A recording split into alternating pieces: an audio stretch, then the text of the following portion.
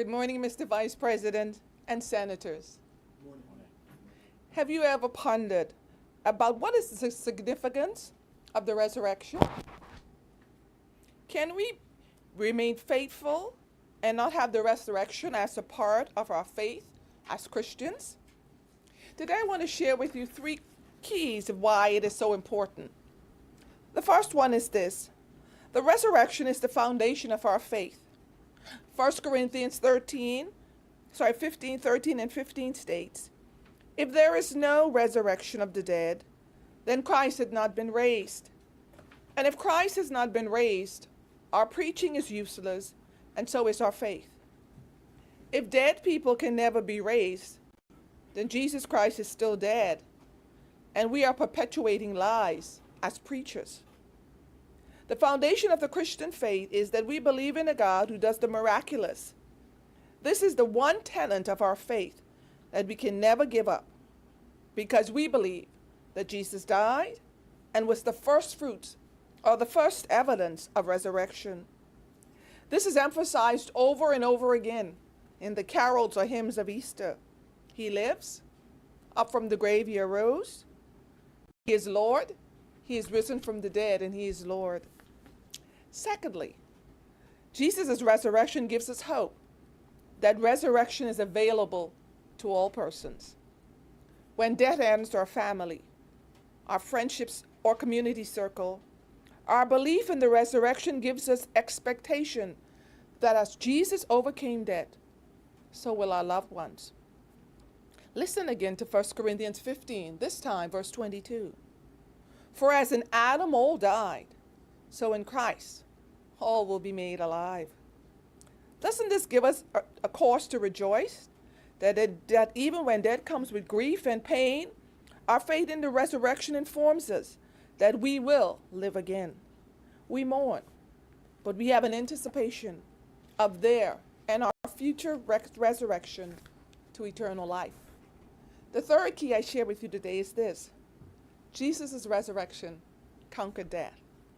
1 Corinthians 15, 25, and 26 states, "For Jesus must reign until he has put all enemies under his feet." The last enemy to be destroyed is death. Jesus' resurrection helps us to recognize that death can be defeated. Jesus died, was raised up in 3 days, and we are told of the many witnesses that bear evidence that he rose. In fact, Paul says that over 500 witnesses can give state evidence that he was risen from the dead. The resurrection invites us to reflect on the struggles that can occur in life with the eyes of faith, to see that as Jesus overcame death and works beyond the limitations of human experience in exciting and miraculous ways, the resurrection encourages us to be a hope-filled people. One, that God still works in miraculous and powerful ways in our times. Two, that even when we face death, we know that it will not have the final say. And three, we know that the resurrection, the foundation of our faith, reminds us that the best is yet to come. I close with these two verses from Isaiah. "Do not remember the former things, or consider the things of old. I'm about to do a new thing. Do you not see it?" Let us pray. Dear God, we are so grateful for the hope that the resurrection brings. Because Jesus lives and conquered death, we are assured that we too and all those who trust you will be victors over death themselves. Help our senators to always do their part, to live out and uphold our Christian faith as a nation and as leaders. Guide and preserve them in all their deliberations today and in the days to come.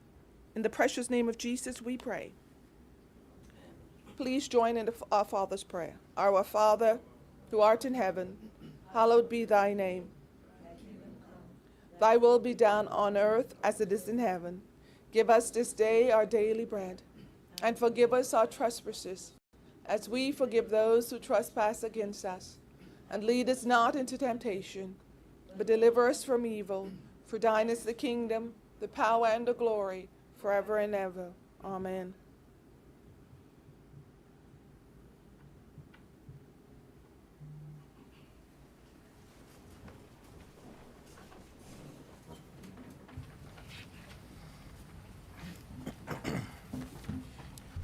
Good morning, Senate. Welcome to the Senate session of April 15th, 2024. We thank our chaplain, as always, for covering us in prayer. Many things have happened in our country since the last time we met.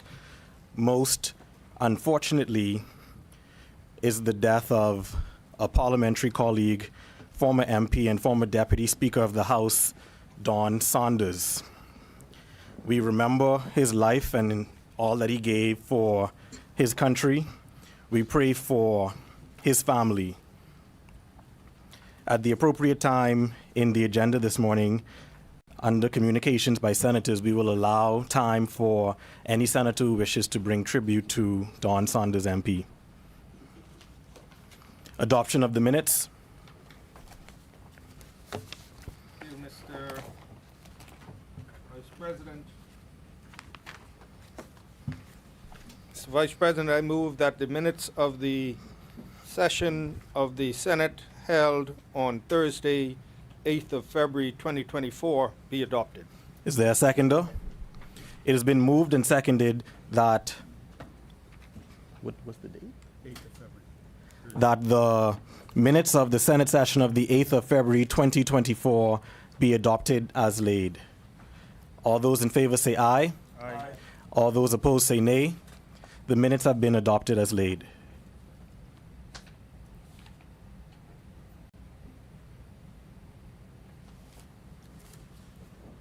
Motions for leave of absence, leave to resign. Swearing in of new senators. Communication by the President. Messages from the Governor General. Messages from the House of Assembly. Message from the House of Assembly.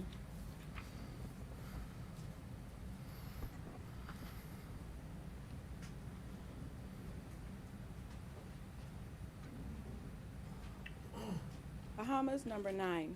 Message to the Honorable the President and the Honorable Members of the Senate from the Speaker and representatives of the Honorable House of Assembly. The House of Assembly acquaints the Honorable the Senate that they have passed the following bills and desire the consent of that Honorable Chamber, namely, a bill for an act to amend the Boat Registration Act, a bill for an act to amend the Water Skiing and Motorboat Control Act. House of Assembly, Nassau, 20th March 2024, Patricia DeVoe, Speaker. Bahamas, number 10. Message to the Honorable the President and the Honorable Members of the Senate from the Speaker and representatives of the Honorable House of Assembly. The House of Assembly acquaints the Honorable the Senate that they have passed the following bill and desire the consent of that Honorable Chamber, namely, a bill for an act to repeal and replace the Apprenticeship Act to make provision for the regulation of the training of apprentices and for connected purposes. House of Assembly, Nassau, 3rd April 2024, Patricia DeVoe, Speaker.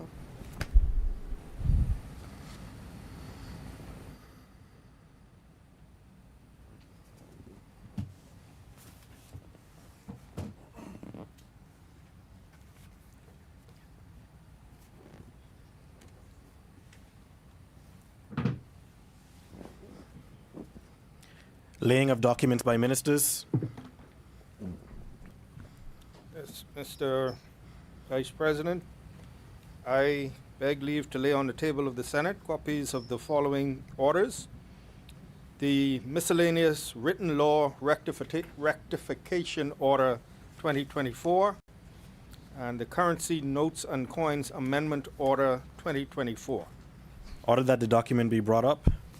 Order that the documents do lie on the table. Further laying of documents by ministers. Yes, Mr. Vice President, I beg leave to lay on the table of the Senate a copy of the Rollville Commonage Rules 2024. Order that the document be brought up. Ordered that the document do lie on the table. Further laying of documents by ministers. Yes, Mr. Vice President, I beg leave to lay on the table of the Senate the following regulation, copies of the following regulations. The Price Control General Amendment Number 2, Regulations 2024. The Price Control Amendment Number 3, Regulations 2024. The Road Traffic Taxicab New Providence Zone Fares Amendment Regulations 2024. The Taxicab Maximum Fares Amendment Regulations 2024. The Court Services Act Appointed Day Notice 2024. The Public Holidays Easter Monday 2024 Opening of Shops Notice 2024. And the Public Debt Management Bahamas Registered Stock 2027, 2029, 2034, 2044, and 2054 Directions 2024.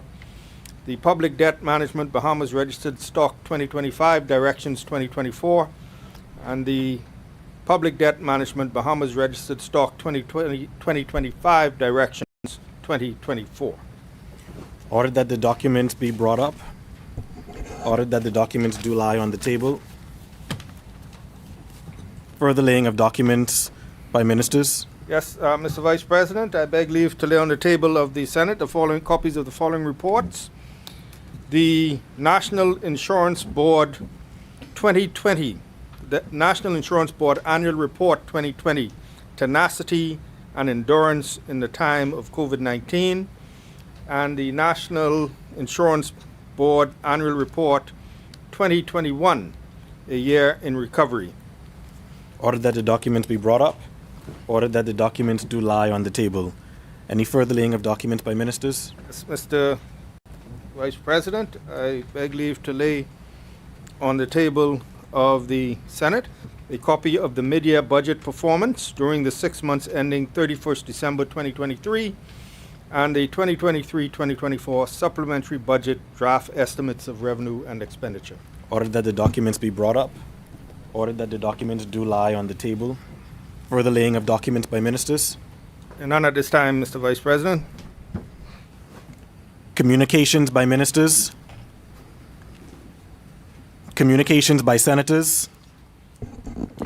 So I'll briefly start off this section by just offering my condolences to the family of Don Sanders, MP. I met Don, I knew him personally. I met him over 14 years ago as a law student.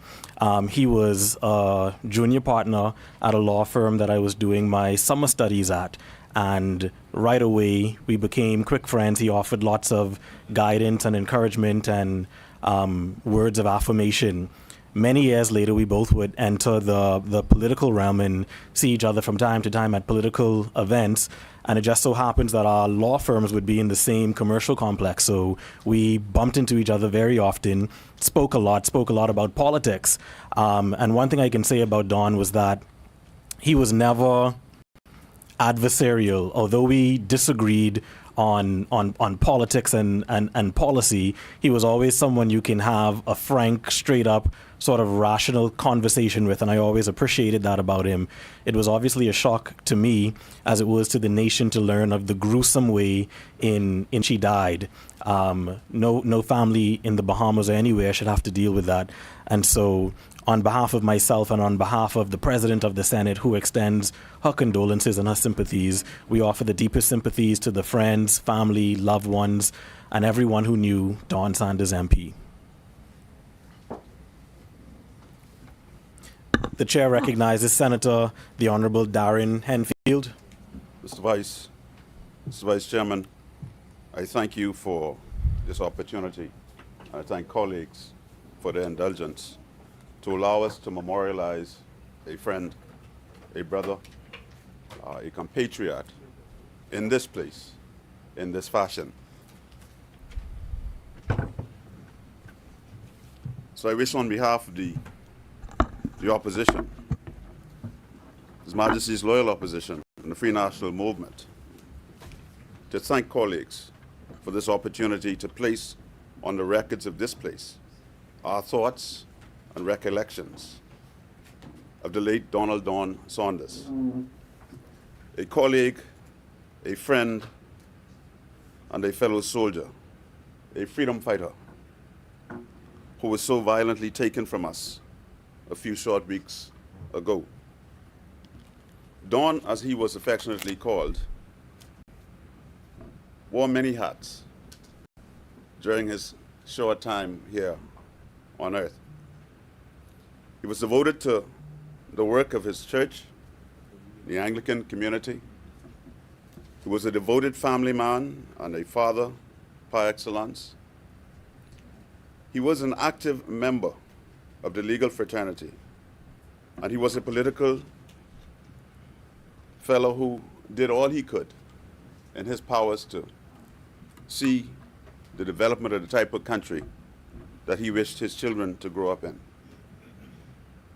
Don was a proud graduate of Ellen Coakley Secondary High School, and he often spoke of Exuma as his home when he spoke of his high school days. That's the place where he had his roots. He also graduated from the College of the Bahamas before earning a graduate degree from the University of the West Indies in sociology and political science in 1998. A member of Lincoln's Inn, he was called to the Bar of England and Wales and to the Bahamas Bar in 2001. Don was an outgoing person who possessed a sociable disposition, the likes of which many of us have not seen. When I described him previously in public, I described Don as a gregarious young man who, in any social environment, he could fit in. Didn't matter which color you wore, it didn't matter which stripe you had. He could fit in and make you feel comfortable. That said, he was also, as indicated by the Vice President, a fierce politician who fought tooth and nail for what he believed in, be it on the national front or internally. Don was never one to accept the status quo. And so if you said something to him that didn't make sense, you'd find yourself having to explain. Didn't matter your status, didn't matter your station. You'd find yourself having to explain those parts of your idea that he didn't think made much sense. If something didn't jibe well with him, he would let it be known. Don would let you know. Don would simply let you know that, listen, I heard you, but this to me, in his own inimitable way, not with acrimony or with anger, but he would let you know that this does not make sense. He advocated fiercely. He advocated fiercely for the independence of Parliament, along with the former Speaker, and he advocated wherever he went. He sought to learn when he was appointed Deputy Speaker. He went to seminars, he went to meetings that will enhance his ability to sit. And he sat with impartiality, despite the numbers that we had. Don tried to keep a balance in the House of Assembly, and I think you heard the other side say that in the House of Assembly when they gave tribute to him the other day. Sometimes I wondered which side he was on, because he truly sought to be balanced in his approach to the job. He was always interested in learning, and so Don and I often spoke about foreign policy and foreign affairs. He had a keen interest in what was going on in the world around us, and he would often share his views and solicit my views on the same. Don was fair and balanced, and that's the type of man that I wish to remember him as. Don held a keen interest also in those who were dispossessed. I don't know how he made money as an attorney, because he did so much pro bono work. He was one of those lawyers who didn't have the capacity to say to someone, I can't take your case because you cannot properly fund it. He would always try to see what he could do, and I think that was the Christian compassion, that compassionate side of him, that came out when he sought to help those who could not help themselves. We've all seen and heard of his of his parenting skills as a father. He was Don Jr.'s biggest cheerleader, his biggest encourager, and his biggest fan. It was John Wesley who once said, "Do all the good you can, and all the way you can, to all the souls you can, at all the times you can, with all the zeal you can, as long as ever you can." This was what Donald Don Saunders did during his short sojourn here on earth with us. We extend more condolences to his family, his friends, his extended family, particularly those in the party and in the Anglican community. May he rest in peace and rise in glory, Padre, because he has the assurance of the resurrection. And we know we will see him again one day. Thank you.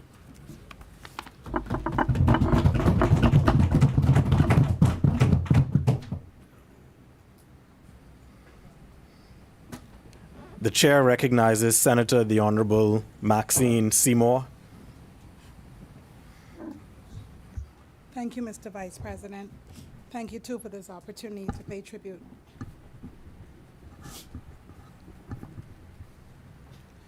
Today I rise with a heavy heart to pay tribute to a remarkable man, a dedicated public servant, and a true friend, Mr. Donald Don Saunders.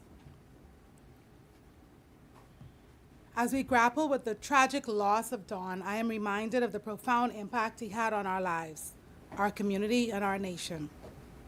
From our shared roots in Exuma to the political arena, Don was like an older brother to me. We both carried the spirit of Exuma in our hearts, and he often nudged me to run for office in Exuma, long before the last election even. The thing is, I never knew whether or not he was being serious, but he always had a straight face. I would laugh and tell him that he should pave the way, and I would follow. You see, Mr. Vice President, having campaigned alongside my aunt for Michael Scott, Lynn Hollowesco, Elliot Lockhart, and Joshua Sayers, I figured I would pass on that one, although they did give Lockhart a chance. I remember Dawn as a girl visiting Exuma on school breaks. He and Tinny, or should I say former Senator Anthony Musgrove, and others were dedicated altar servers, involved in church and living at the rectory. Dawn graduated with my first cousin, Utah, and their lifelong friendship endured until the day before Dawn's tragic passing, when they saw each other in person. Utah would provide audio services as necessary for Dawn's campaigns, once crafting a jingle for him, while Dawn offered legal guidance for Utah's civil affairs, and never once did they exchange money. This was the essence of their friendship. Whether celebrating Utah's ordination or his pastoral installation, Dawn was always there, steadfast in his support, allowing me a chance to have someone to speak in political whispers with, while we should be paying attention in church. As deputy chairman of the Free National Movement, Dawn was a fierce leader, known for his unwavering conviction and ability to stand his ground. I was often impressed by his fearlessness, actually. When he had a point to make, it did not matter if he was the only one in the room who agreed with the stance. He was going to express himself loud enough for everyone to hear. On one occasion last year, not too long after Carifta, when I saw Don at our party headquarters on Mackey Street with his wife, Tiffany, and their son, Don, who had just won medals at Carifta, I joked with Don, telling him to step aside so I could see the real celebrity in the family, his son. We all laughed as I told Don that he was a mere commoner when Don was around, a light moment I still cherish. Don's professional and political achievements were many, but it was his personal integrity and dedication to his family and community that truly defined him. His service on various boards and his legal career were marked by a commitment to justice and excellence. As we honor Don's memory today, we must also commit ourselves to addressing the scourge of crime that continues to tear at the fabric of our communities. We are faced with a grave challenge, one that has stolen devoted husbands from their wives, and loving fathers from their children. It is imperative that we intensify our efforts to curb this violence, ensuring that such tragedies are not repeated. We owe it to the families who have suffered, to the children left behind, and to the future of our nation to create safer streets and stronger communities where peace and security prevail. Rico and I extend our deepest sympathies to his wife Tiffany, his daughter Danielle, his son Don, twin brother Dion, parents, foster father Archdeacon Cartwright, and all who were blessed to know him. His spirit and legacy will continue to inspire us. I will now read and table a poem by his classmate and friend, Utah Taylor Roll, entitled Dawn. Dawn was passionate, determined, a 10 out of 10. He was loyal, trustworthy, a truly good friend. He reached for the stars, the heavens beyond. Nothing but the best was good enough for Dawn. Growing up in Exuma seems like yesterday. Competitive, imperative was always his way. President of this club and that club, head boy and more. He was always on top, number one, that's for sure. Kind and pure-hearted, a builder so meek. Your legacy lives on, though you sleep. Rest in peace, Dawn. Gone, but not forgotten.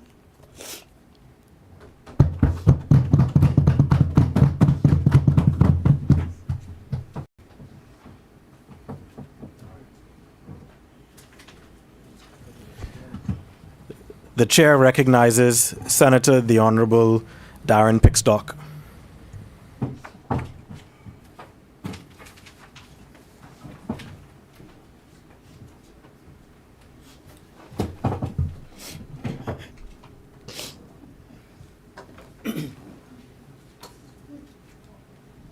Thank you, Mr. Vice President. Senate colleagues, today we gather with our heavy hearts to pay tribute to a remarkable individual who touched the lives of many in profound ways. You would have heard from Senator Henfield Dawn's background and his history, but Dawn was my friend. Dawn Sanders was more than a former member of Parliament, more than a deputy speaker of the House of Assembly.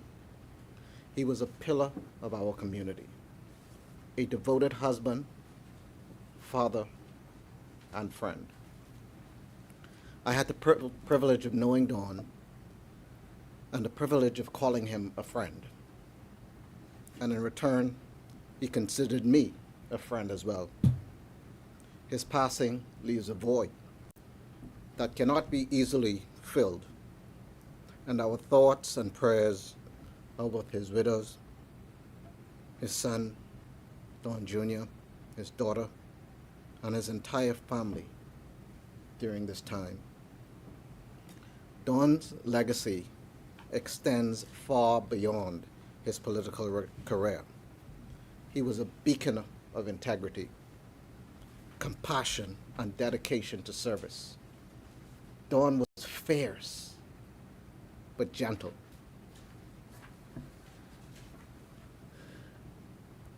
Whether he was advocating for his constituents in Parliament or lending a helping hand to those in need, Don's commitment to making a positive difference in our society was unwavering.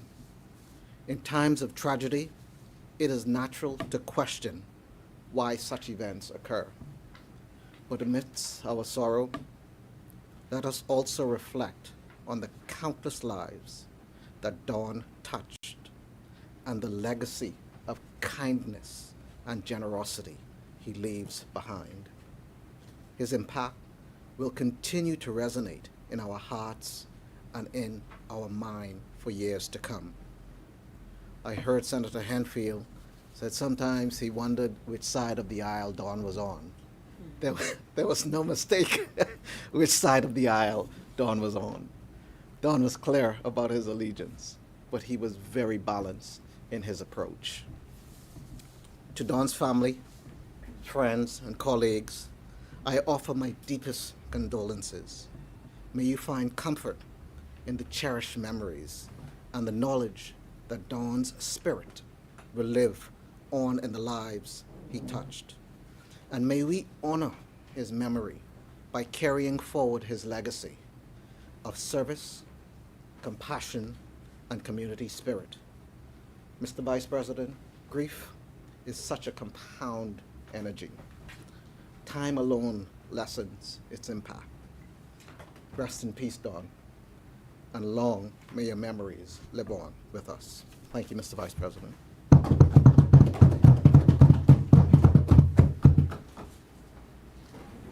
The chair recognizes Senator the Honorable Randy Roll.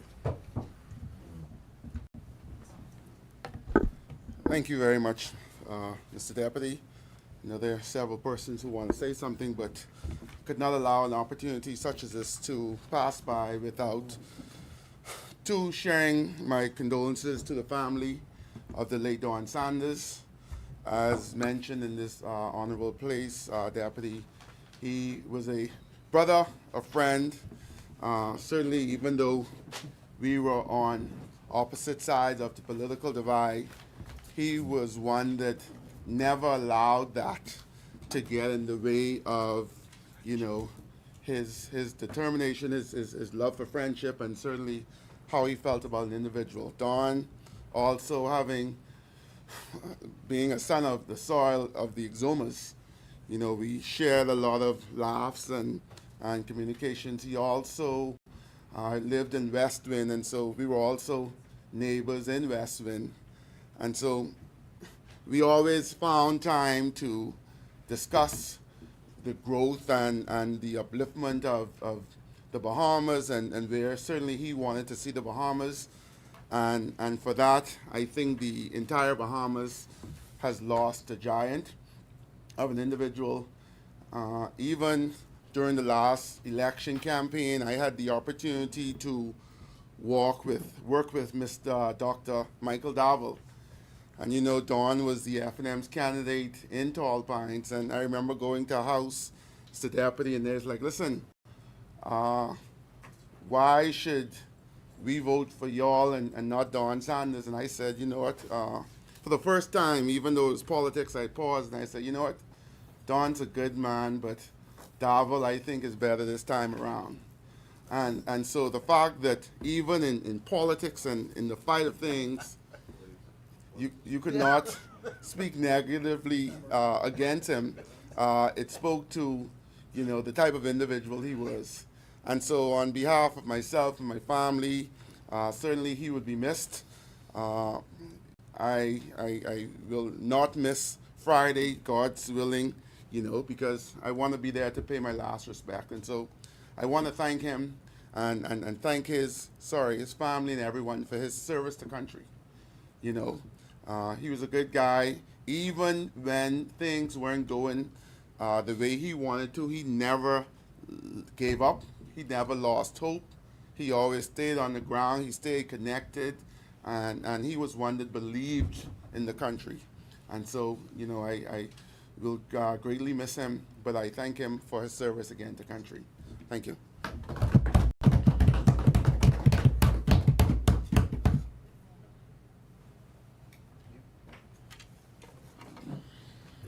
The chair recognizes Senator the Honorable Ronald Duncombe.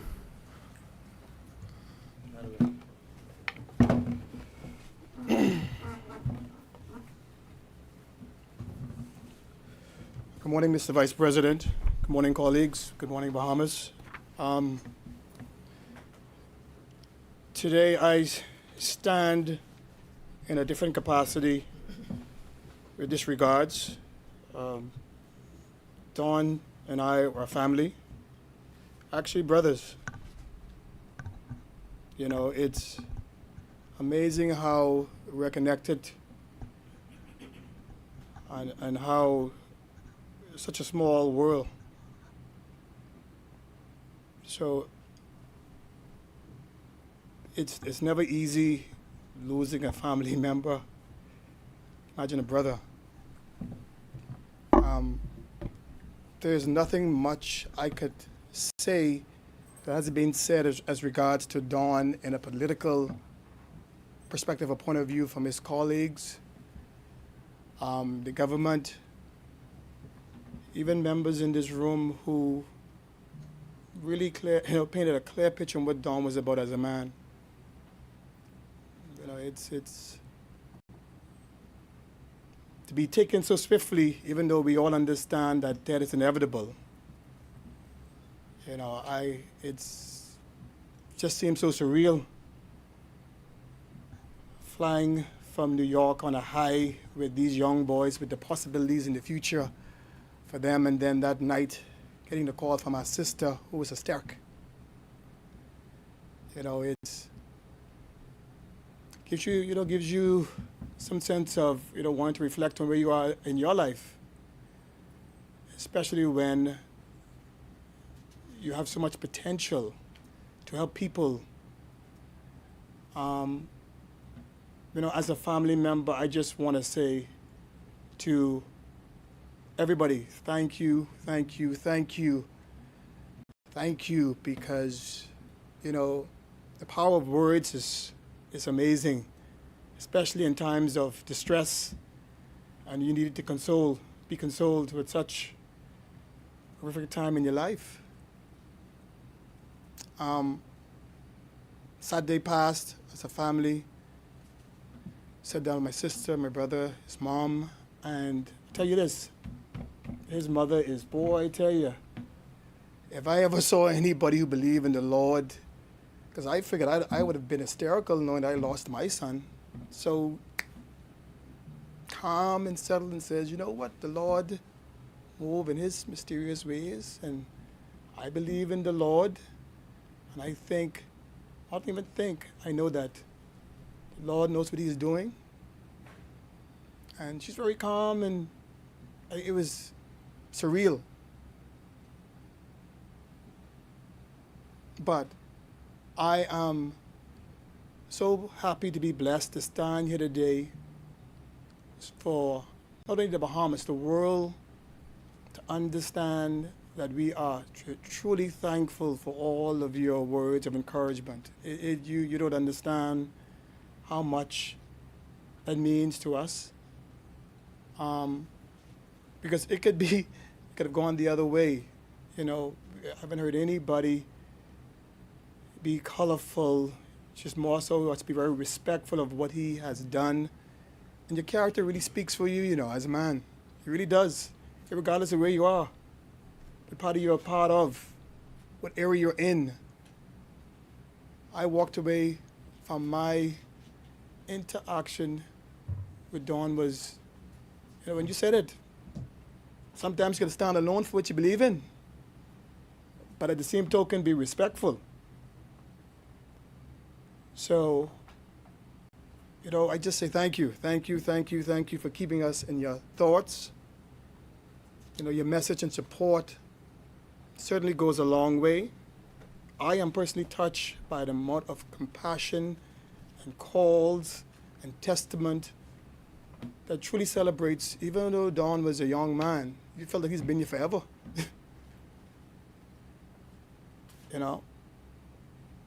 I would definitely let you know that his moral compass and his Christian value, in my experience, came from his mom. Boy, I tell you.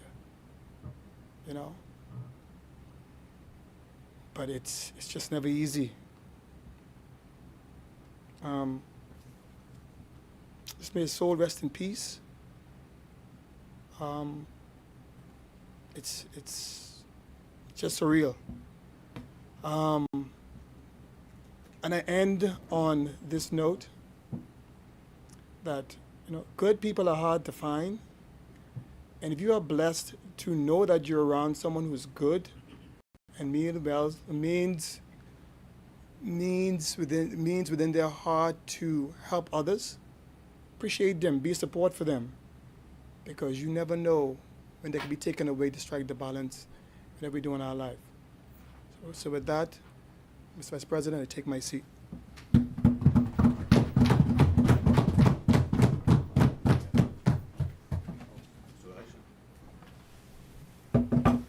The chair recognizes Senator the Honorable Reuben Rhyming. Thank you very much, Mr. Vice President. Here today. In my lifelong experience being grandson of the bishop,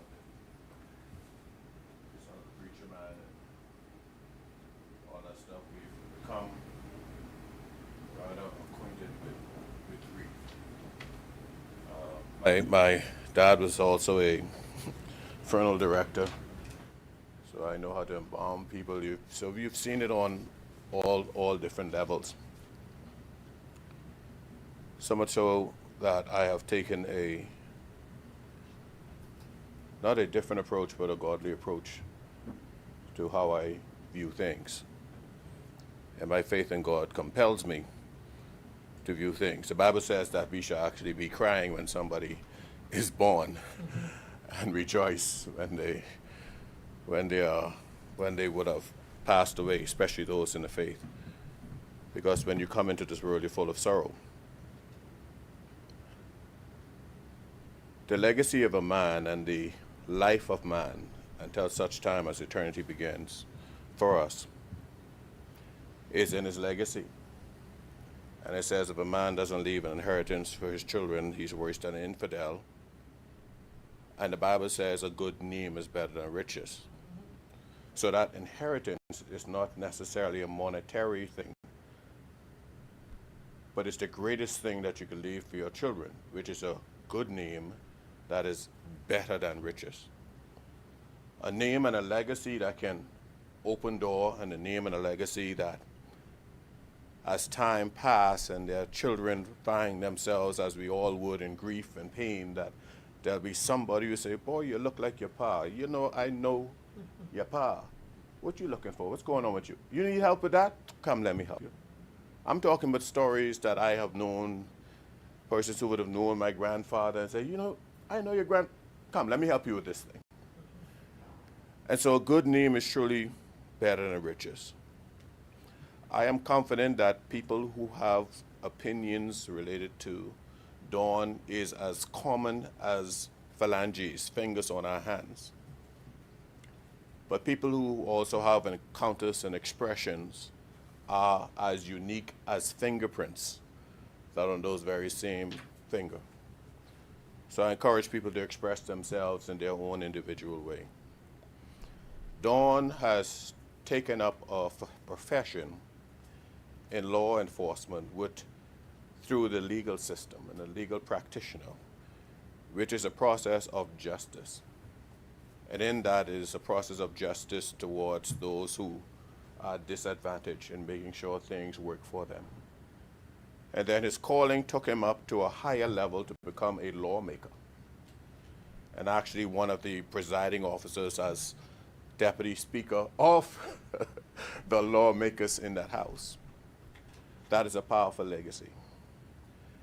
And to find his end against the very vice that he had spoken against so many times, fought against many times in the courts, and seek hope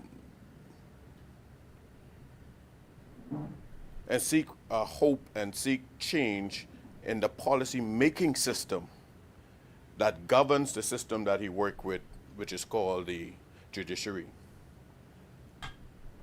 So as a tribute to Dawn, as I remember him lamenting the death and the murder in our country, I want to say to all of those who grieve that there are those of us, certainly in here, who feel you. And we understand the loss on so many different levels. But we find ourselves struggling against, in particular, murder and vice and rapes across decades of government. And I'm compelled to go to the only true big gun and ask him for intervention on this time, because we have tried our best, but the hearts of man are just so vile. You know, our preamble says that we have an abiding respect for Christian values. If that is true and we have a abiding respect for Christian values, then we must have a abiding respect for God. And if that is true, then we must acknowledge God as our creator. Yet we find ourselves violating his number one command, which is thou shalt not murder. And as he was an advocate for those who seek injustice, I take this moment in vocal prayer to evoke our Heavenly Father, who is love, to comfort not only his family, but all those that are bereaved, and to afford to all those that are bereaved the justice that justice requires. I pray to my God that, and our God, that the value of life return to our country, that life supersedes things and possessions. That is the most precious thing that we have. And I thank God today for the life of Dawn Sanders and the lives of the fathers and the mothers and the children that have been snuffed away. None of us have a right to determine who lives. And the only way life should be taken is in the defense of life. I thank Dawn and his wife for the sacrifice. It was a sacrifice to her to allowing him to serve. It is a risky endeavor even being a lawyer in this country. And I thank her for the sacrifice. And I stand with Don's mom, believing and hope that those that die in him will rise again with him. So on behalf of my wife, Natasha, and myself, we express our public love and support, not only for the Sanders family, for all of those like family in this time, in this moment, who are suffering the untimely loss of a family member. Thank you very much, Mr. Vice President. The chair recognizes Senator the Honorable Michael Halkitis. Thank you very much, Mr. Vice President. Vice President, it was some years ago, I was campaigning in the Golden Isles constituency, and I went to this house. I was speaking to this young lady. She was in high school at the time. She says, "You look like my uncle." I said, "Who's your uncle?" "Anthony Musgrove, former Senator Tinny Musgrove." And she said, "Well, you know, he's in politics too. I think I should meet him." So we met, and we became friends. And through Tinny, as he's affectionately called, that's how I met Dawn. They were brothers. You know, it has been said in here during the tributes, Mr. Vice President, that sometimes the impression is given, sometimes by politicians, sometimes by generals, by people, that if you're on opposite sides of the divide, the political divide, somehow you must be enemies. You must not like each other because you're on the opposite side of the divide. And Dawn was quite just the opposite of that. You can be on the opposite side, you can disagree, you can be friends.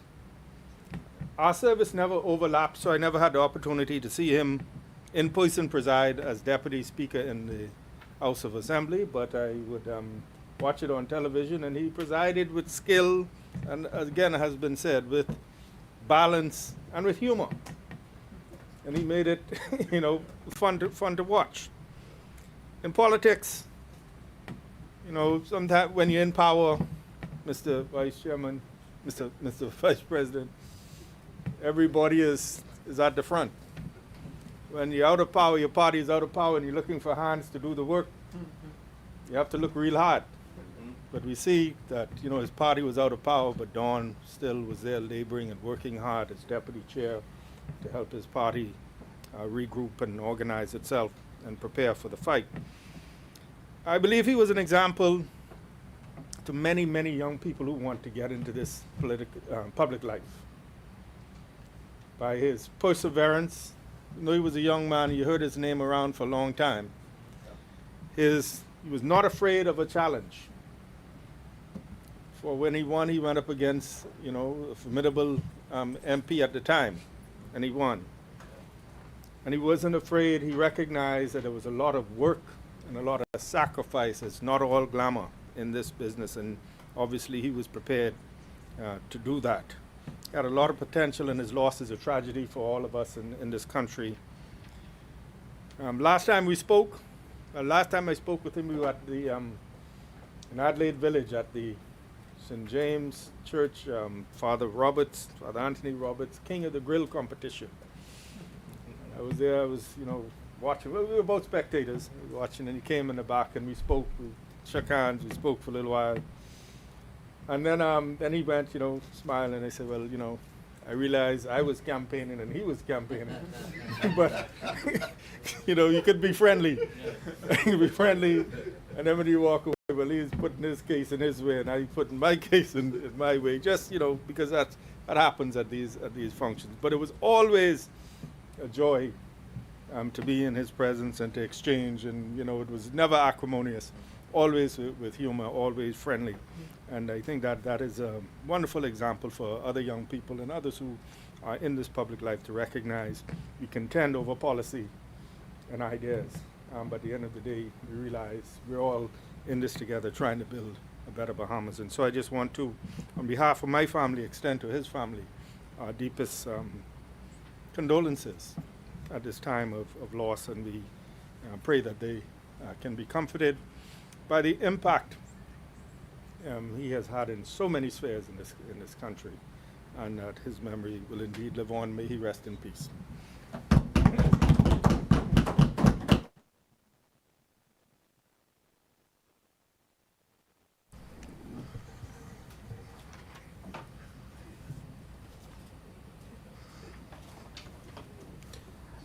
The chair recognizes Senator the Honorable Michaela Barnett Ellis. Thank you, Mr. President.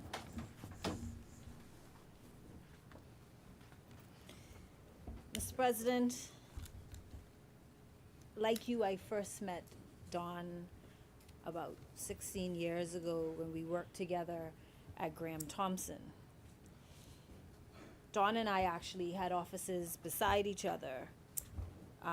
We were the last to join the litigation department at that time, and we got the not best offices that you don't get any sunlight into the ones on the west side on the ground floor. Barry knows of which I speak. And so we were beside each other when we were down there, and then our fortune improved and we moved up to the first floor. But we still had offices beside each other. We had the privilege of having practices that mirrored each other to a certain extent, because Don was senior than I was, but that we both did debt collection. And I can say that a lot of what I know about debt collection I learned from Don, and even the way that I do debt collection, I think, with a charm and a smile, is definitely something I learned from Don, because he was never the angry bank lawyer. He was always charming and friendly. Don may not have been perfect, but none of us are perfect. He was unselfish with his support, and he was always ready to get involved and lend a hand. Whether it was at party headquarters, at the regatta in Long Island, in court, or even on the pool deck. In fact, this weekend I had a conversation, and I was told that Don had actually volunteered for every session at the pool at the Carifta Swimming Championships. And this is particularly profound because actually his son, Don, didn't swim at the pool. Don swam open water. And so Big Don was willing to spend 4 days, 8 sessions at the pool, even though he did not have a child in the water. There was something about Don's easygoing personality that made you gravitate towards him. He embodied the fact that politics is about people. It's about connecting with people, hearing their stories, and helping them to solve their problems. He was not one to stay in the office or be out of touch. Don was the one in the middle of the mix. Now, I'm younger than Don, and I am young enough that I don't have any personal knowledge of his athletic talents. But my favorite conversations with Don were when we talked about our children. I'm sure this will not come as a surprise to many, but I actually did not play sports competitively. So having a daughter that plays sports competitively is very new to me. But I am that swim mom. And I remember when Danielle first started to become a athlete, she did track, and Dawn beamed with pride, and he claimed that all of her athletic talents came from him. And then Don started swimming, and in Don's words, he became a quote-unquote franchise athlete. And once again, Don claimed that all of his talent, in fact, Don taught him to swim, came from him. And unfortunately, Don was taken from us before he could finish persuading me that he was the source of all their talent. And although we are stunned and it still feels very surreal, I know for a fact that Don would have wanted us to carry on. He would have wanted us to keep holding their feet to the fire and to keep putting in the work. And so, Don, rest in peace. And we will continue pushing forward, and we shall see him on the other side. Thank you.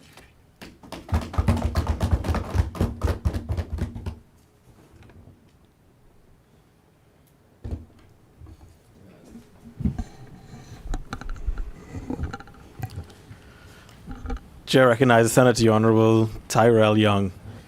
Good morning all. Good morning colleagues, and good morning Bahamas. Mr. Vice, I thought initially, knowing that this is how we would start our day today here in Senate session, I thought it would have been a sad day because of the situation that is on our tables first thing this morning. But joy came when I heard each and every one of you. And it just speaks, like most of you already said, that Dawn was a person you just couldn't be mad with. It's like, what sense it is being mad with Dawn? It's because that was the person Dawn was. He was just, as someone said earlier, you don't know what side of the fence Dawn was on when you get in the crowd with Dawn, because Dawn just gelled with everyone. When Dawn put on that big bright smile and he tapped you on your shoulder like this and say, hey buddy, what's happening? It's just like what you thought in your mind just went away instantly, because Dawn was not about, even though he was a politician, Dawn was more about friendship. He was more about camaraderie, and he was more about community, and just being that good person to others. And as most of you would have found out, or may have found out recently, Dawn and I called each other brothers. I became to know Dawn almost 30 years ago.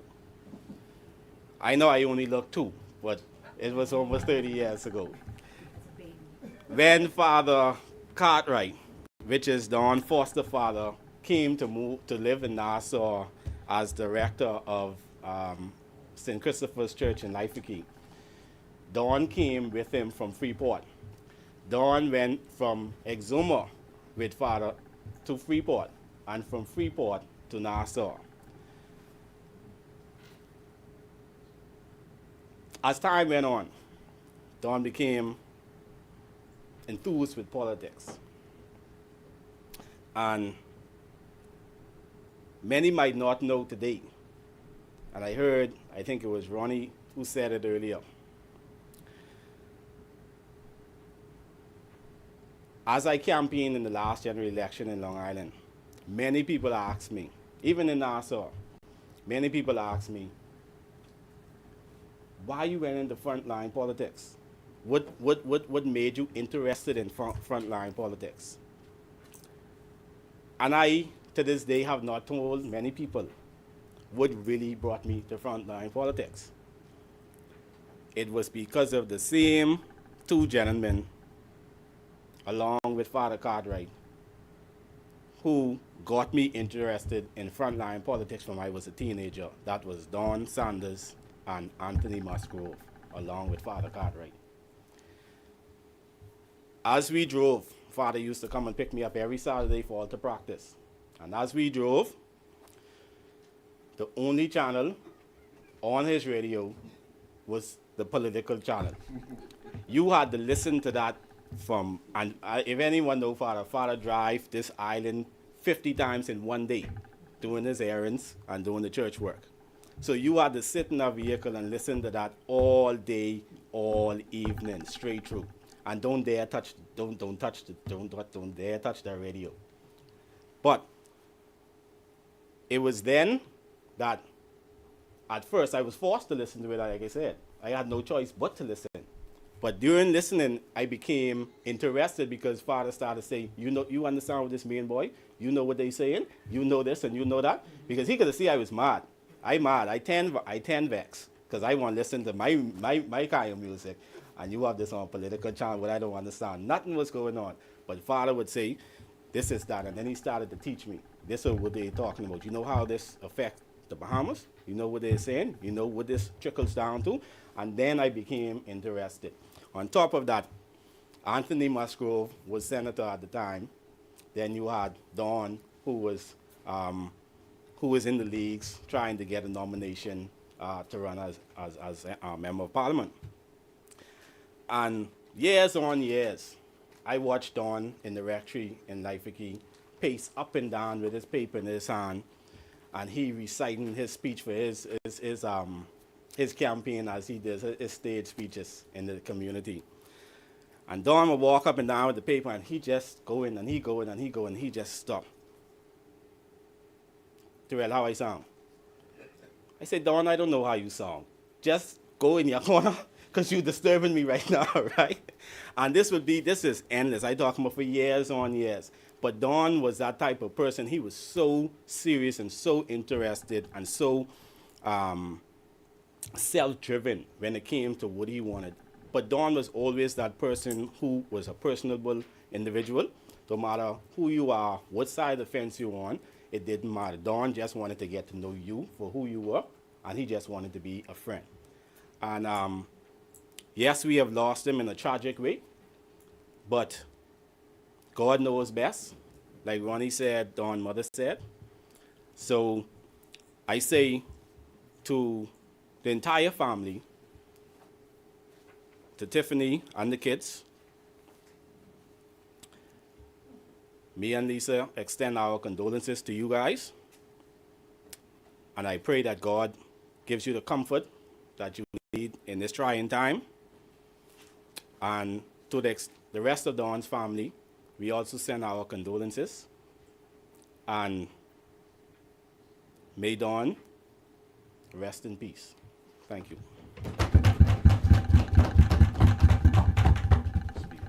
I thank all senators for their lovely words memorializing the life of Don Sanders, MP.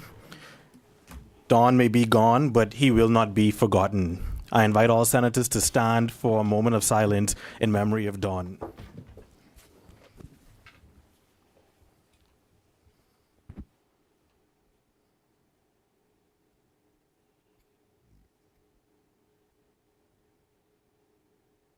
Thank you. His soul rest in peace. Continuing with today's agenda, questions, answers to questions, presentations of petitions, appointment of select committees, reports of select committees, first reading of bills,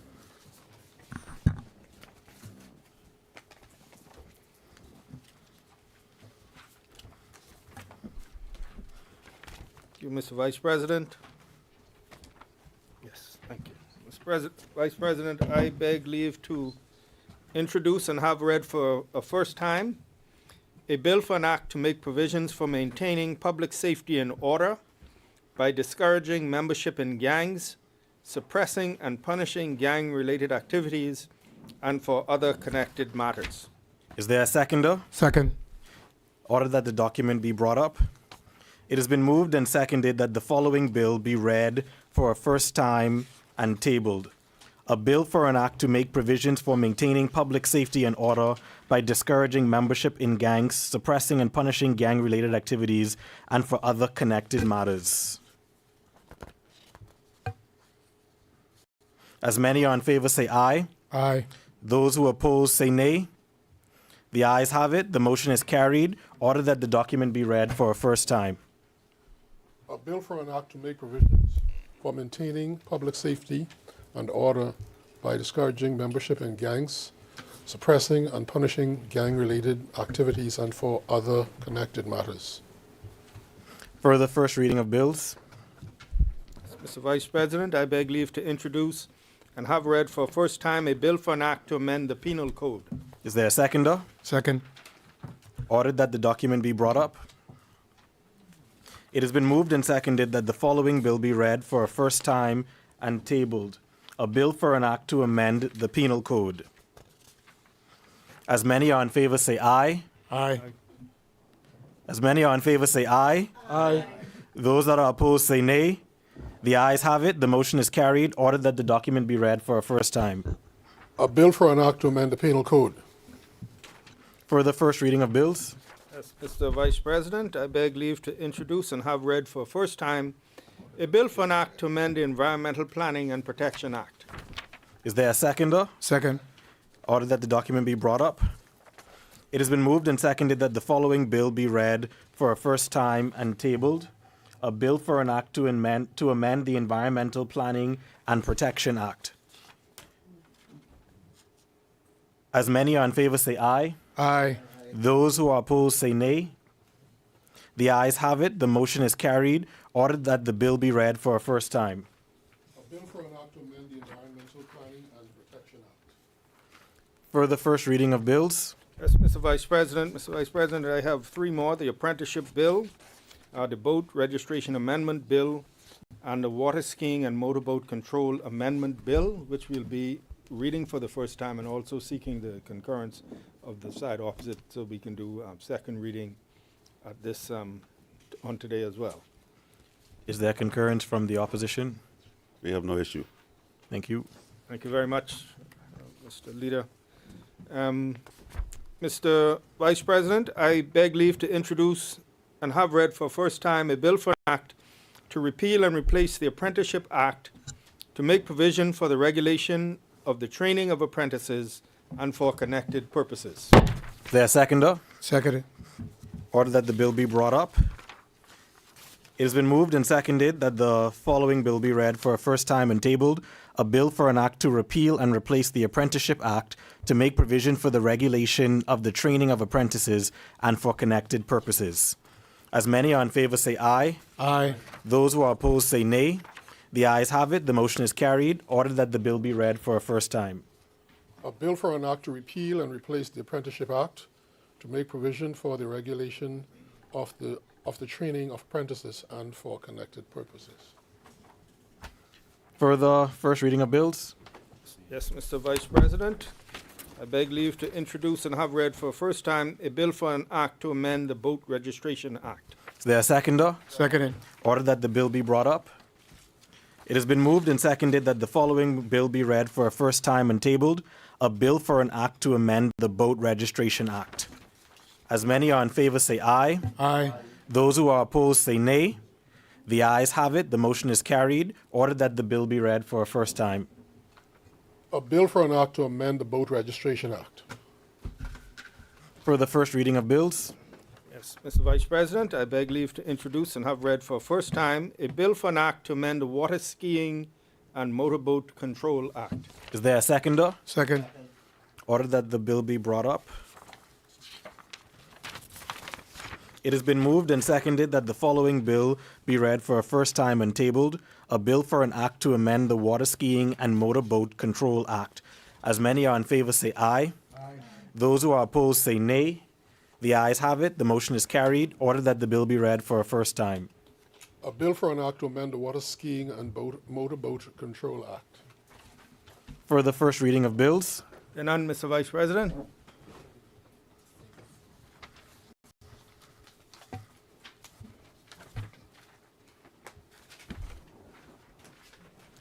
second reading of bills, second reading and committal of bills. Vice President, I thank you once again, and once again I want to thank the side opposite for agreeing to proceed with the debate on these pieces of legislation today. Thank them for their concurrence. Mr. Vice President, as I move for second reading and committal of the Apprenticeship Bill 2024, we reflect on the fact that a great priority of this administration is growing the economy, and we see that led by a fantastic rebound in the tourism economy, the economy is demonstrating healthy growth. We want to have that continue, but in addition to just being able to say our economy is growing and unemployment is down, Mr. Vice President, we want to be able to say that the benefits of that growing economy not trickle down, but flow down throughout the economy so that all Bahamians might have maximum benefit. And a very, very important part of maximizing the benefits that accrue or that come out of a growing economy is ensuring that our citizens, our young people, our not so young people, our workers are able to be equipped with the requisite training and skills so that they can have not just jobs, but good jobs and career and trades and skills and qualifications. And so a very, very important aim of this apprenticeship bill and the infrastructure that will flow out of it is to ensure that at a young age we are able to equip our young people. I say young people because the age is 16 that it begins, and apprenticeship, it's normally young people, so I continue to say young people. Equip them with the skills that match the requirements of the 21st century workforce. And so I believe, Mr. Vice President, that the Apprenticeship Bill 2024 will forever change the way we prepare Bahamians to enter and succeed within the workforce and within life as they embark on fulfilling careers. This bill represents a key step in building the foundation of a national apprenticeship program that will provide certified, employer-recognized, paid training and development opportunities in high-demand fields. Through this program, we are seeking to empower Bahamians to gain the skills and experience necessary to embark on lifelong and fulfilling careers, transforming the national approach to training and apprenticeships. Mr. Vice President, in 2018, an agreement was signed between the government of the Bahamas and the Inter-American Development Bank, the IDB, for the launch of a national apprenticeship program. And what we are seeing here today is another step in the progress towards that program. This will be an undertaking that will require the cooperation of multiple government ministries and agencies, as well as private sector partners. And we know how urgently this nation needs a national apprenticeship program. We have expedited all work related with this program with an expected launch well before year's end. We will begin with a pilot program that will train Bahamians for high demand roles within the maritime sector. where we believe there are growing opportunities for Bahamians, where we know there are growing opportunities for Bahamians. Mr. Vice President, the National Apprenticeship Program sets the framework for a unified, data-driven, labor market responsive, nationally and internationally recognized approach to apprenticeships that will shape the future of our labor force. And, Mr. Vice President, we all know that there is a relationship between productivity and economic growth.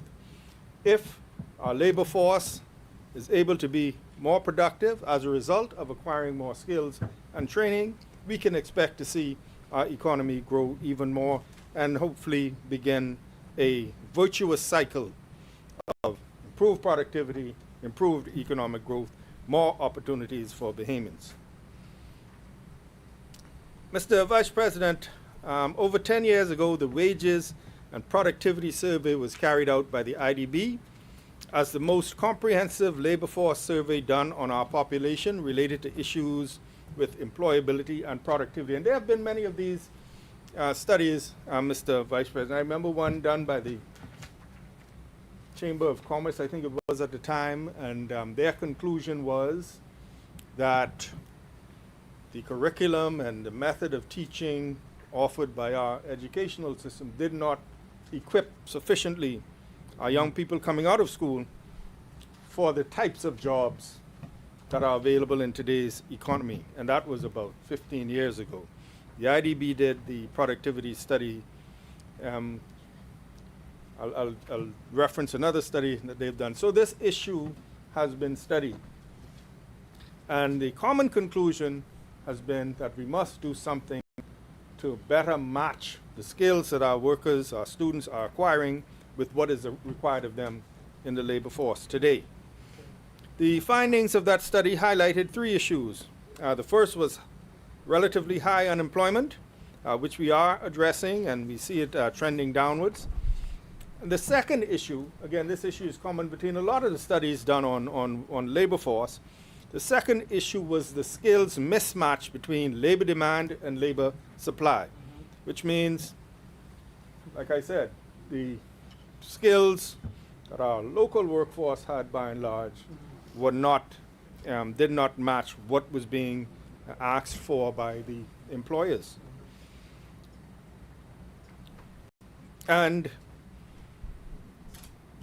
the sort of elephant in the room, so to speak, Mr. Vice President, is we have a segment because of either lack of training, perhaps some interaction with law enforcement, where someone might have a police record. Employability becomes a factor, the ability to be employed. And so we must address that as well.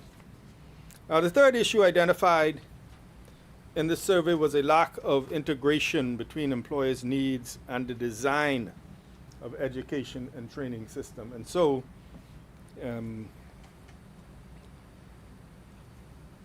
designing the training programs, not being stuck and saying, well, this is how it has always been done and we've been doing this for decades and this is how it is, but recognizing that the economy has changed, the skills required to succeed in the economy has changed, and so we must be flexible in the design of our education and training systems. Over 10, and then they spoke about soft skills and problems with on-the-job conduct. And we saw coming out of that the creation of the national, or as a response to that, the creation of the National Training Agency, who initially their mandate and their mission was to teach so-called soft skills, interpersonal skills, how to act on the job. Right? That's from over 10 years ago, Madam President. We have also the regional IFPG study, which included the Bahamas and other countries. This was conducted, this is the IDB study, conducted in 2020. It made headlines recently, again, because of the conclusion that young people are not being properly equipped to succeed in the workforce. We see this, Mr. Vice President, as an opportunity to positively impact the mindset of Bahamian citizens beyond just getting a job when we speak about this apprenticeship program. You know, many times you hear, if you talk with old people or listen to old people, they tell their stories. They would tell you of how they were told, young man, pick up a trade. Get yourself a trade. You know, if you get yourself a trade, you can always be able to provide for your family. And then, if you listen to sufficient old people, you hear all of the stories about how at a certain age they went and apprenticed with a carpenter or with an electrician or with a plumber, and then they taught them on the job. And, you know, that's the way it's done. I was looking, you know, those of us who are and were politicians, you know, we get this habit, we get this routine, you know, some of us, I think, I'm sure all of us do. On Thursday, you pick up the obits, just to make sure none of your constituents died or none of your constituents' relatives died, so you can, you know, stay on top and offer condolences. And I was reading, you know, this gentleman, here's a small piece in the paper, gentleman from, I think he was originally from Germany, and they told his story. So at 13 years old, he went and apprenticed with a watchmaker, and he finished at 17. And then he went on, and then eventually moved to the Bahamas. But he was telling this story, and that was just about 2 weeks ago. The story was there, and we were discussing apprenticeship, Bill, and then it goes to show that, and this gentleman was about 80 odd years old, so this would have been back in the 40s and 50s, the 40s. But it shows that it's a time-proven and time-tested and proven method for training. And so we see this as a way where participants will be set up for a lifelong career through the specialized training they will receive. That's through maritime training and the other programs that will come on stream. The National Apprenticeship Program will be available to anyone 16 years or older. However, it's not an alternative to school in which 16-year-olds can drop out of school to enroll. And once the legislative framework is in place, we will work hand in hand with stakeholders to develop and flesh out the rules and procedures to ensure that the program is working for the intended groups of Bahamian citizens as residents. So continuous review, make sure that the program is working. Where there needs to be adjustment, those adjustments will be made. For example, the criteria for enrollment will include parental consent for minors, and other criteria can and will be introduced to ensure that the program is working along with the educational system. Mr. Vice President, there will be 2 phases to the apprenticeship program. The first will be the government-provided and funded pre-apprenticeship training delivered through existing training providers, such as BTVI, University of the Bahamas, etc. The pre-apprenticeship training will include academic skills, financial skills education, mental health support, and soft skills training, as well as job-specific technical training. Upon completion of the pre-apprenticeship component, trainees will go on to their respective apprenticeship arrangements with employers. In addition to the maritime sector, target industries will include health and allied services, construction and auto mechanics, hospitality and information technology. I remember years ago, Mr. Vice President, I was out campaigning, and I do a lot of campaigning. That's where you get some of your best stories, right? And I go to this house, and I was talking to this young man. You know, we talking. He says, small talk. He said, he's off. He just got off work. I said, what do you do? He said, I specialize in air conditioning for yachts. Right? And I was like, that's an awesome. I said, well, that's the thing. And I said, how many of you are not? You know, and he says, and you know, just you know, it's a niche, because I mean, and when you're talking about yachts, I mean, you know, people pay their bill. So it goes to show that there's a lot of niches out there that perhaps we don't even know about. So when he said air conditioning for yachts, I mean, when you think about it, of course, it's simple. You need an air conditioner there. But maritime, maritime air conditioning.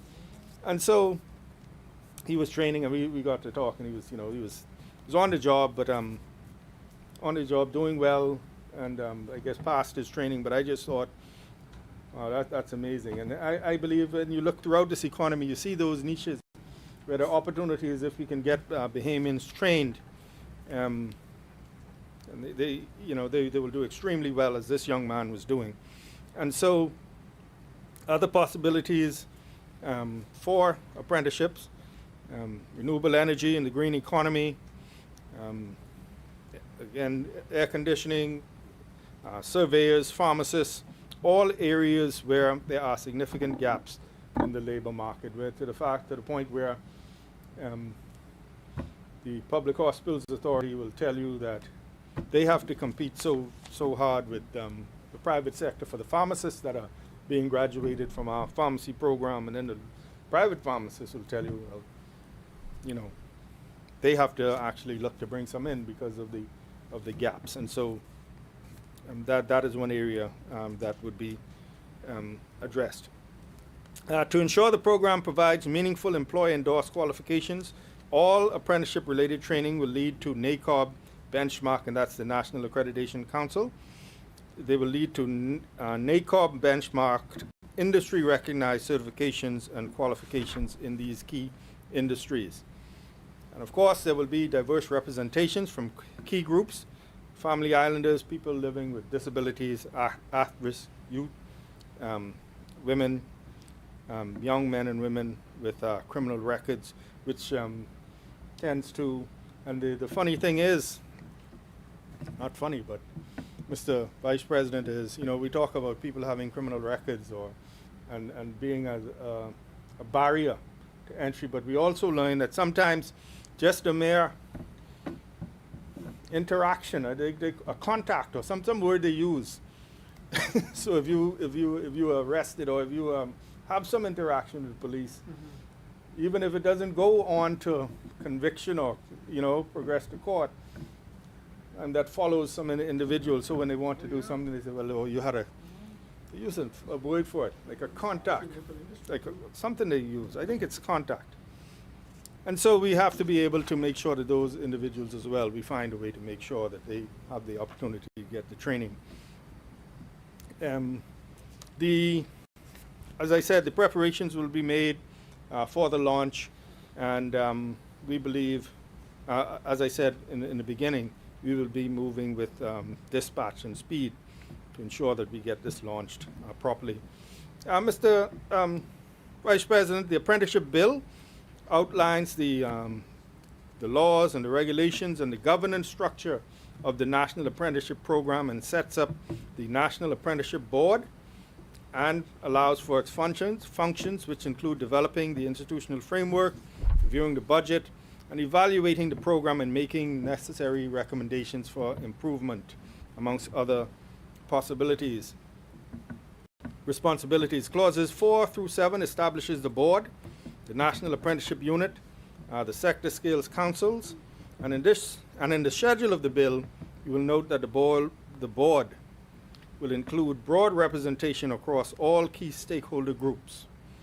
There will be 13 board members, including 3 members representing employers, 1 of whom will be a member of the National Tripartite Council.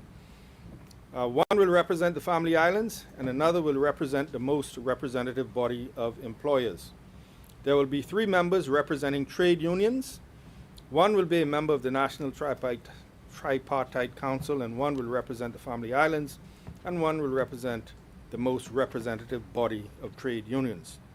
There will be 1 member representing the Bahamas Technical and Vocational Institute, BTVI, another representing the University of the Bahamas, 1 member from a professional association representing youth, another from a professional association representing persons with disabilities, and another from a professional association representing women. And rounding out the membership of the board will be the head of the National Apprenticeship Unit and the Director of Labor. The chairman, vice chairman, secretary, and other officers will be appointed by the minister, and all members will serve in this capacity for a term of 3 years with the ability to be reappointed. The National Apprenticeship Unit outlined in this bill will register all participating employers and apprentices and their respective agreements, as well as monitor the delivery of training, coordinate the delivery of assessments, develop the standard operating procedures, and assist the board with other important matters. So you don't just send a young person, say, go down to ABC company and then leave them. You have to make sure that there is an agreement, a program that meets the requirements of the unit, and there's checks going on to make sure that that training is being delivered. The Sector Skills Council will assess the skills needs in each identified sector, collaborate with training providers to develop the programs and curricula, and identify and set quality assurance standards. So that means they look at a particular sector of the economy, determine what skills are needed in that sector, and ensure that we, in the apprenticeship program, have a program where they can acquire those skills. So whatever it is, strength, ability to cut, or, analyze, whatever it is, those skills are identified, and the program developed so that those skills are delivered. The board, the unit, and the council will not only be comprised of key stakeholders and experts in training, adult learning, and sectoral development, but also include those who have a passion for people, especially a passion for developing youth and bringing out the best in them. So you don't need to have a bunch of letters behind your name to be able to participate in this program. This bill, Mr. Vice President, in Clause 11, also defines key components of the National Apprenticeship Program, including the participation of accredited public and private providers. Clause 12 establishes the criteria for participants, including age, which is 16 years or older, as well as the citizenship and residency requirements, which require citizenship or residence with the legal right to work in the country. Reasonable standards are established in Clause 14 for the participation of employers who are required to be qualified or proficient in an occupation, desire participation in the program, make an application, and receive approval from the board. So again, not just a way for some business to get some cheap labor or labor that's being paid for by the government without the impartation of the skills. That's very important. You got to have, a program you're delivering training and not just using the young people. In Clause 14, we see that apprenticeship agreements that are already in existence before the commencement of this act will be required to be registered, examined, of course, and registered according to the act. Pre-existing apprenticeships will be able to make amendments to their agreement to bring it in compliance with the act, or they may be required to enter into a new agreement to ensure compliance. And this is how, Mr. Vice President, the apprenticeship bill will standardize apprenticeships throughout the nation, ensuring that these training opportunities are being delivered at the highest standards by bringing all apprenticeships under the Act. The bill outlines the process for the registration of apprenticeships agreements, probationary periods, suspensions, the rate of pay allowed, hours of work allowed, and the keeping of apprenticeship records, including financial records and evaluations, among other key areas. And finally, Clause 30 allows the minister to designate inspectors who will be able to enter any premises where an apprentice has been employed to examine relevant records once reasonable notice and notification of arrival has been given, and written evidence of their status as inspectors is supplied when requested. And of course, it is an offense to refuse to comply with the lawful requests made by these inspectors. These inspectors, Mr. Vice President, represent an additional safeguard to ensure that proper records are kept, that apprenticeships are well organized and managed, and that our apprentices are being treated fairly and given a real opportunity for professional development. Mr. Vice President, across the world, countries have engaged national apprenticeship programs as a way to empower young people as they transition from the educational system to the workforce. And effective apprenticeship programs play a critical role in improving youth employability and increasing employment levels. This apprenticeship program will be consistent with the International Labour Organization standards as outlined at the 111th session of the ILO conference held in June of last year. At that conference, the ILO established a new labor standard for quality apprenticeships, which includes opportunities for people of all ages to skill, reskill, and upskill continuously. In essence, lifelong learning. The wave of apprenticeship programs appearing across the world, Mr. Vice President, is in part a direct response to this standard, and this government will be working closely with the ILO and all stakeholders to ensure that this program exists and has and subscribes to internationally established best practices. So, Mr. Vice President, we believe that this bill, in moving to pass this bill, represents true progress as we begin the process of equipping and continuing the process of equipping our people for future success within the job market, and I should say the 21st century job market, whose demands are quite different from the 20th century and the 19th century job market, where various skills are required. We believe that this national apprenticeship program will become one of the major pillars of national development, changing the very economic and social fabric of our nation. And so, Mr. Vice President, I present the apprenticeship bill as one of those critical steps towards the realization of our vision for a transformational, comprehensive, and integrated approach to national skills development. Thank you, Mr. Vice President.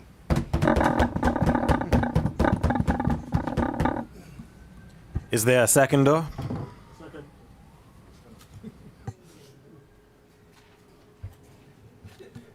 Mr. Vice President, there is a second. There you go. Thank you. The chair recognizes Senator the Honorable James Roll Turner. Thank you. Good morning, Mr. Vice President. It's always a pleasure to be back in the Senate. Seems that we've been away for a while, but it's good to be back. And as I rise this morning to second this bill, this apprenticeship bill, I'm reminded of so many things. Whenever I'm away from here and I'm in Grand Bahama, it seems that every Saturday there are just so many funerals. And I must tell you that as I sat in here, I had another experience in my life as I traveled along a number of journeys. Sometimes you learn things about situations and you learn things about people that you didn't intend to learn. I did not really know Don Sanders personally. So you hear bits and pieces, and we hear of the tragedy that happened in the country, and everybody gasps when those things happen. But I have discovered something in my life. I am a parent, so I listen to both sides of the story. I'm an employer, so I listen to both sides of the story. And then I heard Senator Alquitas speak about some of these people who want to be politicians. So I try to listen to both sides of the stories. And this morning in this honorable chamber, when the name of Don Sanders was presented, I heard honorable people speaking in honorable terms about a man who I have come to conclude must have been an honorable person. I know that you don't have to be very close to death to know that death certainly has a sting. And when you are the father of a child and they lose you, that must be a special kind of hurt. When you are the wife of a husband that you lose, especially in such an unscheduled way, it must be a certain type of sting. I saw colleagues, and you can tell when people speak from their heart, and you can tell when it's primarily poetry. And I heard people speaking from their heart this morning about a good man. So I pray that, as many Christians do, we will keep that family in prayer, we will lift them up and hope that they will be encouraged as they move along. Because truly only time can heal this type of wound. On Grand Bahama too, we lost two other giants. You know, we lost Mother Jones, and we lost a really good guy in our community who was Arthur Nesbitt. So I also want to extend condolences to folks that are bereaving on my island. No doubt there are others that I could mention who have suffered trauma associated with death. But I will tell you something. Very often I say on Grand Bahama, I tell my friends, more people should get married and give us reasons to celebrate rather than having to deal with the focus of the frequency of funerals. Those such sentiments, I gotta tell you, are often met with the side swipe rebuke. Because they always tell me, if you want to see wedding, you know what to do. Well, today I am pleased to announce that my good friend's son, Melvin Williams Jr., is about to be married. So we really have reason to rejoice and be happy on Grand Bahama Island.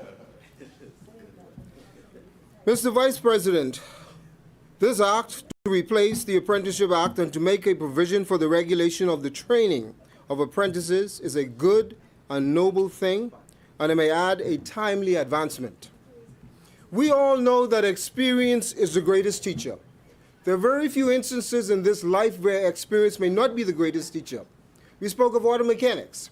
If you are driving one of these late model cars and you take it to an auto mechanic that has all the experience in the world from 1970, 80, 90, and 2000, but does not have the appropriate equipment, your experience will be quite different.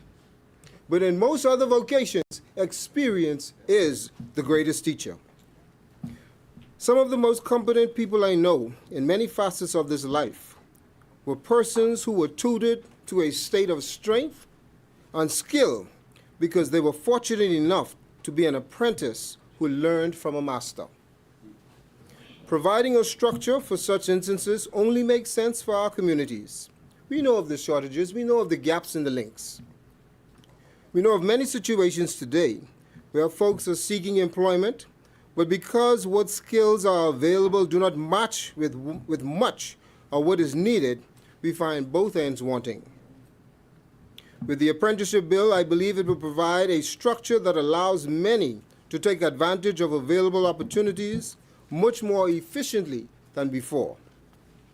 We know that the Act aims at doing some very specific things, and that's a good thing, because it speaks of establishing and to make available programs for training apprentices through public and private sector partnerships. And that's good, especially when it's done deliberately. It speaks of addressing the gaps existing today and building the relevant capacity of skills in the labor force by providing certain on-the-job training. And that is also good, because I can tell you for many years we keep hearing about it. But as we move forward, wiser and smarter people ought to structure themselves in a way to make sure that it happens. The bill also goes on to speak of increasing the employability of many and make access to quality jobs to more of this country's future employment seekers. And I gotta tell you, this whole matter of apprenticeship is going to be good for that. Because not everyone is going to be good at books. Not everyone's going to be really good at their hands. But we have to provide the opportunities to make sure that everyone has an opportunity to succeed. All of the objectives associated with this bill are noble objectives. The structure demonstrates that a national apprenticeship board, a national apprenticeship unit, the appointment of a sector skill council, all shows a focus and a commitment to this apprenticeship bill. And we all know that whenever Bahamians get focused, success usually follows. Mr. Vice President, I'll tell you, in 1987, I was an exchange student from Grand Bahama with Henry Boot Training in the UK at that time. And as a much younger man, I gotta admit that I really didn't have a clear picture of what I wanted to do, really where I wanted to go. But somehow my mother kind of funneled me down through this whole training program. And I can tell you, it was about construction management. And I can tell you that even today I reflect on that apprenticeship and the experiences, the lifelong lessons that were taught at that time over a period of almost 2 years. I have no doubt that the countless individuals who will benefit from these programs will have stories that they will tell for many years. As lawmakers and those associated with governance of our country, we ought to ensure that every opportunity is made available to our people when presented to them. Now, we know that some will choose to embrace the opportunities, some may miss it, but if more embrace it and benefit it than those who miss it, we would have done our jobs. Apprenticeship programs are reasonable alternatives to the traditional classroom, where many persons may not be so inclined. Hands-on training will always have a certain benefit in many vocations. Some people, only need a chance, only need the door to be open. And when they walk through, we would be shocked at how they excel. So let us make certain that there's a good history, there's a good story, and a pleasant story associated with these apprenticeship programs, because I'm certain when those doors are open, many of our people will benefit. As such, Mr. Vice President, I stand here and second this bill and do support the Apprenticeship Bill 2024.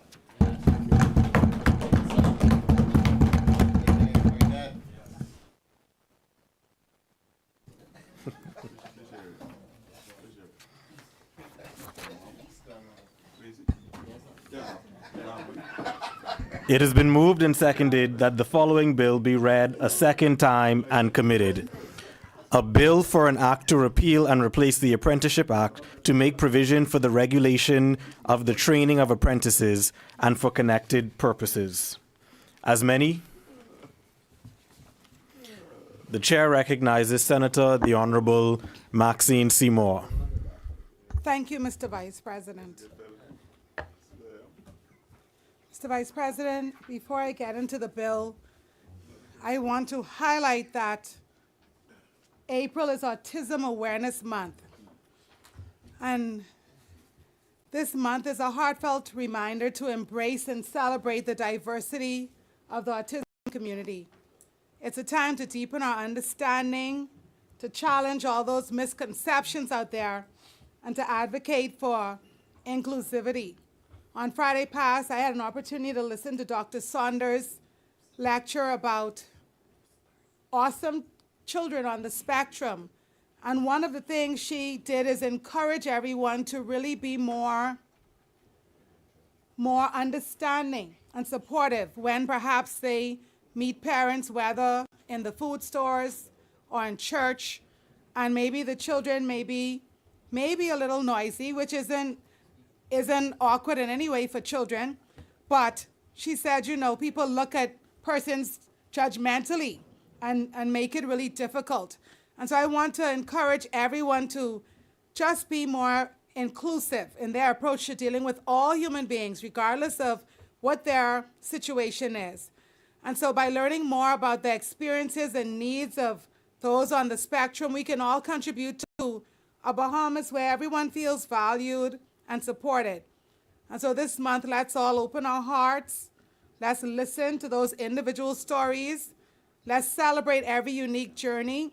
And of course, let's dig in our pockets a little bit and make a donation to REACH to support them on their journey. Mr. Vice President, this would have been a good time for me to have had an offering plate and to pass it around to the senators and collect a donation for REACH. But I'll leave that to everyone to find REACH on their own and to write that check. Mr. Vice President, honorable colleagues, as we discuss the Apprenticeship Bill 2024, I want us to look a little bit more at its implications within the broader context of our educational system and our workforce development policies. Because while the bill, of course, sets a promising direction, I must say, for vocational training, it's essential that we see it as a part of a larger commitment to educational reform and to a more comprehensive approach to workforce readiness. It presents an opportunity for us to discuss and truly invest in our educational system so that absolutely no student, not even one student, is left behind. And just how we talk about autism and the spectrum, the reality is that life is a spectrum. We're all different. We're all diverse. We all have different skills and talents and giftings. And I think there's a popular scripture that talks about it. It says, imagine if the whole body were an eye. Imagine if it was an ear. We all need all of our body parts. We all need each other. We all need our unique talents that we bring to the table. And so apprenticeships are very valuable and is a valuable pathway for persons who may not be traditionally academic. However, we must be clear that this does not replace the necessity of ensuring that all our students acquire more than just the basic skills when it comes to reading and writing and math. Because even in traditional trade and vocational settings, you still need to be able, as a business owner, as a worker, you need to be literate, you need to be numerate. These fundamental skills will enable them to be able to understand and negotiate contracts, to accurately price their services. Because sometimes people don't do that. They don't understand that the machines depreciate over time. They don't understand the time that goes into the project, the materials, the raw labor, the, whatever else happens in terms of the operational aspects of the business. It will allow them to comply with trade regulations. As the world changes, there are even more and more stipulations when it comes to certain fields. And to just basically adhere to whatever policies and legislation exists within their field. And so as we promote the pathway of apprenticeships, we must also ensure that our educational framework equips each student with these essential literacy and numeracy skills, laying a solid foundation for their future endeavors, no matter what field they go into. Mr. Vice President, first and foremost, our education system must provide a solid foundation, like I said, in essential skills, even beyond literacy and numeracy. There are some life skills that we need to ensure our children are learning in the educational system. When it comes to simple things like filling out forms, no matter when you're 16, I'm very happy that now while some will go to college, some will go into an apprenticeship program so they don't feel as if they don't have any hope post-secondary. But all students, no matter what their tertiary plans are, all students need to be able to fill out forms. They need to understand how the country works. They need to understand where to go to apply for a birth certificate, where to go if they want to get their passport done, what a JP is, what needs to be notarized. These are basic things that we need to teach children at the school level, at the high school level, to prepare them for the real world, as we put it, to function in our society. And so this is what we need to do. And so the establishment of a National Apprenticeship Board and a National Apprenticeship Unit, as outlined in sections 4 and 6 of the bill, is commendable. But again, we need to make sure that our apprentices are prepared, properly prepared. And these bodies must support an educational framework that equips students with critical thinking and problem-solving skills to help them navigate this complex and technologically advanced environments, because the world is constantly changing, and we have to be able to keep up. I heard the previous speaker talk about how, even if your mechanic might know things up to the 2000s, if they don't have certain equipment, like if they don't maybe understand electric cars, there's so much changing that's happening in the world around us. And so our education system then requires robust support to ensure that all students possess those strong foundational skills. Like I said, whether it's literacy, numeracy, critical thinking, before they embark on any specialized training path. So they need to get these things as a prerequisite to apprenticeship, to college, whatever it is.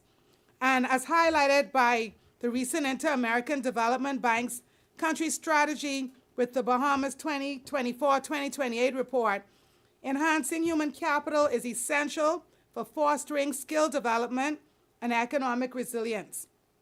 So we must invest in these fundamental areas to truly prepare our youth for the complexities of modern industries. Mr. Vice President, the accreditation of public and private providers, as emphasized in Section 11 of the bill, is a crucial step toward maintaining high standards of training. However, our responsibility extends beyond initial accreditation to include continuous oversight. And I know there'll be inspectors, but we have to be sure to give continuous oversight and evaluation.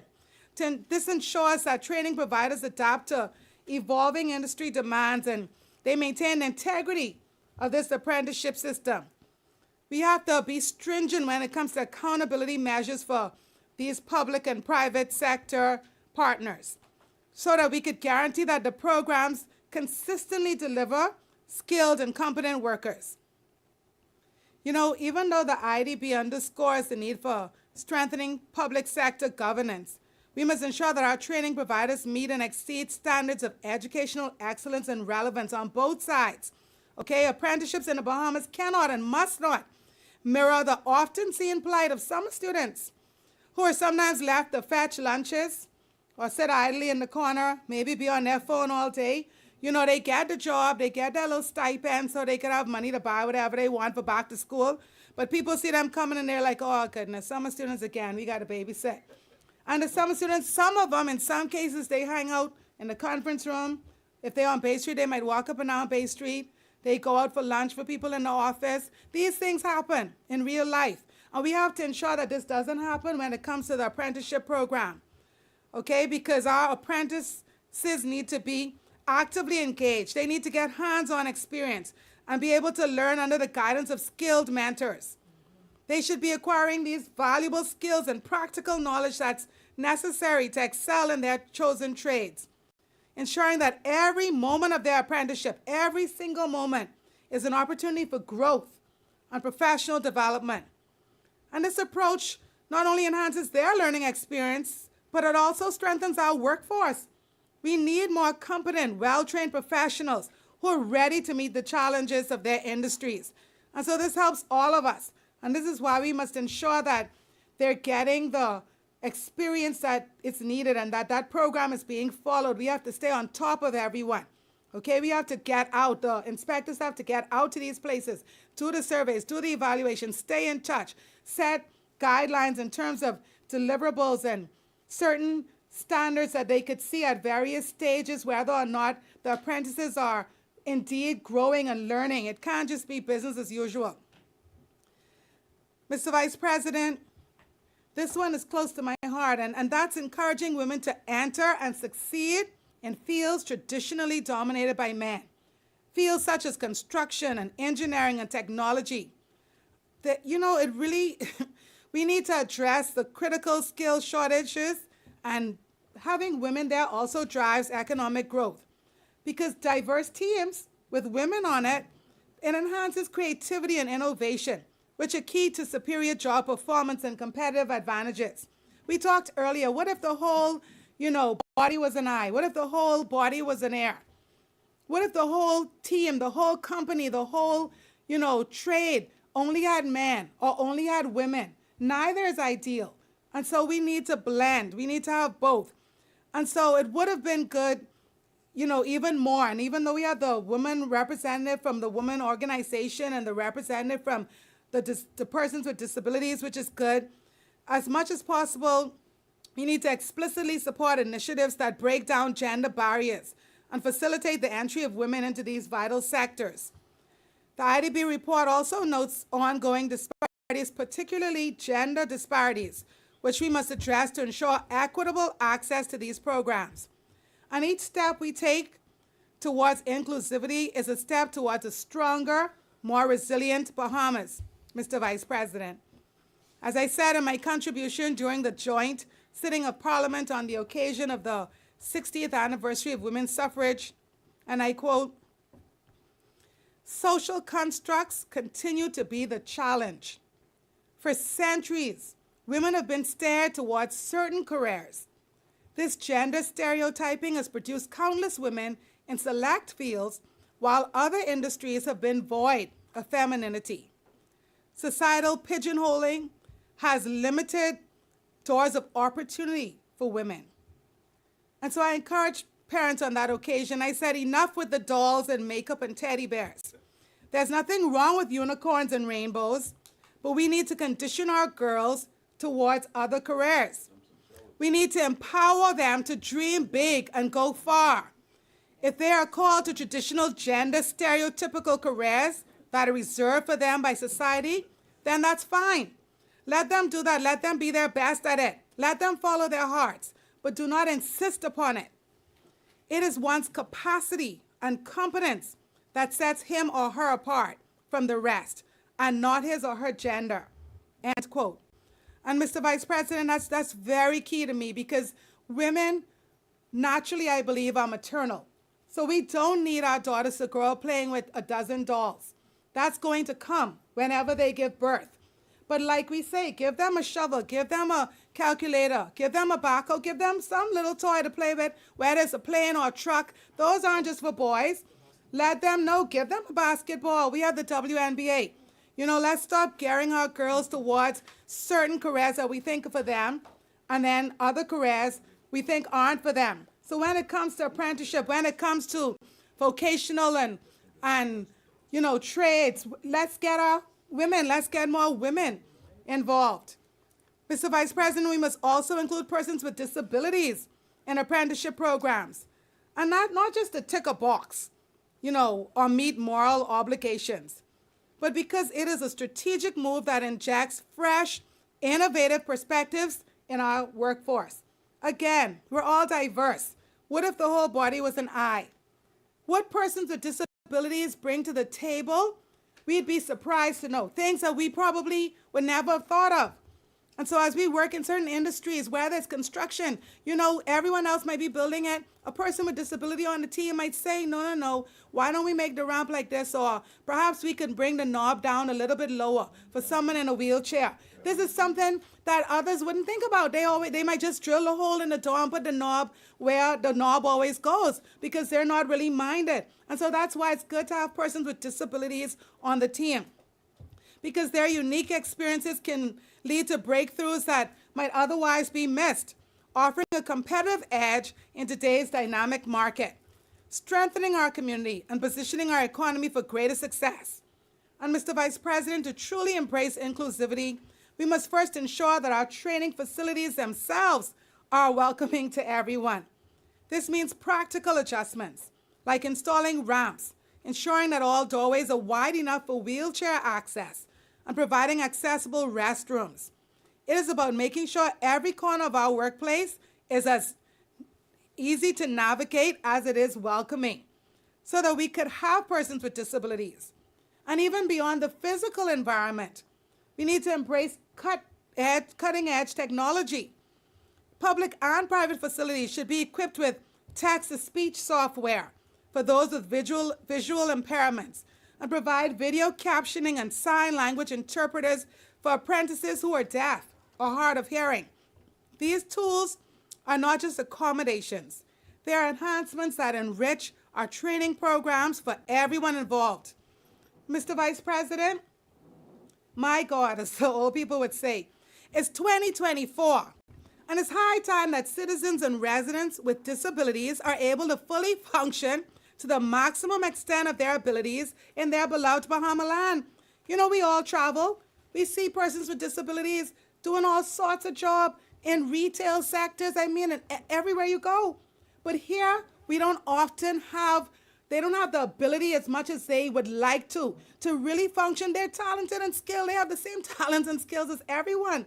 Their disability has nothing to do with their abilities.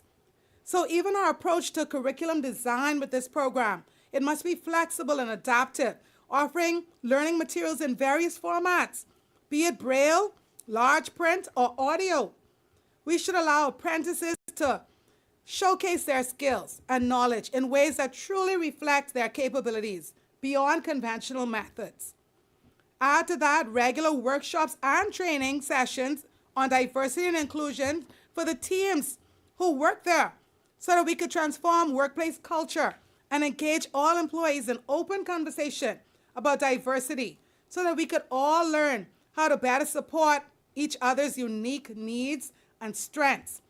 Because we may not know that if we have a colleague with a disability, they don't want us to ask them. They might not want us to ask them to go for their lunch to do this. People want to be independent. So that kind of training will help people in the workforce to know how to interact with persons who are different on the spectrum of life, because we're all unique in some way. We're all unique. I don't know why. For some reason, people think some people are normal, some people are abnormal. There is no normal in my mind, because we're all different in some way. So, Mr. Vice President, The Apprenticeship Bill 2024, while primarily focused on vocational training, should be part of a broader strategy that commits to comprehensive education and inclusive workforce preparation. This strategy should ensure, like I said earlier, that no student is left behind and that our systems promote inclusivity across gender and disability lines. As we implement this bill, let us uphold rigorous accountability standards and foster an environment where every young person feels empowered to pursue their chosen career path. In the Bahamas, Mr. Vice President, our skilled workers are the heartbeat of everyday life, keeping our society moving smoothly and efficiently. From the electricians who keep our lights shining bright to the plumbers who come to our rescue when the toilet backs up. Because let's face it, when you have a plumbing emergency, a lawyer can't help you out there. We rely on the expertise of carpenters who build the roofs over our heads and the mechanics who ensure that our vehicles are safe on the roads. Again, doctors, accountants, they all play vital roles, but it's our skilled tradespeople who often step in to solve immediate and practical problems. And so we salute all these dedicated professionals whose hard work and expertise help make our daily lives run more smoothly. Let's be intentional about inclusivity, even when we meet and interact with them, even as our children grow up and they bring someone home in overalls and not a tie. Let's be more inclusive in our approach to life because it's an investment in our collective future. Let's work together to not only build a skilled workforce, but also to create a more inclusive and equitable Bahamas. Thank you, Mr. Vice President.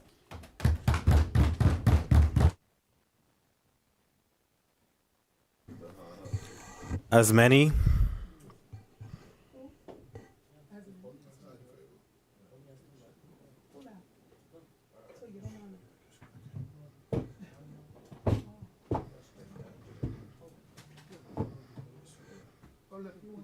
Okay. The chair recognizes Senator the Honorable Reuben Raming. Yeah,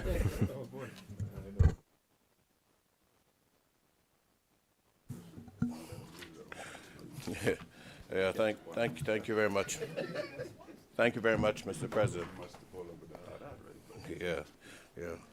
I want to commend Senator Seymour for an excellent and comprehensive contribution. Yes. Quite frankly, if that was marketed, I think it would do justice for the whole debate for all of us in the spirit thereof. I'm grateful for that, Senator Maxine, and for the compassion and love that you expressed. It's very, very important that we be inclusive.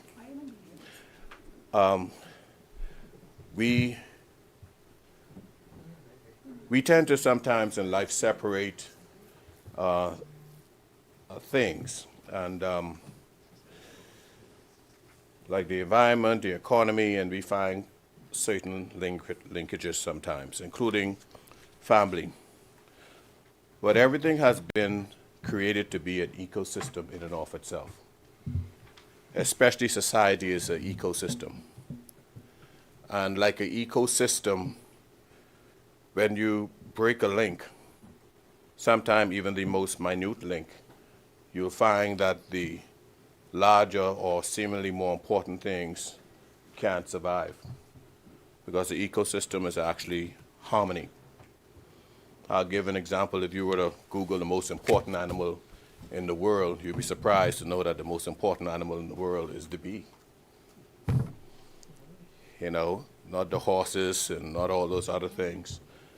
Why? Because one little animal that we sort of get angry at is responsible for pollinating 70% of the food that we eat. And not what we eat, but our livestock eat in and of themselves. And when I did look at this apprenticeship bill, which I think is very, very, very, very excellent, there were some things that sort of come out at me a tad bit, and I feel that it's a necessity to point out exactly in that same way. vein. In the objective, it speaks about a word that they use called quality jobs. And I listened very comprehensively to the mover of the bill, and the listing. I'm pretty sure it may not have been comprehensive, but one that was not listed, I didn't hear much in anything about the agricultural system. And we know that we've been struggling with some major things in our country over the years. I mean, first of all, we find ourselves importing 90% of our food, and that's to a tune of over $1 billion annually. And we have heard many ministers, rightfully so, that say they are making the attempt to make agriculture sexy. And in these processes, and I catch exactly what they mean by it, because they mean that they want to attract people to it and for people to appreciate it. Because that is so critical, because if a nation doesn't feed themselves, and if you study war around the world, and historically, one of the greatest ways, easiest ways to bring down a nation is to control the supply chain. And especially water, which you could live with for only a few days, and food, which you could live with for only a few weeks. We have seen this happen during the times of great shutdown, September 11th, and even during catastrophic storms that would impact us and the neighboring states. We saw that during COVID, which one of the positives to that were, and is that a lot of persons started getting into backyard farming, and through necessity, the importance of these things. But in the apprenticeship bill, we find that in the agriculture system, very, very much so lacking. I know some parts of this will be done in the policy side of it, and this is being built out. This opens the door for the building out of this program, and budgets will be allotted in the upcoming budget debate. By then, they will set up the policies to committees and et cetera, et cetera. But one of the things that will be gravely needed is marketing, especially in these areas that people do not consider quality jobs. But they are jobs that are so crucial. They are a matter of national security for us, especially in the food security side of our country. We need to bring out those persons who, and we do have some, live well off of agriculture, and some indeed millionaires, to entice our children that agriculture is a very productive field. We sometimes look at Bahamas and people like Sakas Ismailian, who would have started that venture and was able to generate support in terms of billions of dollars for that development. But if you follow the history of the Ismailian family, they were peanut farmers. And so you'll be surprised where you can go, even from a base in the agricultural field. What I do also like in the bill, that it leaves latitude for special consideration, and I repeat for note the importance which Senator Alquita said, that it is not to deter from the regular educational system. But we all know that there are special needs people. I'm not talking necessarily from the disability standpoint, but from the functionality standpoint, from those who suffered from the vicissitudes of life and family, which caused them to fall out of the system. Because you'll find that some of the most brilliant people are some of our ones who are exposed to illicit activity and crime. Some of them, I told them, the energies you put behind running from the police and evading the law, I said, you could be in a corporate boardroom changing the world if somebody were to just tighten up the rings and give you some fundamentals of good business skills. But instead, you're going through a vice where you can't sleep at night, and eventually the long arm of the law will catch up with you. But what I do like is that there is latitude in here for those situations where you find persons who are underage, once they have the permission, parental guidance, and proper permission, that they will be considered to be interjected into this program, which I think is an excellent supportive idea for that. What I would hope that this program, which is akin to a lot that we would have seen done on different levels, For example, we've seen the 52-week program expanded when it was turned into creating an opportunity for them to go into the private sector. And we found great support and encouragement that in many instances the persons in the private sector sought to keep some of those persons. We would see, as Senator Maxine pointed out, some failure, I think significant failure in the government instances, whereas even though they might have gotten hired, it's still a failure because it did not add to the productivity in the government sector, because many of them end up just collecting a check, which is a big problem with us as the government of the Bahamas. Historically, from way in the 90s, studies and surveys has been done that one of the things that greatly impact our budget, and budget is impacted by one, not only wastage of money itself, but bad productivity and loss of money through bad service and poor work environment and work ethics. But one of the greatest problems we have is that how good idea programs can be abused when we get into our Bahamian silly season. So now when election come, all of a sudden, not necessarily a good idea, but the apprentice program, which I think is driven by the public sector, the government sector, and it is, from what I'm gathering, mainly driving the private sector to expand that. It could be swapped the other way, whereas just for the purposes of elections, no, everybody come in here and be hired, which defeats the problem, the whole case of efficiency, because we lose a large part of our businesses through salary, which is the lion's share in the budget as a whole. And many of those salaries don't inure any benefit back to the country who is literally paying the salary. And that causes a problem. So you get frustrated when you go to a government office, and the money you're spending is causing you to lose more money and make the people who you're designed to serve to be disgusted. So we don't want to see in election seasons, whereas hordes of persons are hired 100 days before an election, they feel they get a government job, then later on you find out that they weren't never brought through the public service, no record of them.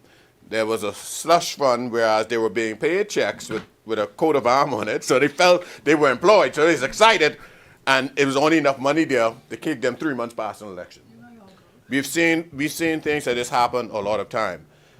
The very name of this program, the apprenticeship program, speaks to the core of our society. Why?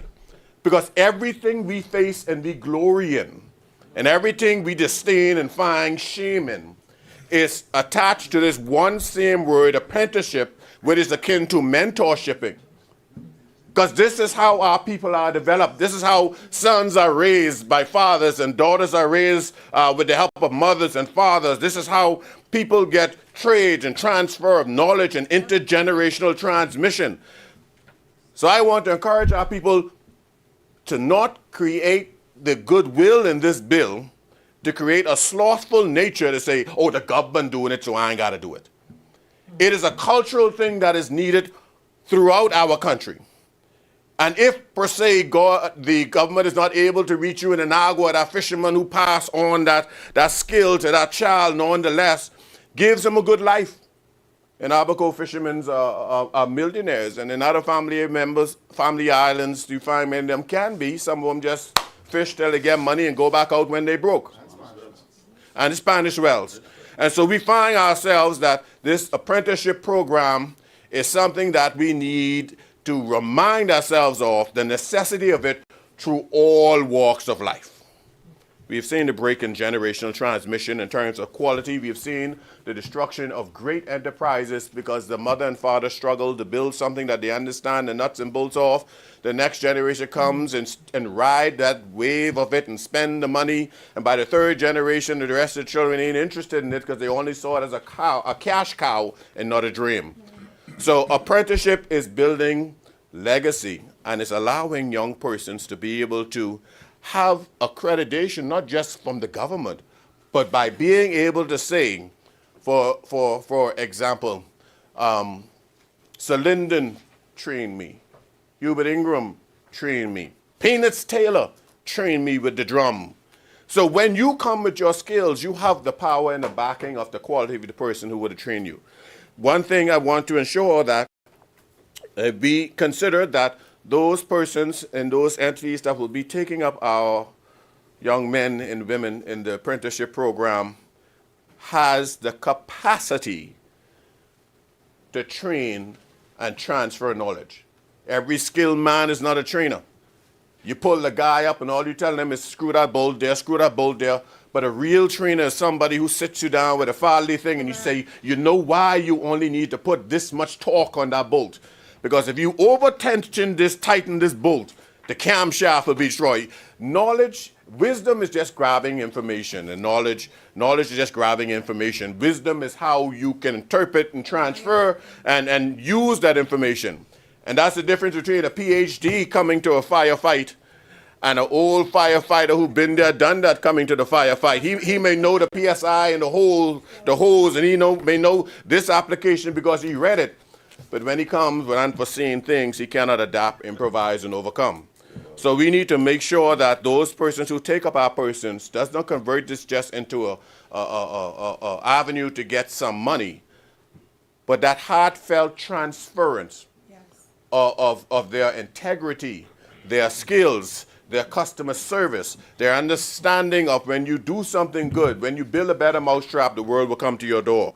And again, I must reiterate that this does not fall victim to the seemingly traditional political silly season abuse, and it stays its righteous course of simply allowing persons to develop. I want to ensure and stand with Senator Maxine also in this too, and it would have been good that it would have been clearly documented in the bill that when it comes down to the medical fitness, you can extrapolate, but some things you want that to be in the bill, that it does not become a barrier to persons with disability. Because quite frankly, Stephen Hawking, he's completely debilitated. The man can't even speak without an aid or without a pointer in his teeth. But without his brilliance, where would this world be? So we need to also ensure that the sensitivity and the environment of the persons to realize that the greatness begins in the mind, because from everything that you see in the world that exists today came from a thinker, and a thinker who had a thought. So when persons, and every art you see comes from somebody who has an expression and a view and a disposition that once expressed can blow your mind because your thinking might not have been able to conjure it up. So we want to make sure that they're properly respected in that regard. So I want to encourage us to increase, drive home more the language as relate to those critical needs in our society, definitely food security and also manufacturing. I would love to see a Sawyer's plant come back again with the peas and the tomatoes paste and other things come back again. I want to see our young people dream. That's why we left $250 million in our last budget before the election, so that we could provide grants and monies for the young entrepreneurship. Because even during COVID, what we noticed, because it started out as 25 million, and we keep jacking it up. You know why we jack it up? Because the people were responding so much that, and so we want to help build those dreams. If we build those dreams, then you'll find out that the tax base doesn't have to keep going up. Because why? The market is growing stronger, and our base is becoming stronger. So I look forward to this bill being enacted. I look forward to seeing in the budget what will be allotted for it in its time frame. And I'm hoping that, and I sincerely hope, that there can be deliberately inserted a line in there that adds protection for the people of disability. Deliberately, even if we as upper statesmen say, you know something, we passed it, let's send it back to the House, let them ask them to just insert something. No, despite the Disability Act in and of itself, yeah, despite the Disability Act in itself, I'm asking that there'll be something inserted. Because the language I said in and of itself, you can extrapolate it from the language. But we want that to be so in strength. Because notwithstanding the Disability Act, there are persons who could skirt the Disability Act once they don't demonstrate their intention to disenfranchise somebody with disability. Right. But something like this that is encouraging businesses and others to join a program, there should be language in it that also deliberately encourage, you know, go beyond and do it. So we're not just talking about law of just right and wrong. We want a language that just encourages even more that kind of thing, and the apprenticeship program in and of itself. And I want to thank you, Mr. Vice President, for the time.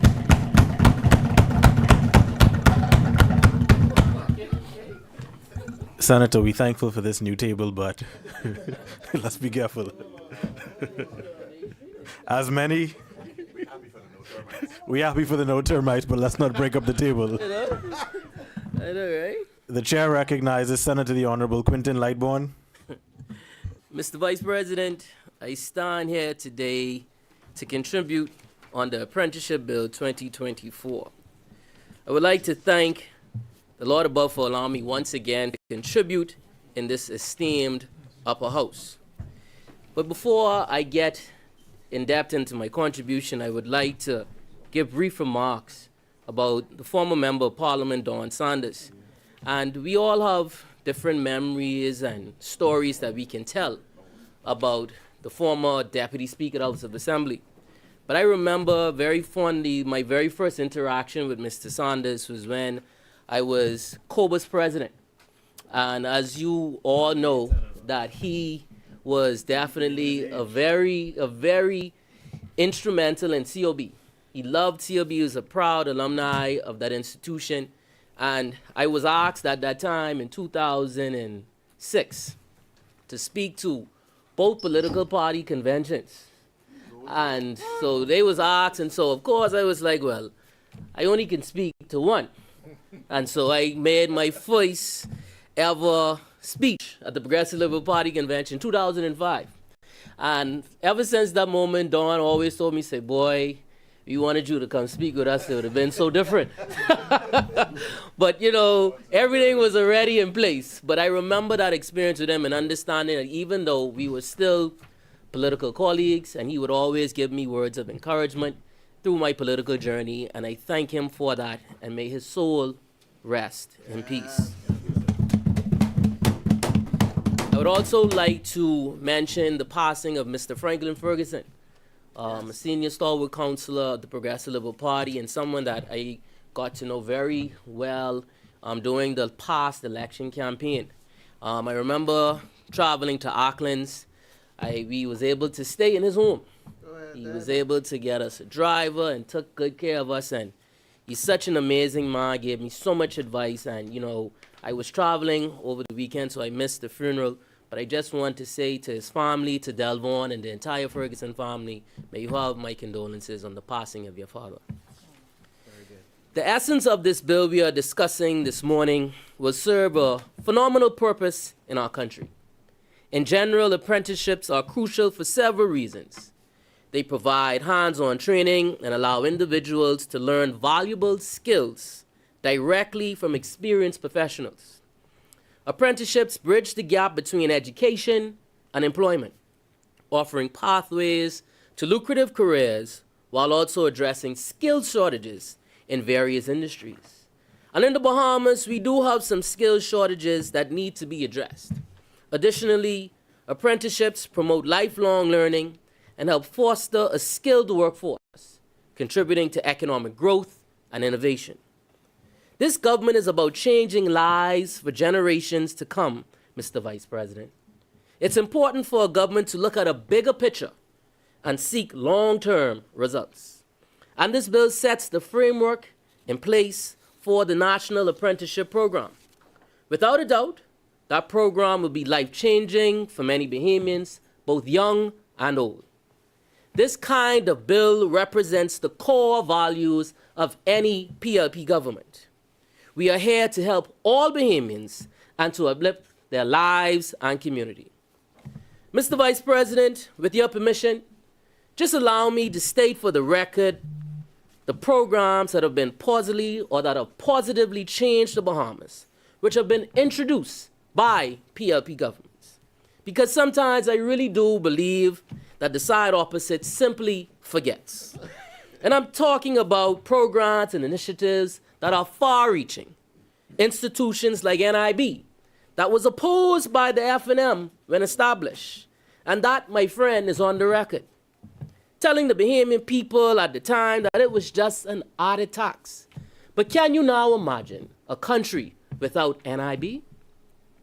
But we don't look at those things as a party and as a government. We look forward and we are progressive. During the most recent contribution, it was talked about this program possibly going or becoming political. But I must say, as a senior person, I would not expect you to try and think such a bill that it has such an overall positive purpose for our country. You even spoke about politicizing these jobs. But 3 months before the last election, 233 jobs were given to FNM supporters. 233. So we're not here about being political. We're talking about a program that is meant to help the Bahamian people. Other programs like the Urban Renewal Program, the National Training Agency, the National Youth Guard, and the Bahamas Development Bank were the vision of PLP leadership that were conceptualized, formalized, and realized by the PLP government.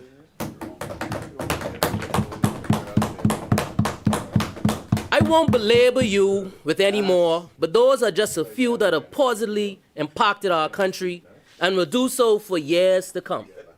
The National Apprenticeship Program will be developing academic skills, financial skills, soft skills, and providing mental health support, as well as job-specific technical training, after which trainees go on to be employed and paid as salary apprentices. Every aspect of this approach is emblematic of the level of support needed to bridge the gap between things that are and that should be. As a young Bahamian, I encourage every Bahamian to come forward and enroll in the National Apprenticeship Program. I also encourage Bahamians to remain aware of the virtues in having a stellar work ethic, strong self-management skills, great people skills, and well-composed and professional demeanor in the workplace. Those are traits that have helped me personally. And I must say that myself, being someone that was a benefactor of persons that saw in me things that I did not see at many times in my younger life. Persons that was able to hold my hand and direct me professionally and personally in life. But we have not forgotten about the disabled community as well. As you are aware, and you are included, those with criminal records, you are also included. If you're a woman interested in getting into typically male-dominated field like auto mechanics or construction, you will be supported. Young Bahamian men that look like me, I ask you to step forward as well and join this program. Yes. You aren't stuck and you can fit in, my brother. Apprenticeship programs can have a significant impact on your life and the communities that you live in. Such programs will also help reduce unemployment by providing individuals with valuable skills and pathways to stable, well-paying jobs. This in turn strengthens the local economy by increasing and spending power and reducing reliance on social welfare programs. Additionally, apprenticeships contribute to community development by fostering a skilled workforce that supports local businesses and attract investment. Moreover, apprentices often give back to their communities by volunteering, mentoring others, and contributing to local initiatives, creating a positive ripple effect throughout the area. In closing, I ask the side opposite not to be on the wrong side of history again. Support an initiative that will impact the lives of Bahamians for generations to come. Don't be blinded by political ties, my brothers and sisters, but lift up your head to the rising sun. And with that, Mr. Vice President, I support this bill. Thank you.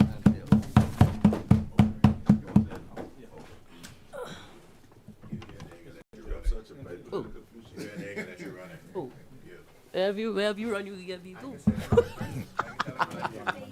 Wherever you run, you can get beat. I know that. Wherever you run, you can get beat. I know. The chair recognizes Senator the Honorable Michael Alquitas. Thank you, Mr. Vice President. Mr. Vice President, I move that the business of the Senate do proceed beyond 1 p.m. Is there a seconder? It has been moved and seconded that the business of the Senate proceed beyond the 1 p.m. hour. All those in favor say aye. Aye. All those opposed say nay. The ayes have it. The business of the Senate will proceed beyond 1 p.m. The chair recognizes Senator the Honorable Darren Henfield. Thank you, Mr. Vice President. Mr. Vice President, I did not wish to interrupt my learned colleague who spoke just then, but I asked that he prove that 233 FNMs were hired. You were certain, so you bring the evidence. I deny it. I deny it. Yeah. I asked him to prove it or withdraw it. No, you prove it. That's not the way it works. You know exactly how, once he denies No. it, once he denies it, you have to prove it. Now, he don't have to prove it if you don't deny it. Come on now. You're Senator Lightbourne, the chair gives you an opportunity to respond to Senator Henfield. Okay. Document 233 persons were hired 2 months before the election. I withdraw that they were F&M supporters, but I just want to make the point that we are not a government that will politicize this bill that we are discussing for political bastardizing. Senator Lightbourne, do you have evidence to support your assertion? 233 persons were hired. Yes, I do, and I can provide that information. What is the needed. evidence? The evidence is in a newspaper article that was supported by the minister in charge of public service, Minister Pia Glover-Rule. Okay, if you would take a moment and just provide the chair with a copy of that article, I will speak with the we'll clerk and I'll provide it. allow Senator Henfield to proceed while you provide it. Yes. Thank you. No, he's good there. He's good. He has such a bright future politically. in the Senate. He has a very bright political future. They've said it. And the only point I wish to make, Mr. Weiss, was that it is very difficult for someone to make an assertion. Just need to learn statesman. I do not deny that 233 people were hired. I mean, ahead of the 2017 general election, I think the number was 600 hired. Right? I believe the number was somewhere around 600 hired ahead of the 2017 election, but I would never say they were all PLPs. And so I expect better than that, to say that a government would hire 233 people ahead of an election, and they're all F&M. You can't say that, man. And so honor to you And no one triggered it. for withdrawing that. Mr. Vice President, today we do a good thing in this place, I believe. This bill repeals and replaces the Apprenticeship Act to make provisions for the regulations and training of apprentices and for connected purposes. We believe that this is a step in the right direction. We believe this is a good bill. We know that we tried to do something 7 years ago. It is obvious, when this side don't even like to use the word COVID. They don't even like to use the word Dorian, but they're real.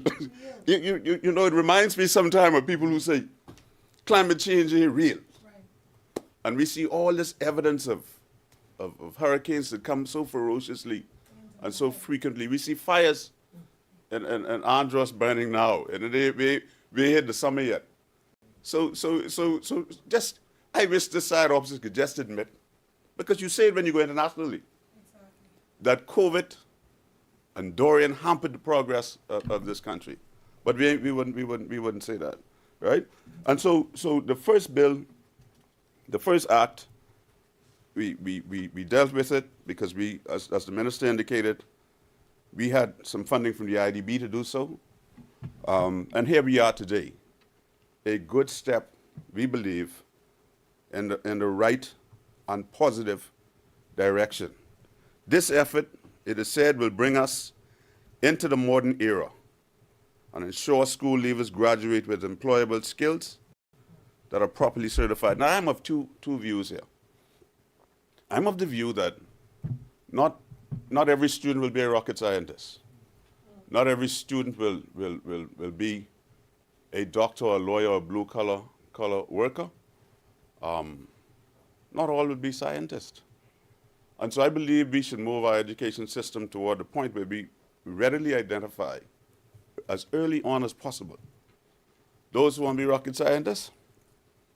They go that direction. There are some kids who just like to work with their hands. When I was in high school, we used to do woodwork.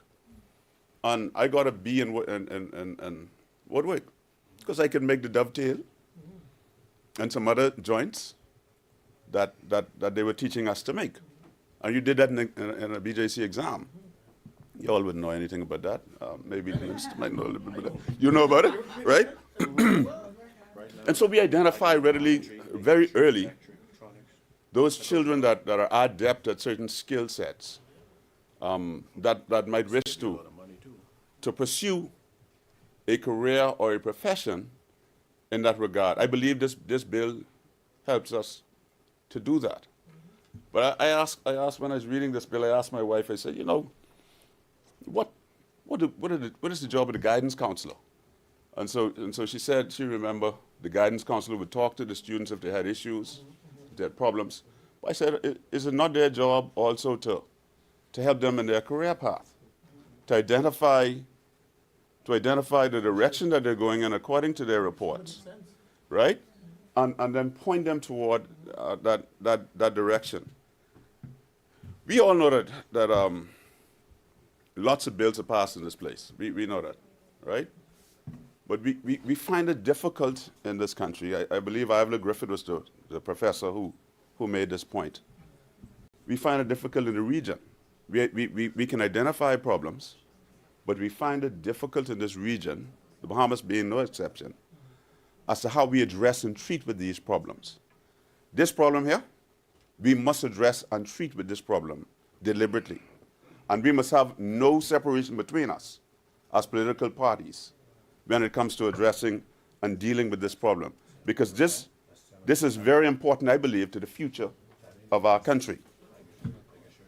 Let's hope and pray that here today, that we will do much more than just talk about these agencies that are going to come out of this, but we will see a deliberate manifestation and follow up and follow through on how we get kids out of high school, 16 and above, through these programs. Senator Henfield has the floor. Thank you. To benefit the development of our country, to benefit the development of our youth, and move us in a positive direction. And so if the goal here is to steer and guide young people 16 years old and over into proper training, they must be placed with employers who take their training seriously. I believe Senator Seymour made the point. You know, who must be placed with serious trainers, not someone who will just, and the job of the inspector that is in this bill is very important. Yeah. It's a very important job because the inspector must not rest on his or her laurels. They must ensure that these people are doing what they have agreed with the government to do, right? And properly train and certify these young people that pass through their system. And those employers. Yeah, they have to, the employers I'm talking about, Yes. the employers in particular, Yes.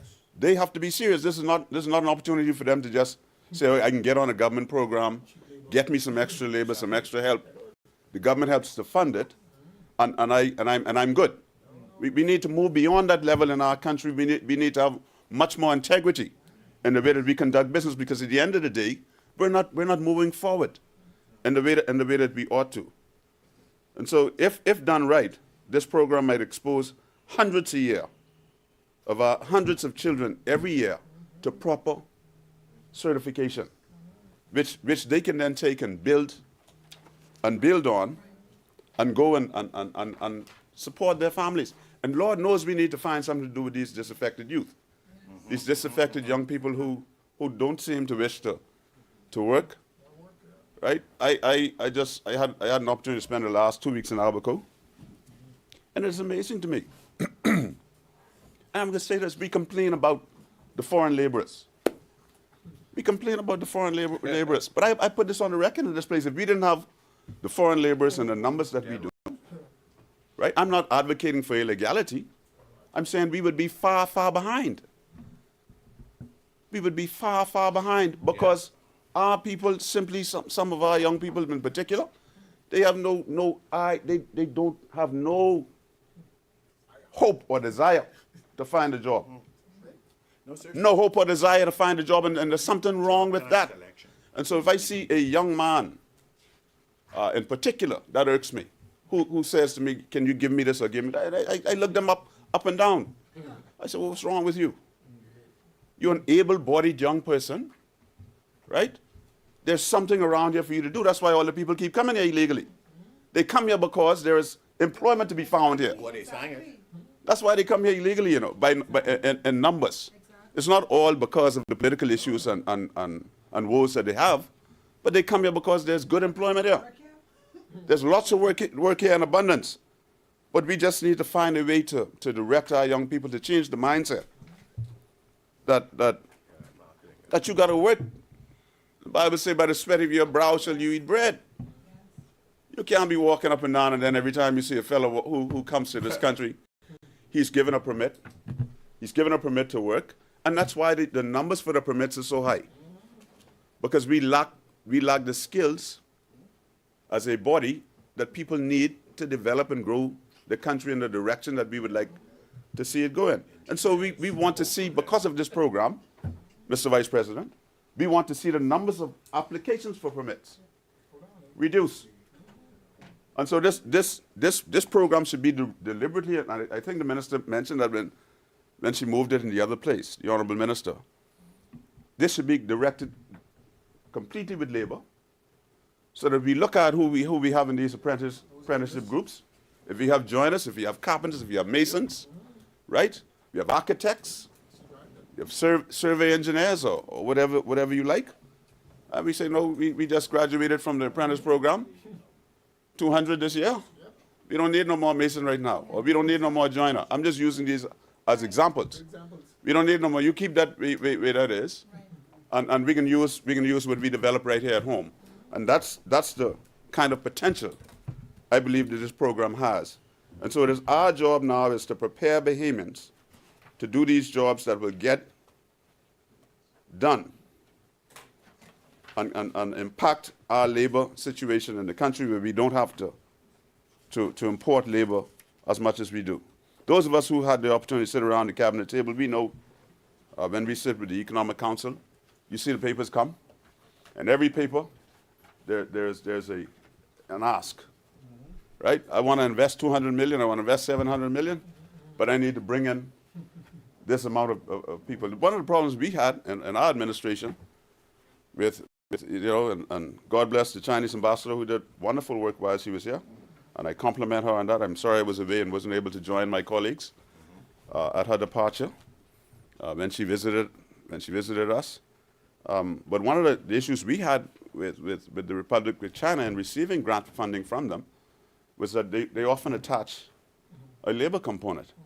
And our policy, I don't know what the policy is now, our policy was 70-30.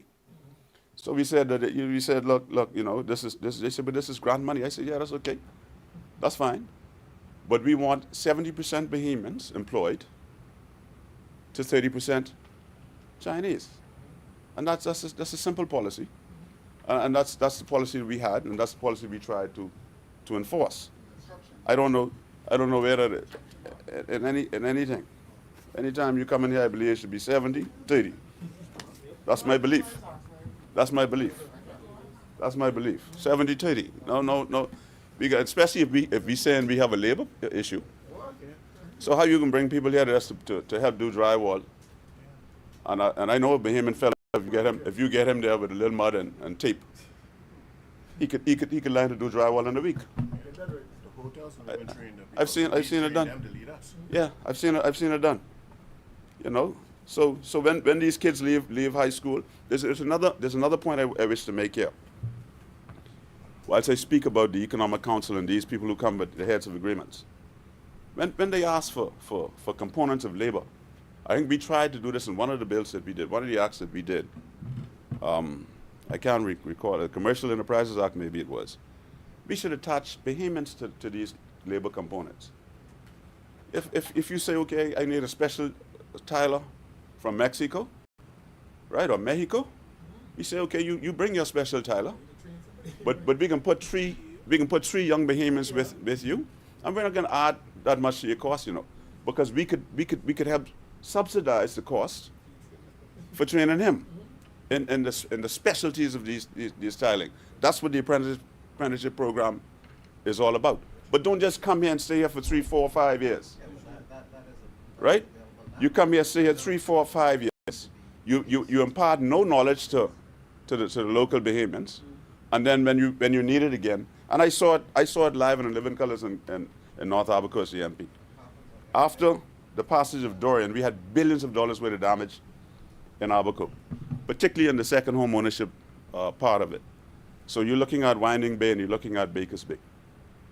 And they had the monies to readily rebuild their communities. And these are multi-million-dollar homes. They were not sitting around waiting for anyone to bring them something to no, they weren't doing that. And so they asked the government, rightly so, to allow people to come and help them to rebuild that. On the weekend, I had an opportunity to visit, not this weekend, but the weekend before, with former Prime Minister Ingram, and we had a tour of the quay, Bakers Bay, and to see the rebound, the rebuild. The place is back to normal and better, and improving, and that was important to do. So the government is placed in a naughty position.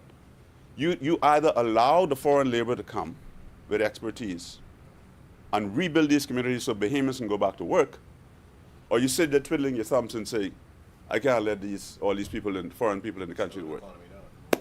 Right? So what do? For me, that's the easy decision to make.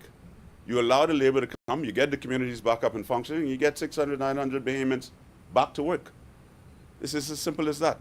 And we want this bill to be able to move us beyond this position where we have to have such reliance on foreign labor.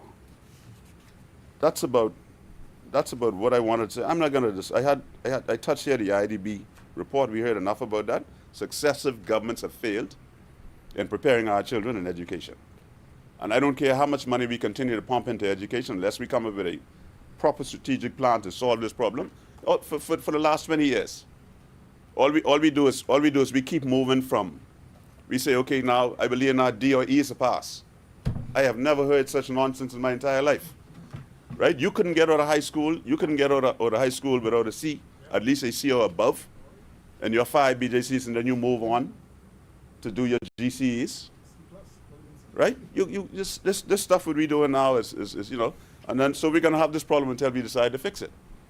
And I don't have all the answers, but I know this is a part of the answer for that.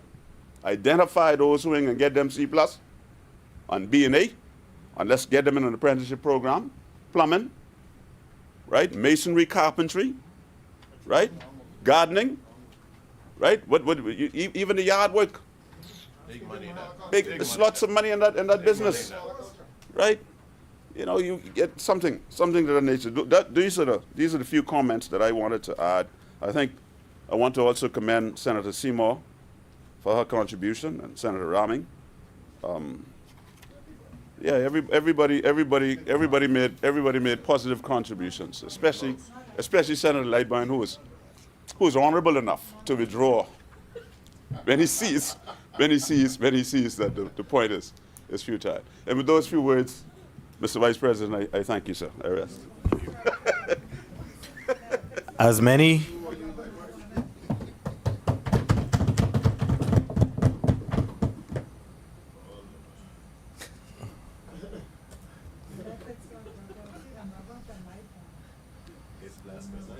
The chair recognizes Senator the Honorable Darren Pickstock.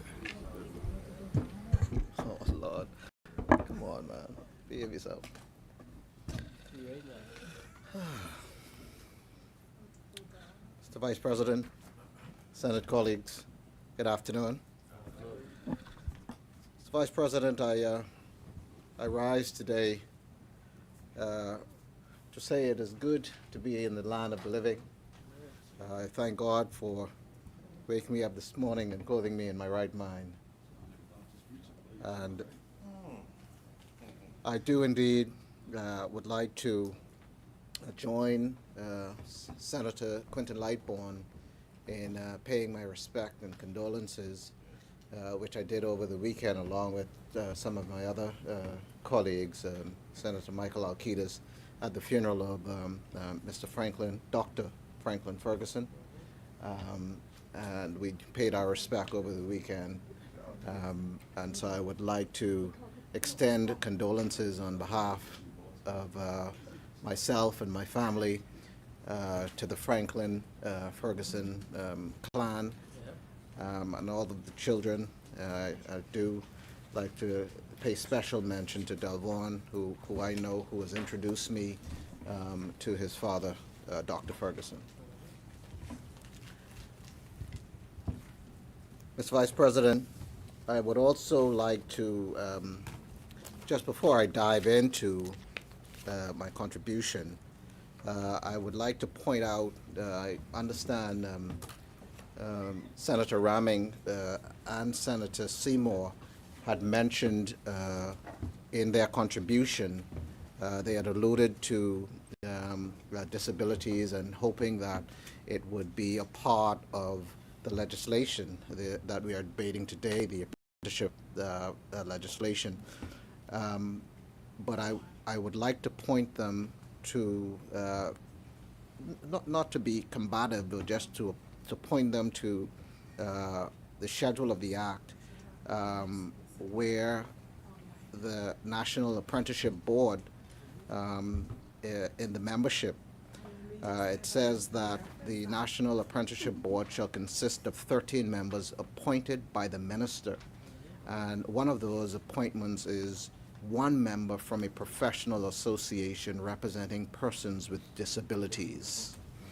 And so I just wanted to point that out. I mean, I don't want to belabor the point. I know, I just And I'm not saying that to be combative. No, that's fine. We agree. That's fine. Yeah. And we know, we just wanted it to have been language. I just want to make sure. Sorry, Senator Seymour, are you on your feet? Yes, sir, I rise on a point. The chair recognizes Senator Seymour. I rise on a point of clarification in terms of my contribution, since he referenced it, and that I did recognize that representation from the disability community and from a women's organization is on the council. I literally said that.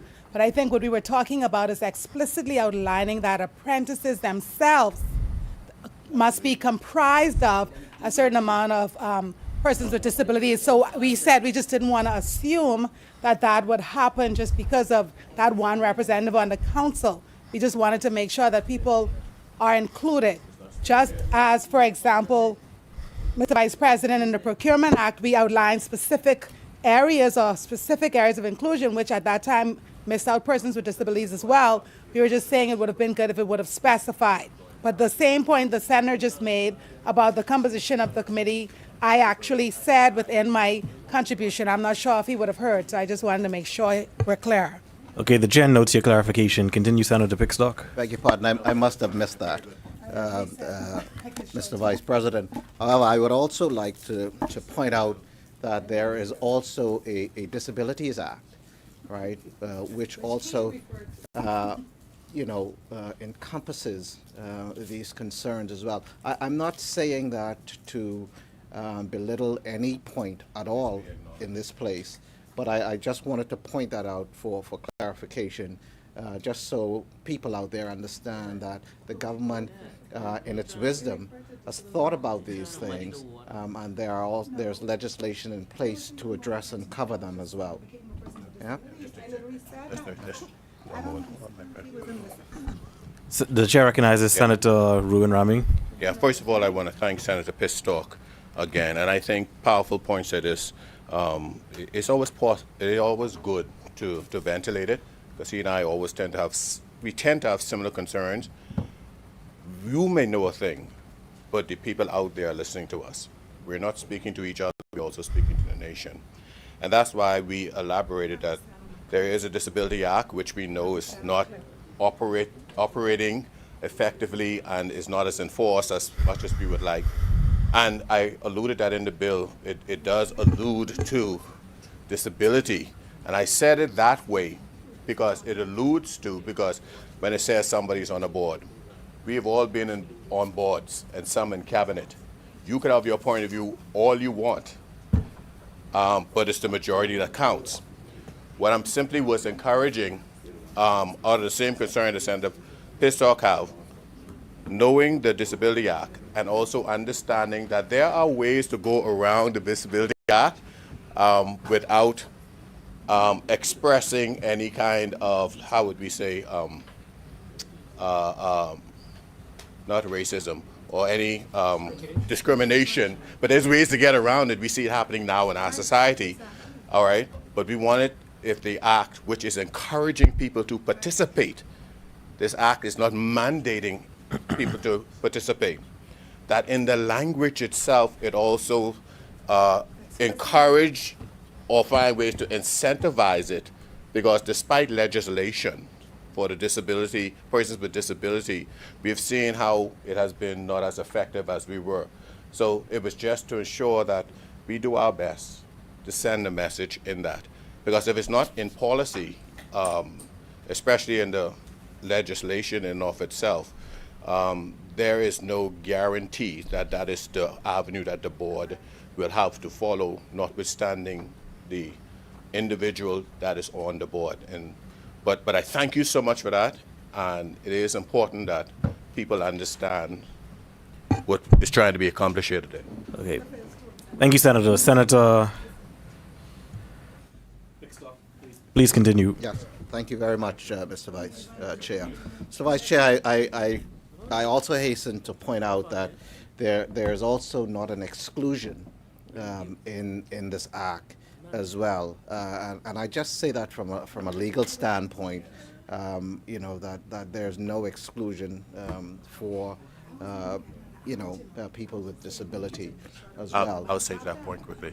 I support you. I support you. Additionally, Mr. Vice President, there's also a personal responsibility, and so you would also call on the good conscience of the employers to do and to adhere to the Disability Act.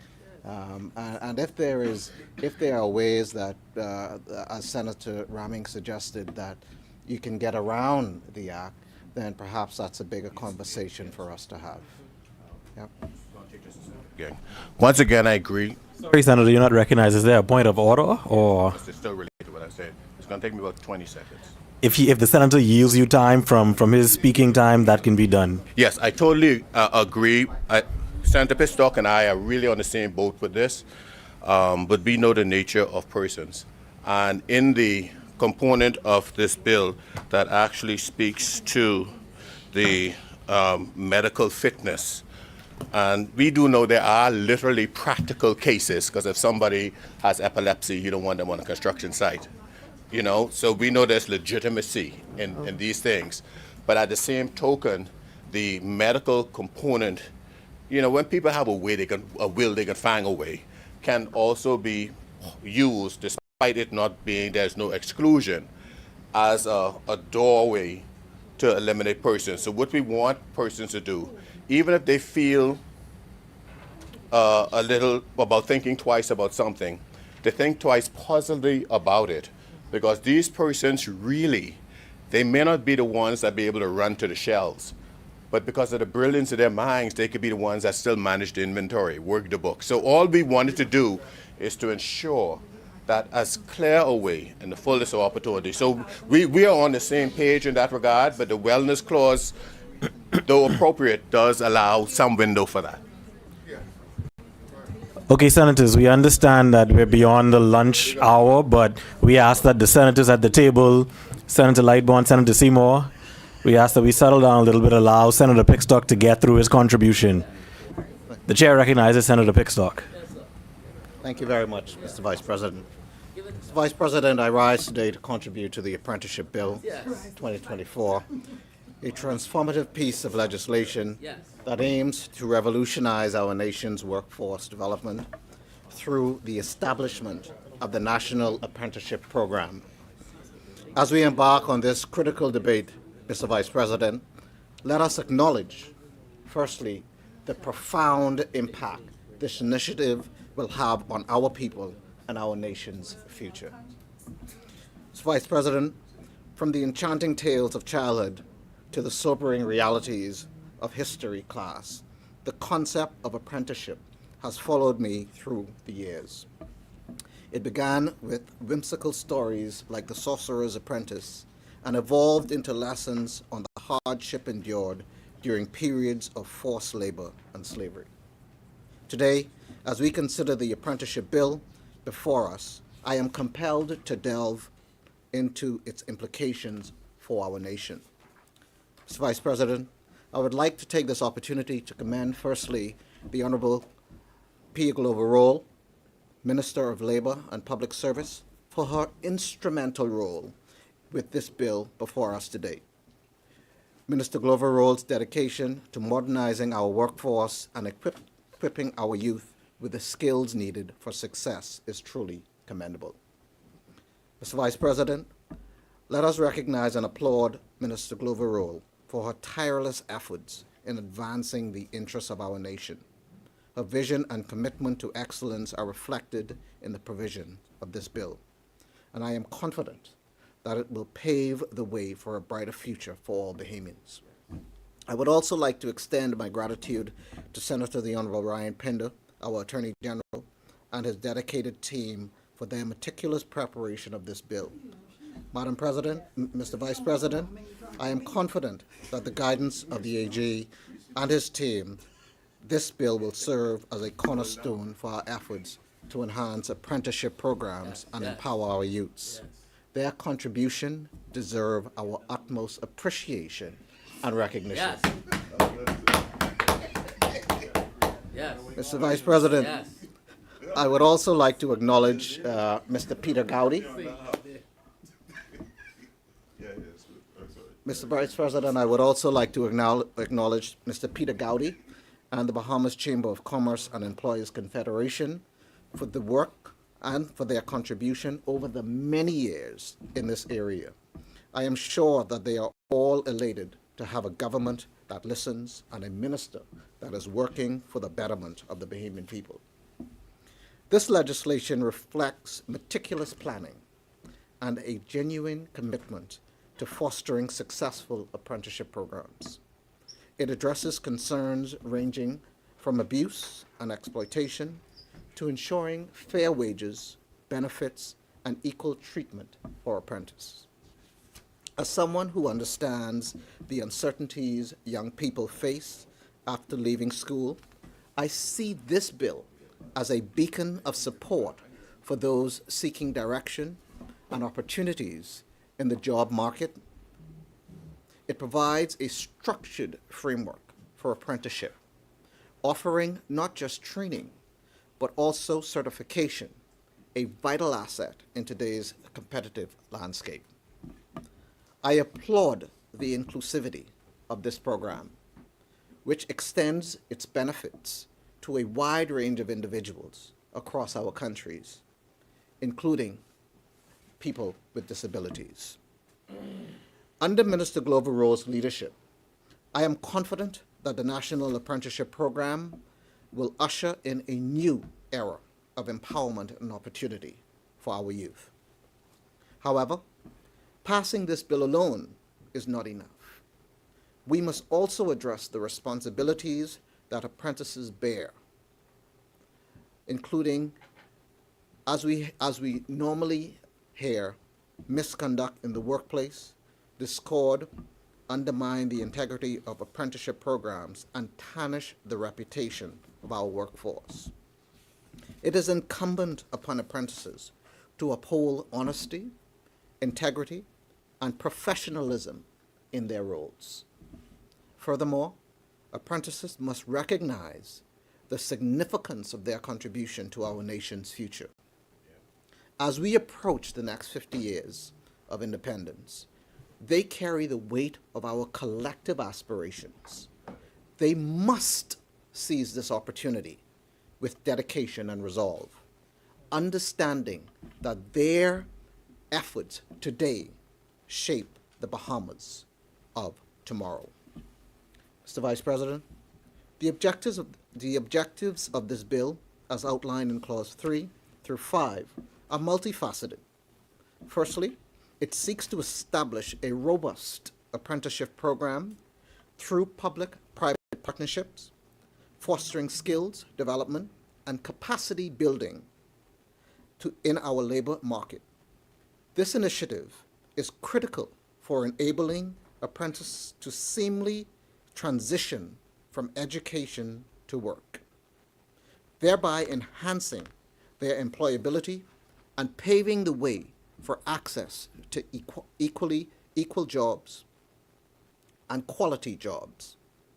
Additionally, the bill outlines incentives for both employers and apprentices, such as tax breaks and stipends, to encourage participation in the program. Furthermore, it addresses standards for apprenticeship accreditation and oversight to ensure quality training and fair practices. Overall, Mr. Vice President, the bill seeks to enhance skill development, reduce unemployment, and promote economic growth through a robust apprenticeship framework tailored to the needs of the Bahamas. Central to the program's design is the acquisition of relevant skills, personal development, and attainment of recognized qualifications in various fields of endeavor. By focusing on these aspects, we aspire to improve the qualifications and productivity of our young people, ultimately meeting both current and projected future unemployment needs of the Bahamas. To operationalize these objectives, the bill establishes a National Apprenticeship Board in Clause 4, tasked with administering the program. The board's function encompasses governance, oversight, strategic support, and guidance, ensuring effective implementation and monitoring of apprenticeship activities. Additionally, administrative support will be provided by the National Apprenticeship Unit, as seen in Clause 6 of the bill, comprising skilled individuals appointed by the Minister. The bill also provides for the establishment of sector skill councils, as seen in Clause 7, which will play a pivotal role in assessing sector-specific skills, needs, and collaborating with training providers to design relevant training programs and curricula. These councils will set quality assurance standards for the assessment, certification, and evaluation of the apprenticeship programs within their sectors. Employers wishing to participate in the program must apply to the board and meet specific requirements and criteria. They are responsible for offering apprenticeship opportunities, recruiting suitable candidates, and ensuring compliance with apprenticeship agreements. Financial arrangements between employers and the board are also outlined, with options for funding agreements or self-funding. The bill includes provisions for apprenticeship orders, which specify occupations eligible for apprenticeship training. Employers must obtain permission from the board to employ apprentices in covered occupations. Sanctions are imposed for non-compliance. Furthermore, Clause 10 and 11 establishes the apprenticeship program and provide for the accreditation of public and private institutions and professionals to develop and support the program. Eligibility criteria for apprentices is seen in Clause 12, requirements for employers in Clause 14, and financial arrangement, Clause 16, are meticulously outlined to ensure the effective functioning of the program. Mr. Vice President, in conclusion, the Apprenticeship Bill 2024 represents a pivotal milestone in revitalizing our apprenticeship framework, aligning it with ongoing needs and standards. By prioritizing skill development, enhancing employability, and promoting quality job opportunities, this bill lays the foundation for a more prosperous and sustainable future for the Bahamas. I thank you, Mr. Vice President, and I support this bill.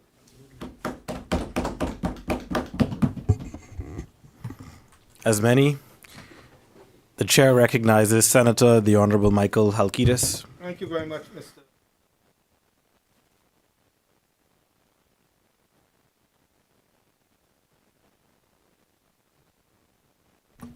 Thank you, Mr. Vice President. I want to thank all members for all senators for their contributions, which I think were all excellent contributions, Mr. Vice President. And I would just like to say to Senators Seymour and Raming that I hear the point they made, and I think it's in connection to Section 13 of the bill, medical fitness for employment, and I will take forward the point about possibly making an adjustment to ensure that those with disabilities are not automatically disqualified, just out of the abundance of caution, as has been said. Mr. Vice President, can't be too careful. And so, Mr. Vice President, I think we have unanimous support for the bill, so I move for second reading of a bill for an act to repeal and replace the Apprenticeship Act to make provision for the regulation of the training of apprentices and for connected purposes. It has been moved and seconded that the following bill be read a second time and committed.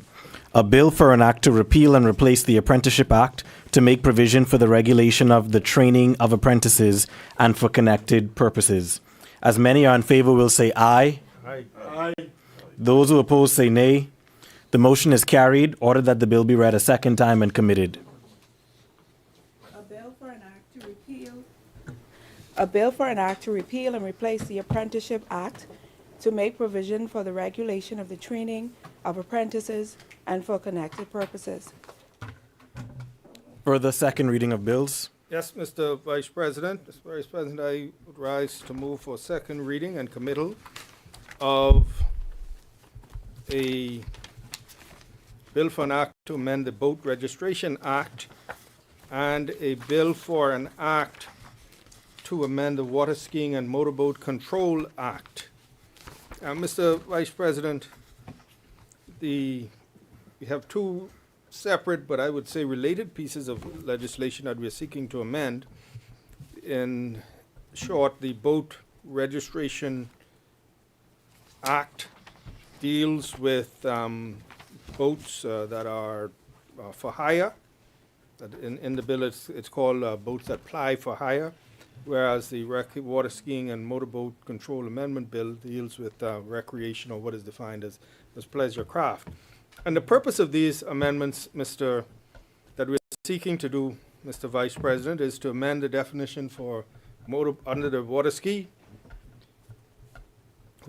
and Motorboat Control Act to amend the definitions of motorboat and registered motorboat, to increase penalties throughout the Act for violations of the Act, and to amend the schedule to implement fees for new registration as well as continuing registration. When it comes to the Boat Registration Act, again, additional inspection requirements and insurance, because these are the boats that will be hired and carrying passengers for tours, etc. We are replacing and strengthening some of the offenses and penalties, and again, replacing the schedule to provide for fees. And in the case of the water ski and Motorboat Control Act, we had those fees in effect since, I think, 1989. And in boat registration, fees for things like non-registration of boats or not submitting to inspections in the area of $100 in the old act, and those are being increased to $1,000 for those violations, and in some cases up to $5,000. Mr. Vice President, there's a bit of a history to these bills. We received over the months, we received representation from some in the industry that there were not many boats being sold in the Bahamas. Not many at all. Most people would import them or purchase their boats and register them out of Miami.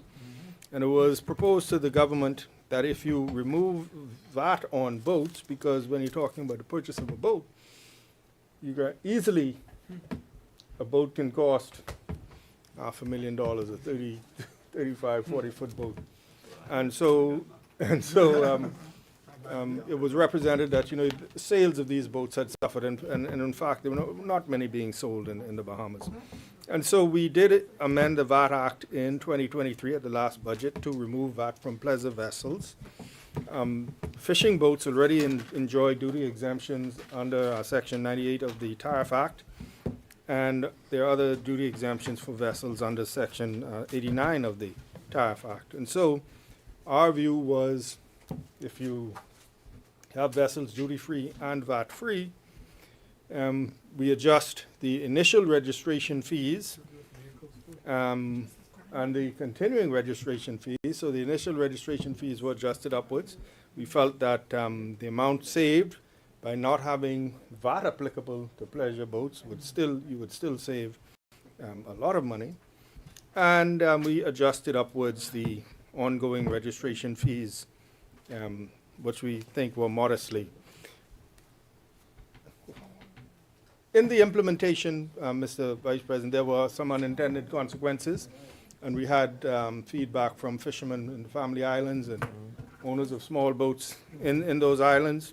And so we went back, took a second look, adjusted those fees downwards. There are some, what we think are modest increases, but we think, given the fact that these were not adjusted for many, many years, those won't be particularly excessively onerous.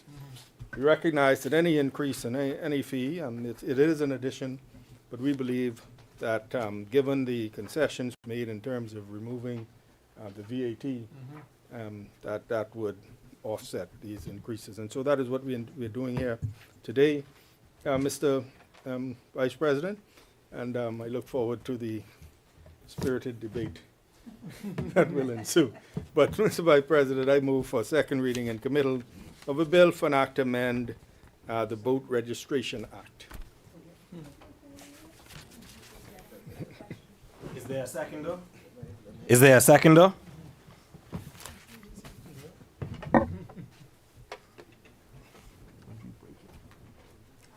This ain't gonna be long.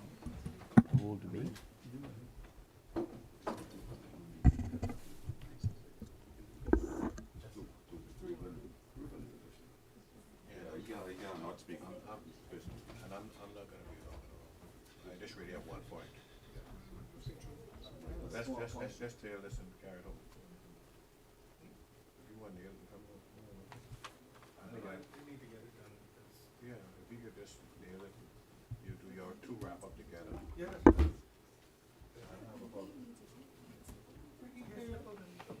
Yeah, you just slip up. She trying to put it on me. We'll contribute to both one, possibly. It may be less compendium. Likewise. Okay.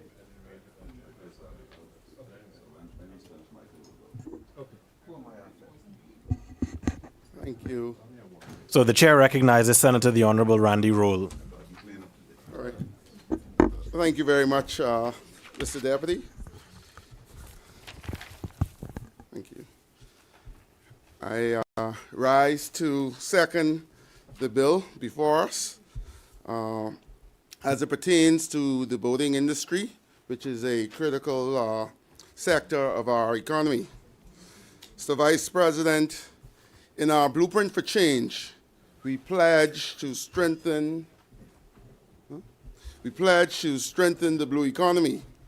These amendment bills represent a testament of our commitment. Okay. As a small island country, we are a maritime nation, Mr. Vice President. Further, as a member of the International Maritime Organization Council for Category C, the Bahamas is expected to be the leader in the maritime sector. And so we must lead by example, and I think this bill is a step in the right direction. The purpose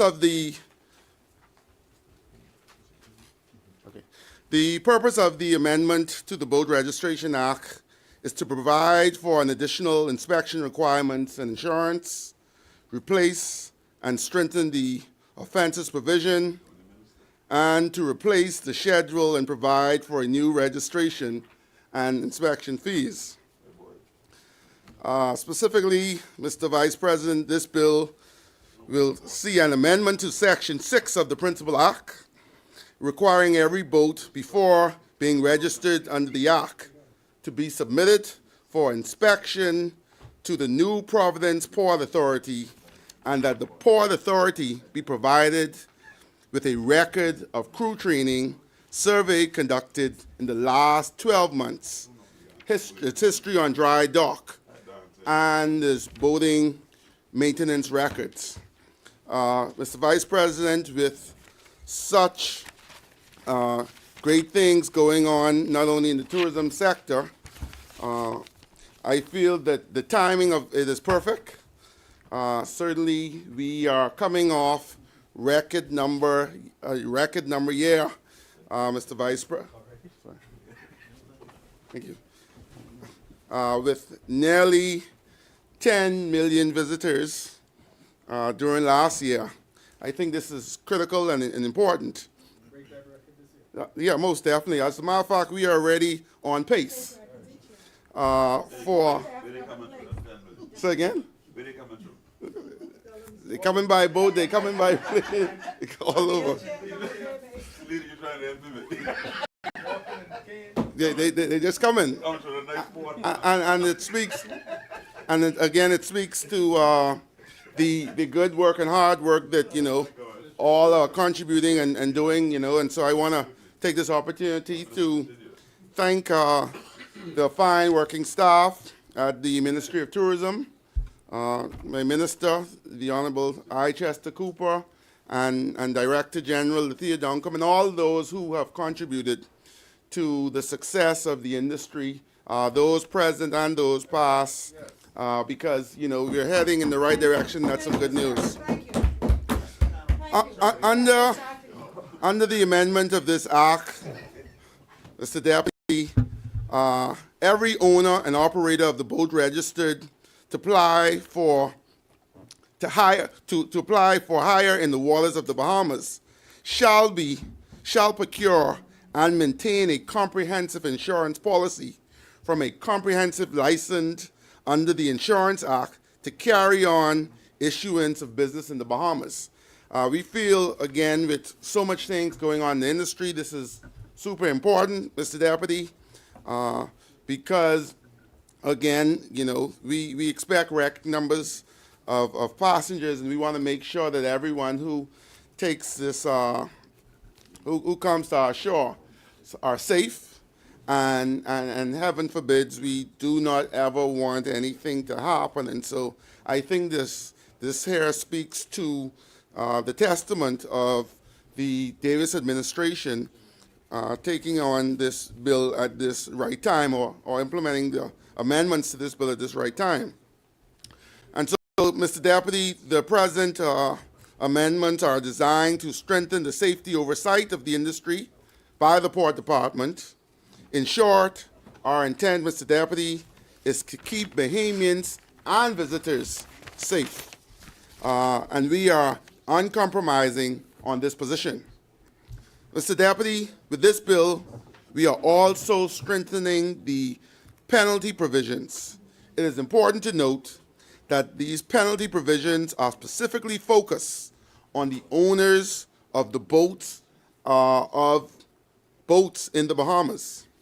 And let's be clear, Mr. Deputy, any legislation that requires compliance must include provisions to deter non-compliance. So, again, this is something that I commend the Minister of Transport and her team on bringing this bill at this present time.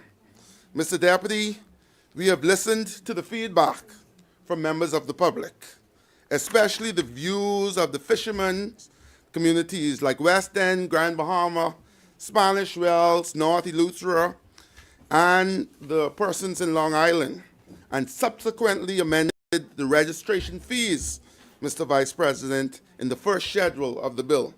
I think this is important, and I commend her team and Finance for, again, making those adjustments. Mr. Deputy, this bill will be seen as an amendment to Section 2 of the Principal Act, clearly defining the motor boat as a vessel being propelled by mechanical power, either for recreational use or licensed under the Fisheries Act to engage in commercial fishing, but does not include a sailing vessel fitted with an auxiliary engine related at least to then 10 horsepower. And so, just again, I am thankful for the clarification in this bill that again speaks to who this bill targets, but certainly, again, it's something that I'm thankful that it is done at this particular time, and I believe that we will see the results for it in short order. Mr. Deputy, the government of the Bahamas is committed to improving governance of the boating sector. Our approach is reform-driven approach, which will involve the policy changes and adjustments as we look and continue to deal with the updates. On another note, as it relates to the tourism sector, and I want to announce to persons in the Prince George Wharf area, there were a number of boaters who felt misplaced after the changes at the port. There were some vendors on the western end of Prince George Wharf, and there were 7 vendors, Mr. Deputy. We have since relocated those 7 vendors. They are now all moved to different locations. And so in the last couple of weeks, we have seen an influx of persons who deal with boat rentals, and tour operators now have a place where they can sell their tours from. Boaters can come by, pick up their tours, and go out and take people on these different tours. I think that is good. And so I'm thankful that the Davis administration has been able to make that happen.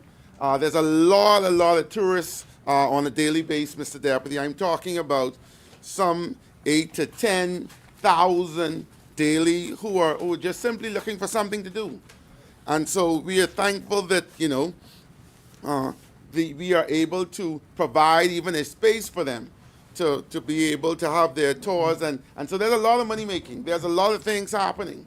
And so I believe that we will see the results of even this bill as it relates to daily tours and things that take place within our tourism sector. On another note, I want to take this opportunity to thank our Prime Minister, who on last week, Mr. Deputy, took a tour of downtown, my constituency, and was able to get an update on some of the great works that's happening in the downtown area. Mr. Deputy, This is the first time in recent history that I remember a prime minister taking the time to come and walk the area and see what's happening. And so I thank him, and I thank the Minister of Tourism for, paying focused attention on the area of downtown. We've had some neglect for many years, and it's extended on beyond different administrations. But now we have some focused attention on the tourism product, and I'm grateful to the Honorable Prime Minister. I'm grateful to the Honorable Deputy Prime Minister for allowing myself to be a part of this revitalization of the industry. We're expecting to do some more things, and we're excited about it. Mr. Deputy, if you drove downtown lately too, we've even added our dune buggy, which is now picking up garbage from Bay Street every half hour.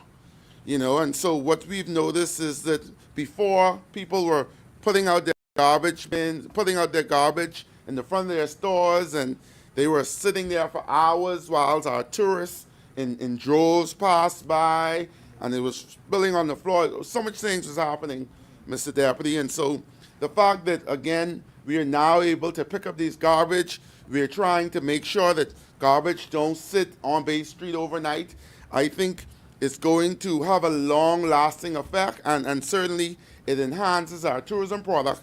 And so I'm thankful for my ministry and my boss and all others who have played a role in helping us to make sure that we put some attention to these things. One last thing I want to touch on as it relates to some updates in downtown. A couple of weeks ago, we launched our RFP program, Mr. Deputy, and that's for the mural spaces on downtown. I think tomorrow actually is the last day for those who are interested in being a part of it. And so what this what this will do for us is it allows Bahamians who are interested in the orange economy to submit proposals to us, where we're going to have different themes, different cultural themes. And so when you come off the boat in the future, Mr. Deputy, you'll be able to see from the old Cabinet building straight on to east of East Street, all the way up to, I think, Elizabeth Avenue. There will be different themes on the walls. And so we're thankful that it's going to, again, enhance the aesthetics of what we now see. In recent time, there has been much more activity on the east of Bay Street. And so we want to, east of East Street, we want to, again, increase what's happening. We want to find a way for, again, our guests coming off the boats to not only go to Junkanoo Beach and the other beaches on the western end of the island, but we also want them to merge on the east. And so as a part of that too, I want to thank the Royal Bahamas Police Force and the Commissioner of Police. I had an opportunity to see him on Saturday at the Police Fund Day, and he also promised to help and increase the police presence on Cabbage Beach. And so for those vendors on Cabbage Beach who have been asking for more assistance, certainly we've had this conversation with the police force, and they've assured us that they're going to pay some special attention to that as well. And so that's exciting news for us at tourism. We're going to continue to push and press as we try to upgrade the product of tourism. It's not an easy job, Deputy, and many times, I find myself waking up at 3 o'clock in the morning and with Bay Street on my mind. And so, but I'm grateful to the support that, my administration has given thus far. I'm hopeful that we will continue to, as we have another budget year coming up.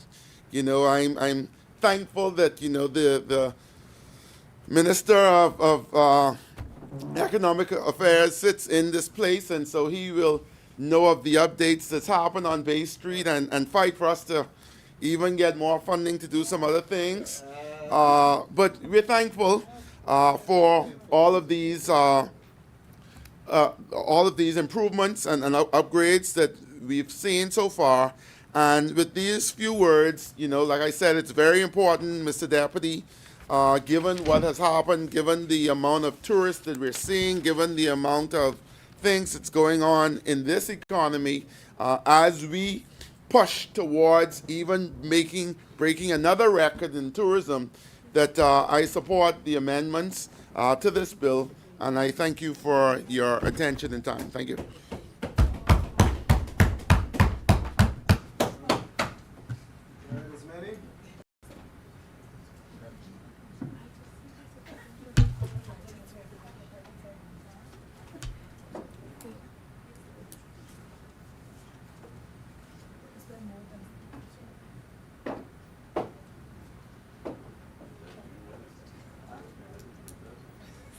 It has been moved and seconded that the boat registration amendment bill be read a second time. As many? The chair Recognizes Senator the Honorable Michael Barnett Ellis. Thank you, Mr. Vice President. Mr. Vice President, it is always a privilege to stand up at this honorable table in this honorable upper chamber. This particular occasion is bittersweet because while we continue to grieve the untimely death of our colleague and friend Donald Saunders, there continues to be much to celebrate. I cannot rise today and not congratulate the phenomenal Team Bahamas. Yes. Competitive. You couldn't have think that. Sorry, Senator Pickstock would also like me to congratulate the great St. Augustine's College as well.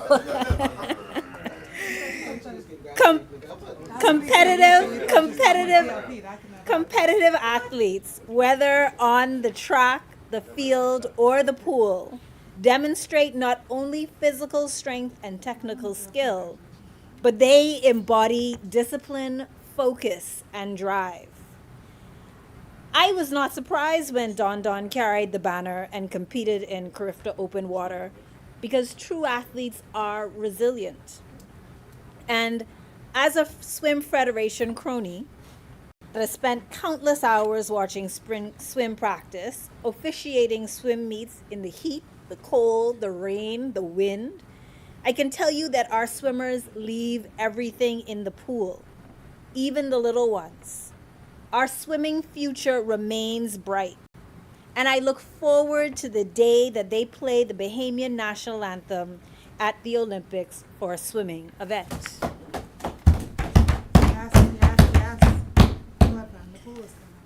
We are an archipelagic nation that spreads over 500 square miles of crystal clear water teeming with marine life. It seems as if it must be inherent to a country nestled in the most beautiful waters in the world that water activities must be of premier importance. Our children must learn to swim. And as the beach season officially opened on the Easter weekend, I renew my plea for parents and persons to exercise water safety. Sailing has finally become our national sport. The fishing industry has been a lifeblood for many Bahamian families. It is my view that the best way to see our beautiful nation is by boat, so that you can see the changes in the aquamarine up close and watch that turtle or dolphin or stingray swim by, or try your hand with the fishing line. And of course, the best guide to do all of this is a born and bred Bahamian. Today, we are debating the newest proposed amendments to the legislation that regulates these activities, the Boat Registration Act and the Water Skiing and Motorboats Act. I have to say from the outset, we know that we must pay to Caesar what is Caesar's. We know that in order to pay teachers, nurses, and the myriad of public servants, the government must collect revenue. Actually, Actually, there was a point in my life in my immediate family that I was the only person not employed by the government. My mom would say, "We have to pay our customs duties so that I can get my salary." So I am by no means suggesting that there should not be a fee for registering boats or a fee for boat licenses. But in what is becoming the typical New Day PLP fashion, these fees have been introduced in a whatever buck up goes fashion. The fees were increased last year during the budget debate, without any meaningful consultation with stakeholders a mere month before the lobster season started. But these stakeholders were fortunate because as a result of their outrage and pleas, we are seeing this amendment that has reduced the fees that were introduced last year. Unfortunately, there are many more stakeholders in the Bahamas pleading for this New Day PLP to reconsider its revenue generating policies because they adversely impact hard-working Bahamian entrepreneurs who are not near to achieving the project margins they dreamed of. They're trying to remain open with the increased costs of business brought on by the New Day PLP over these last 2.5 years. The continuing increased cost of electricity alone could cripple a business. But again, I'm not suggesting that government should not increase its revenue, but this thing has to go with sense.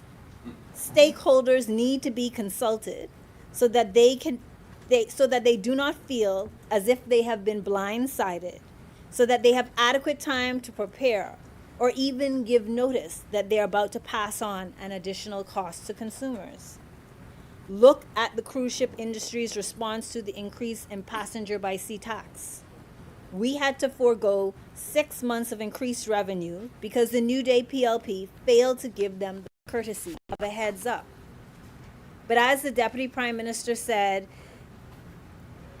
in his response to criticism of their governance, we will lead as we see fit.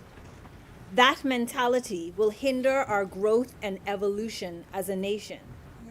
The New Day PLP promised good governance.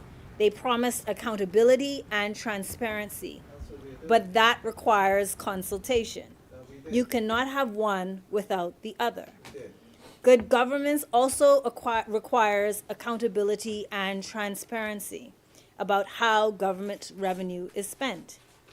Since this administration seems determined to take our last dimes, at the very least, they can follow the law. To the disgust of the international community, Cabinet declared that they weren't really interested in the full implementation of the Freedom of Information Act. We still don't know the full extent of the government's FTX liability and involvement, and Bankman-Fried has been sentenced to 25 years in jail for fraudulent activity, which arguably occurred within our borders with no Bahamian prosecution. We are almost 51 years old as a nation. We are growing up. We are developing. We're moving from being an analog nation to a nation of technology. With that growth must come the maturity to be held accountable, the maturity to consult, the maturity to be transparent. On August 19, 1992, we were delivered out of darkness by the Free National Movement led by Hubert Ingram. We became a nation in the sunshine, yet every time the PLP returns to government, we take too many steps back. We must do better. I keep saying in this place, we deserve better. We are entitled to know how our money is being sent. That is why the last administration launched the budget website. This is an incredible resource for the public because we get a snapshot of the country's revenue and expenses. But what has this administration done? Particularly as they have pursued the recovery of government revenue with an enthusiasm that would make the biblical tax collectors proud. These proposed fees continue to be out of the financial reach of most. Our boating industry deserves deliberate, considered regulation. These fees are taxing. They are heavy, and rather than nurturing our boaters, these taxes suppress their ability to grow and reinvest in their life's work. Fiscal transparency informs citizens of how government revenues and tax revenues are spent. It is a critical element of effective public finance management. Transparency provides persons with a window into the government's budget and helps hold governments accountable. We deserve a government that is proactively transparent by ensuring that information is timely, accurate, and clear. This may make that bitter tax pill a little easier to swallow and make persons more likely to comply with their payment obligations. When government spending is transparent, the public can understand what our fiscal obligations are. And our government is responsible for managing our public purse and meeting those needs. These are not novel ideas, but it requires political maturity that, despite being experienced politicians, this administration has yet to show. This is a country teeming with potential. But until we demonstrate a true dedication to good governance, we will be hampered by our own stubbornness. As I prepare to take my seat, Mr. Vice President, I want to extend a message of hope to all those touched by cancer. Whether you have been diagnosed or someone close to you has, we must support the fighters, admire the survivors, remember the angels, but we can never give up hope. And to all of those who have experienced loss during this Easter season, may our loved ones rest in peace and rise in glory. May the Lord of peace and strength continue to bless you, Mr. Vice President, and bless our Commonwealth of the Bahamas.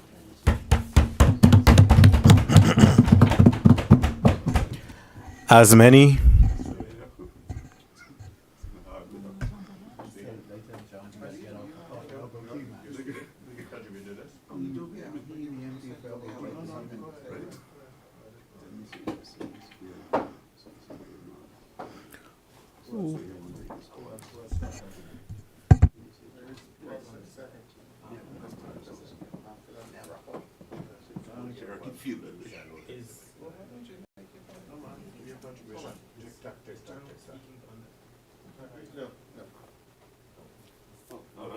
No, that business what you all doing here today. She spoke. Now let one of you all speak. You got three to speak. Please, let's be fair. I don't even know what he's talking about. I don't know what he's talking about. You know you just calling me schizophrenic, so. Senator Senator Darren Bickstock, you have the floor.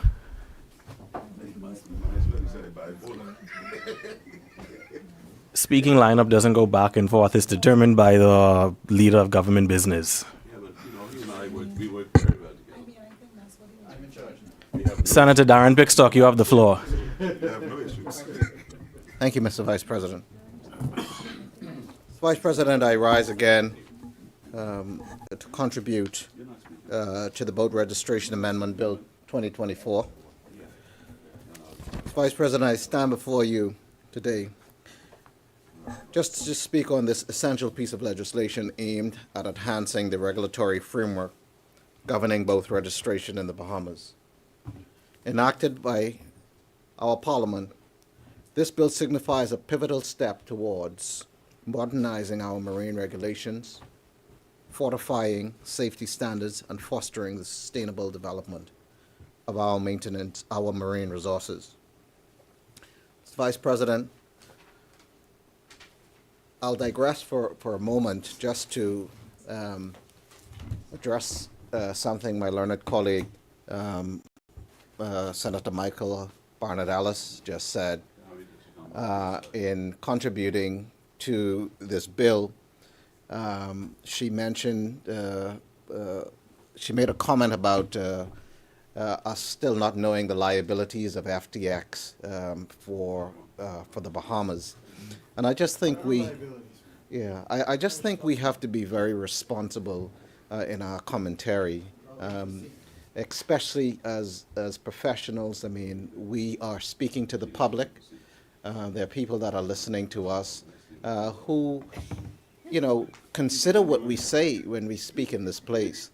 And we must not be loose with our words. We must be impeccable with our words, and we must be honest, because there are people listening to us. And I do believe that the comment made on the floor of the Senate about liabilities with FTX is very irresponsible of Senator Barnard Ellis, and I would wish I wish she was here so she could withdraw that statement, because that is unbecoming of this place. Thank you very much, Mr. Vice President.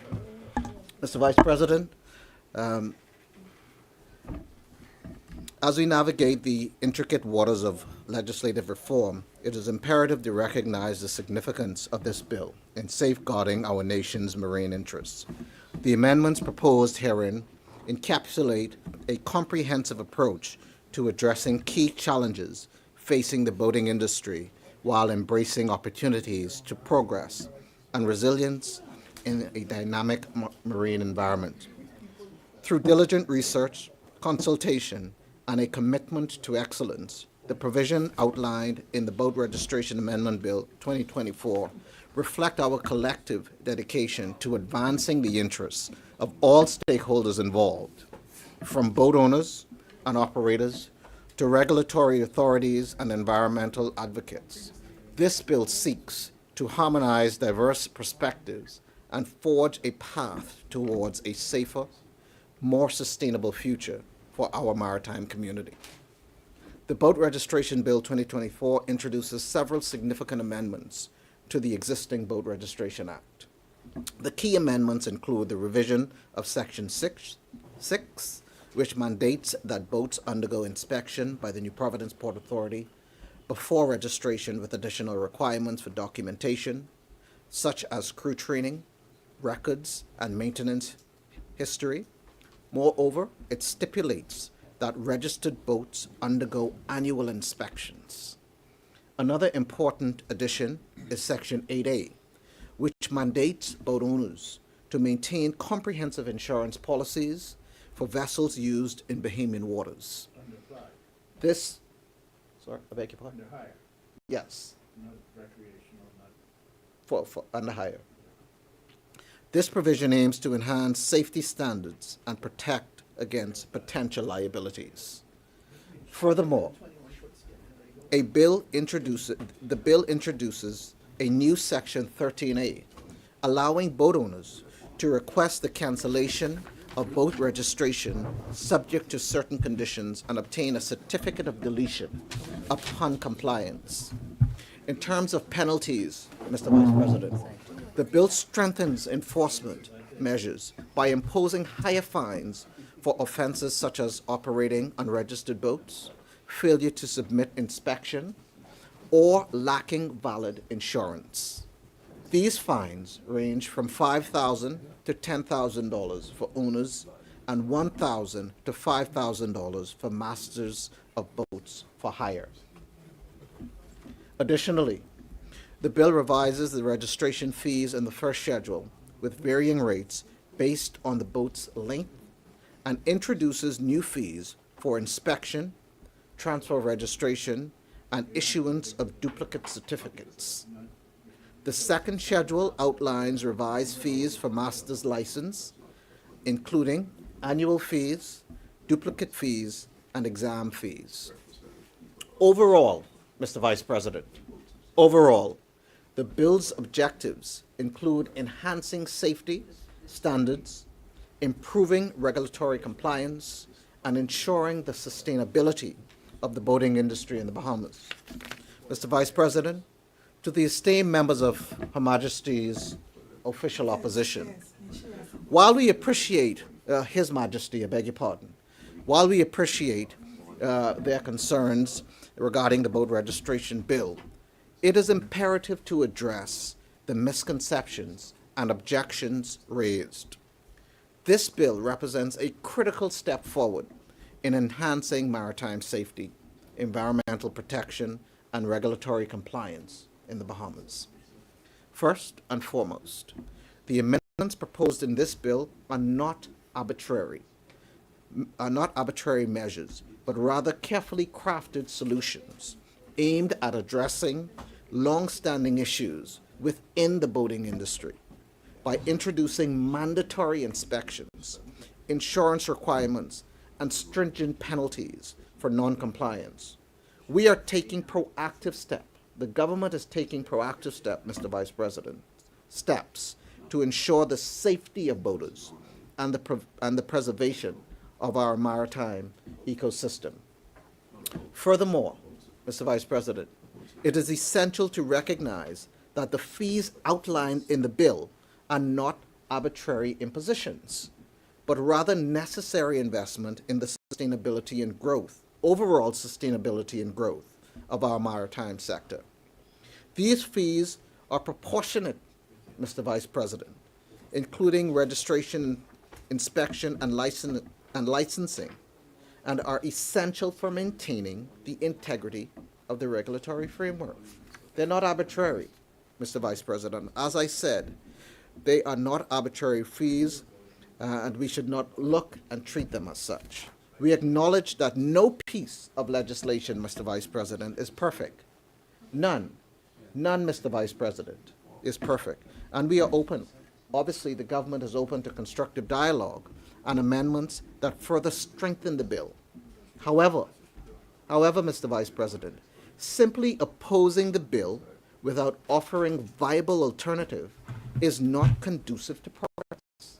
It is absolutely not. We urge our colleagues in the opposition to join us in supporting the bill, this bill, which represents a critical step forward in safeguarding the interests of all Bahamians. In closing on this particular bill, Mr. Vice President, the Boat Registration Amendment Bill is not just a matter of partisan politics, but a collective effort, Mr. Vice President, to ensure the safety, prosperity, and sustainability of our nation's maritime industry. We call upon all members of the opposition to set aside any political differences and prioritize the well-being of our citizens by supporting this vital legislation. This bill represents a comprehensive and forward-thinking approach to enhancing the regulation of the boating industry and in the Bahamas. By introducing amendments that prioritize, as I indicated, safety, environmental protection, regulatory compliance, this bill sets a new standard for maritime governance. The inclusion of provisions for mandatory inspection and insurance requirements and robust enforcement mechanism demonstrates a commitment to safeguarding both the well-being of boaters and the maritime environment. Moreover, the revised fees structure ensures that the costs associated with registration and licensing are fair and equitable, supporting the sustainability of the industry. Overall, the passage of this bill will not only strengthen the integrity of the boat registration process, but also contribute to the long-term prosperity and resilience of the country, of the Bahamas, and the maritime sector. Mr. Vice President, I support this boat registration amendment bill wholeheartedly.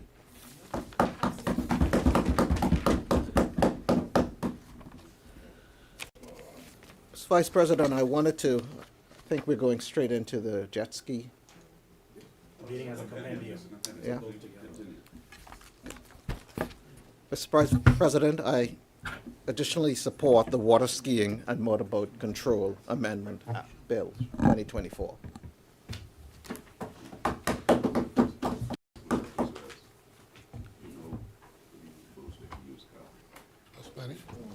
As many, the chair recognizes Senator the Honorable Reuben Ramming. Thank you very much, Mr. Vice President.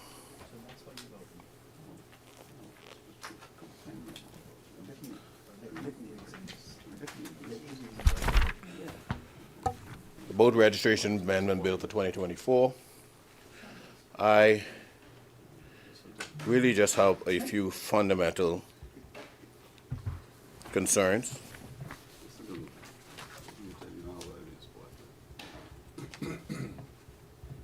Overall, the boat registration form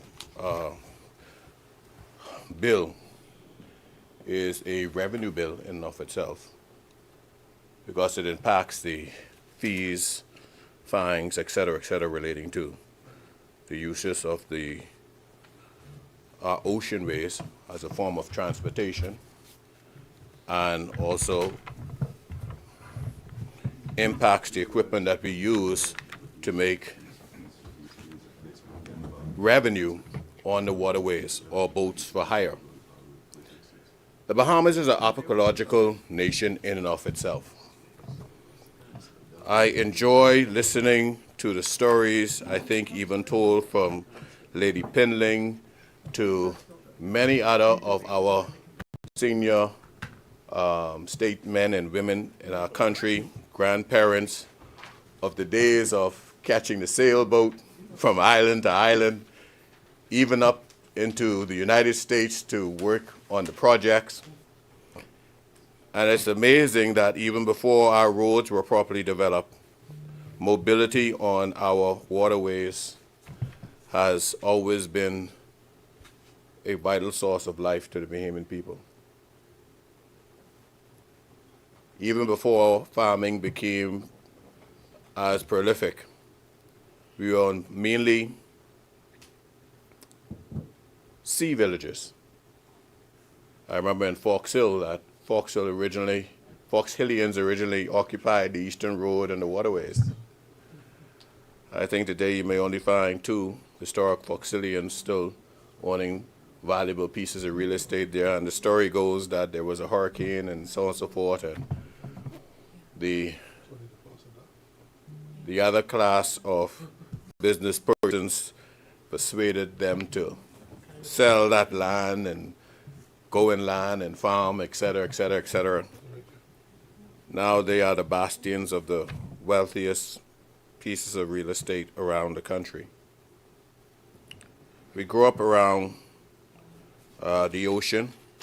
It's so important that apart from the sun, that which is nearest to the ocean and the ocean itself is and our people, one of our greatest selling points, sand and sea. I remember even during COVID, Mr. Vice President, I remember even during COVID, there was a program from NASA using photos that they would have taken from space and looking at the archipelago of the Bahamas and its waters, that a photo of our nation and the waters won #1 prize for its beauty. I still believe, notwithstanding currently that tourism is the #1 industry, at the untapped gold mine of our waters and our waterways, which, if we properly represented in the tourism model, is a large stake player in the tourism model, period, but in and of itself has the ability economically to transcend even the revenues and the incomes that we get from our 2 top-tier industry. Not only that, it has the capacity to sustain us and maintain some semblance of independence in the time of crisis, because our oceans are full of myriads of ocean-going opportunities for food, science, et cetera, et cetera. So when we look at this bill, I want to highlight a point which I will call accessibility. Knowing the amount of revenue that our ocean brings directly into the homes of Bahamian people and the opportunities it affords those who are willing to work to grow and have a almost magical form of growth, even if it's from a dinghy in the family island where they only go a few thousand yards and reap the largest conch and lobster and bunny sucker, the blue crabs or stone crabs. It really has the potential to make anyone who is really, really serious and determined, who is an heir successor of this Commonwealth, no matter whether you're in Nassau, to be able to make a very, very good and prosperous living in and on our oceans.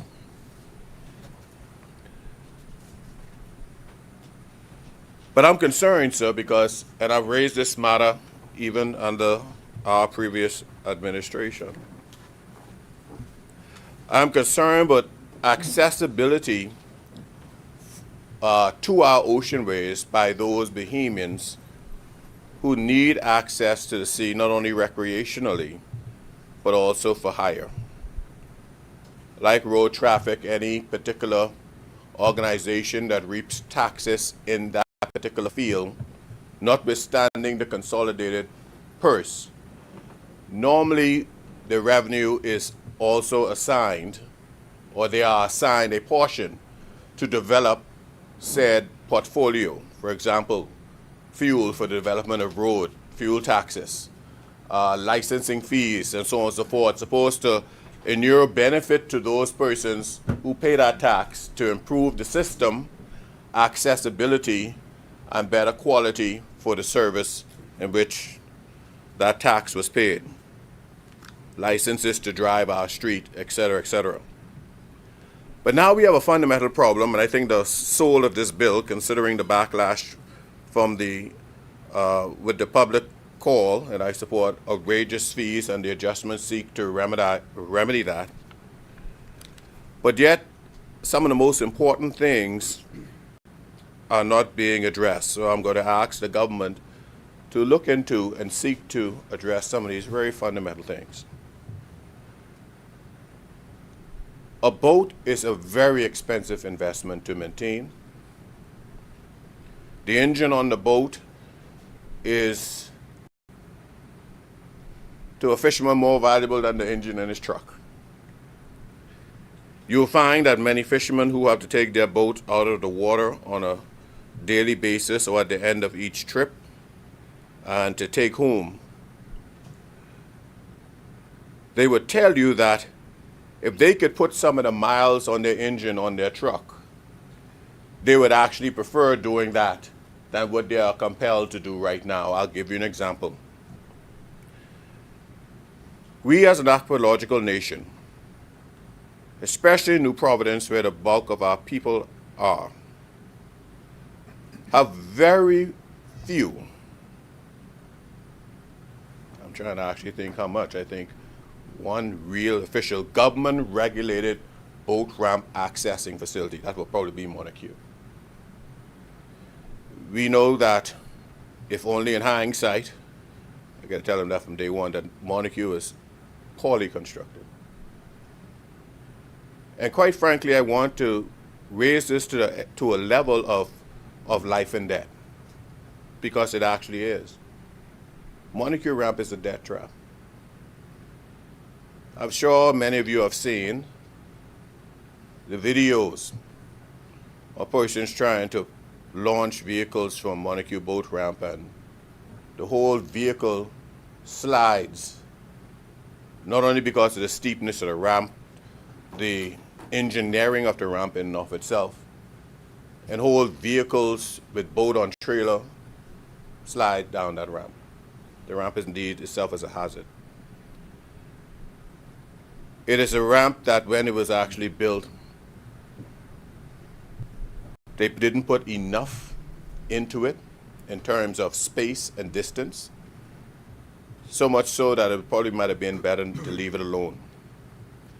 Where we have at Montague boat ramp right now, the basic setup needs to be extended out much further so that the ramp could continue on a lower pitch and be properly engineered sufficiently out into the water with proper bullocks to stop a car should it begin to slide, so I can make it safer for the fishermen. We have seen people hurt. I know of many of them, because some of them got these old trucks. When the truck slid down the ramp, the only thing that saved the man at that time, because there weren't many people out there, was the fact that he happened to have one of his windows already screwed down. And he told me the story. Because he couldn't get out of the vehicle, when water pressure is against the door, et cetera, et cetera, et cetera. And those factors, those who know about these things, know about these things. And we've seen where persons had slipped, we've seen where persons had gotten injured trying to stop their vehicle from losing traction. You'll find also too, and the same thing for Marshall Road, you have a ramp that you could only use on high tide. Because of how the drop-off is, I think one administration tried to build some slab or something you see still sitting there to put out into the water. So boats have to sit out and wait for tide to get sufficiently high to risk reversing back sufficiently and locking their truck in place so that their boat could float on the ramp without their wheel going over the edge. We've seen in New Providence the boat ramps to nowhere at the end of Blue Hill Road, South Beach, where there's an okay looking ramp that simply goes into a pile of sand, going out for God knows how long on the southern end of the island. And you wonder why you put a ramp and didn't dredge. The average fisherman now have to come way from Okamika Road, come way up east. Go from Yamacraw, which itself is not an ideal ramp. Actually, it isn't a public ramp. The story on that is, the drug boys used to cut that back in those days and bring the backhoes, see a piece of land, cut that. But the fishermen now use it, and they have their risks too, but they're using anything. But if we are looking at the interests of our fishermen and also helping them generate revenues, which makes it easy for any government easier for any government to want to tax, because the government simply wants to be able to pay for services, but no government really wants to hurt the people, though that may end up being the end result because of strategies. We need to afford that there's proper ramp access, starting with New Providence, and mind you, it's just as important to other islands, The Fishing Hole Road in Grand Bahama, there's a ramp right underneath that. Basically the same problem. You build this beautiful causeway, the ramp right under that, was not properly built for that kind of environment. So now a fisherman who live even as far as Carmichael Road, and I've seen some come to want to lodge their boat, would probably fall within the first 2 or 3 tiers of the registration fee, anywhere from I think it's 19, probably up to about 40 feet. Now risk great harm to their boats. And then if they were to go Andros, have to run 20 miles along New Providence before they wear off, depending on what part of Andros to go. And just an unnecessary trip, but 40 plus miles on the engine. You got to understand, when you are using your vehicle for hire, that engine is your money. That wear and tear on the engine, they would rather, if the government had properly positioned at least 6 to 8 quality ramps, and I'll describe them, around the island at different points. They'd rather, if they're going to go to Andros, come from east, pull their boat with a trailer, take it to Jaws Beach, if that's the place to launch, and then set their boat there and run and save 40 hours a trip. You're helping fishermen make money, save money, and also be safer. Or if they have to go to Exuma, you got to come from, if you come from south, you got to come around Nassau, around Paradise Island, around that way, then you dart out into the ocean. Right now, there are still some areas that is accessible by the sea that the government needs to consider purchasing or acquiring. And if you do it sufficiently. I dare to say there is a tax that I believe fishermen would gladly pay. If the government can build a purpose-built design ramp with ample parking spaces that the fisherman could bring his vehicle in, park that with his trailer, either with security system or security guard. I guarantee you, because I asked a lot of them about this over and over, wouldn't mind paying $40 a day just to know when they come back, their trailer safe, their vehicle safe, everything else safe. You know, even if it ends up with some sort of a key card or something that they can do, they will pay for that kind of premium. And I spoke to them, I said, no, but you can't turn this into no fish dock, because some of these may still be within the region. They said, man, we don't need to clean, we'll go home to clean our fish or go to the fish place. We just want some place where we can be safe. We could launch our boats, our vehicles. You remember there was a guy on Kamika Road who they say had 2 knuck hands? You remember how they say he lost his hand? The fisherman got tired of people stealing his battery every time he go out, so he booby tracked his truck. This is so long ago, so don't ask me for any investigation. This is a historical story for those who knew. And he booby tracked it, and finally this time he come and it blew up and he lost his hands. And so they want to make sure that these things are safe. And not only that, in the process of launching their boats, they don't end up with irreparable damage to their bodies. I've seen men trying to go out to sea, launching their boats, Monaco Ramp and other places, and slipping and breaking themselves right up. And I've seen some of them, oh, they brushed off, and when they reach out to sea, find they have a spine problem. Because sometimes, you know, you don't feel it right away. We need to do our surveys, put it in our budgets, identify these purchases on different points where there can be proper regulated launching points for our boat. If you do that for our fishermen alone, if we do that for our fishermen alone, and again, yeah, like I said from the beginning, it is recreational owner, but even recreational people go fishing, all right? For the purpose of our launching, that will go a long, long way. The same is for our jet ski operators. Though many of them are blatant nuisance in how they drive their jet ski, I say that for a fact. They drive in a reckless manner, sometimes close to shore. And only those who feel it know it. You're out there throwing your little line out in the back of Iraq. He see you there. He coming right into land, splashing you. Some of them do reckless, but though they also need care. We don't have quality launching points even for these men and women in that industry. It's still even sad on Goodman's Bay that even though they reverse their trailers only so far, and then you got to lift those jet skis off the boat. You can imagine lifting a 700-pound piece of equipment, 500 to 700-pound piece of equipment on sand. We got to thank God every day someone ankle doesn't get broken or one man don't fall and somebody get hurt. We need to have proper places where they can launch so that they can ply their trade properly and safely and do it in a manner that won't cause hazard to other people.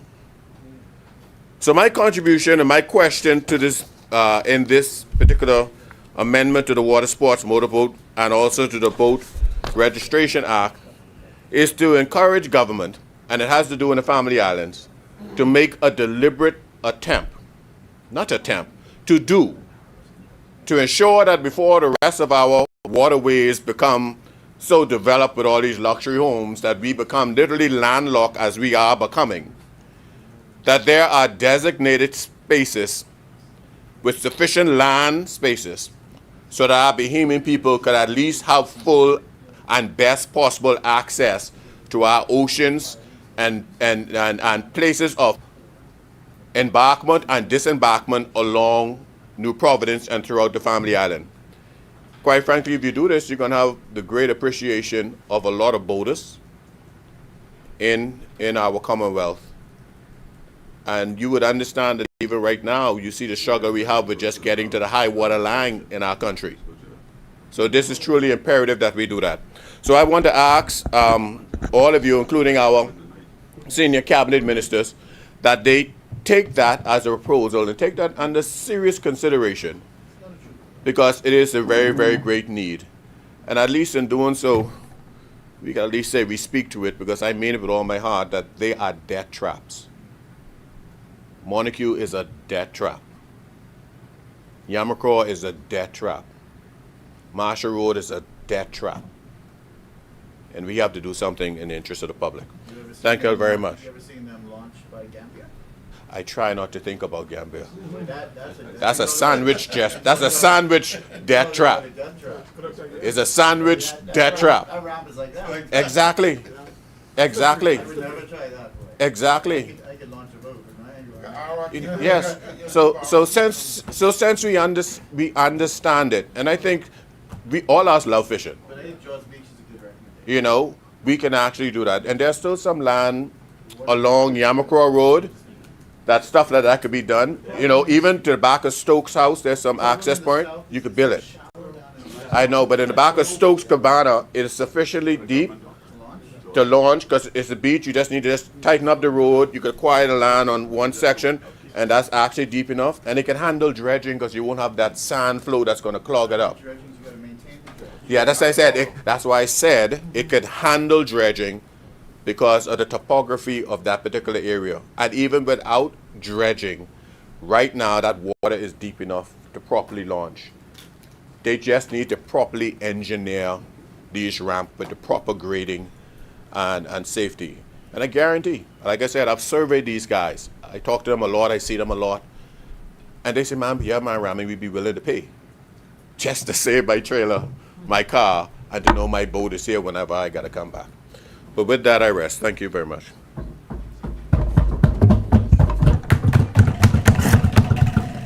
As many, the chair recognizes Senator the Honorable Darren Henfield.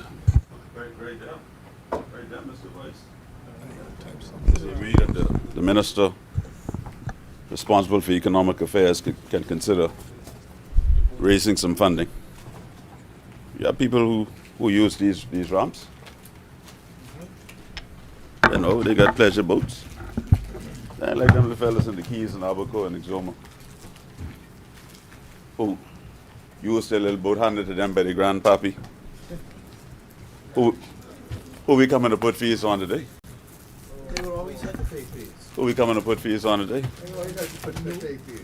I ain't gonna be long, you know. If you just let me do what I got come here to do, I can sit down and we can all leave. I ain't gonna be long. You know, Mr. Vice, I recall this is like deja vu to me. I remember when we did the BPL thing, where the government went and drew it on without consulting Parliament. Then we found 200 million, I think it was. Then we found ourselves in here, trying to make the necessary legal adjustments and legislation to support an action taken by the government. With this one, I recall this one specifically because this one I recall seeing a video recording of a fella going viral. You know, I believe he sports that side. I believe so. I ain't sure because I don't know that well, right? And suddenly, as the Bible says, suddenly, this thing came to a screeching halt. This, which was passed during July in the budget debate without much talk. And one of the issues that fishermen and boaters that we speak to are having, I spent 2 weeks at home in Abaco, and a lot of boaters around them. One of the issues they're having is they don't expect not to pay anything, you know. But what they don't expect is if I've not paid this for 20 years, you come and put this additional burden on me just overnight, without consulting me, without speaking with me, without saying, listen, man, we know this is the way you've conducted, particularly those little fellas who use, in the Keys, a boat is like a car. From Moores Island to Grand Key, you can't move around in Abaco unless you got a little boat. To come to the mainland from Moores Island, you need a boat.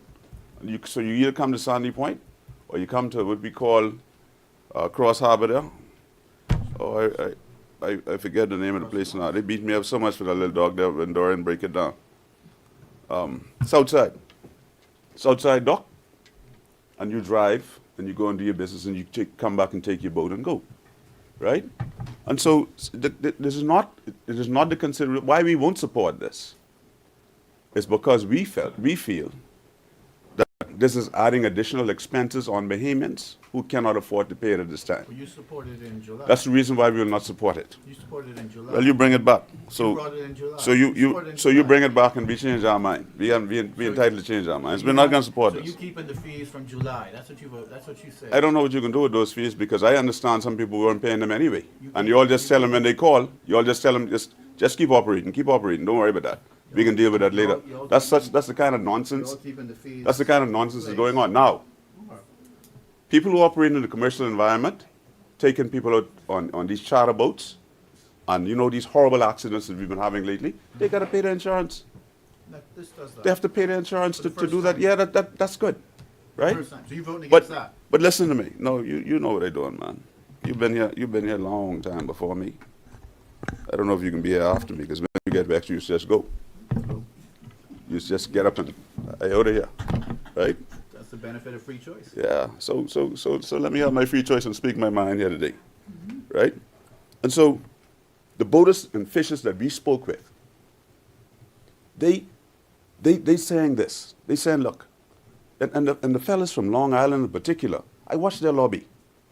Some of them have 4 and 5 boats as fishers, 4 and 5 little small boats and a big boat, right? Spanish West the same thing, right? That they used to go and imagine now, you paid. Let me call a figure out, $500, and now you're required to pay $7,000 a year, right? For That's a little onerous.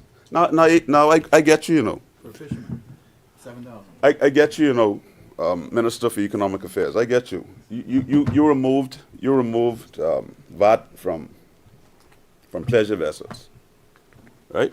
The only time these fellas see a pleasure vessel. The only time these fellas see a pleasure vessel is when they pass it and they little put pass a 50-foot hatteras. No, man, pleasure vessels. And if the door and if the hatch open, you know, they look inside.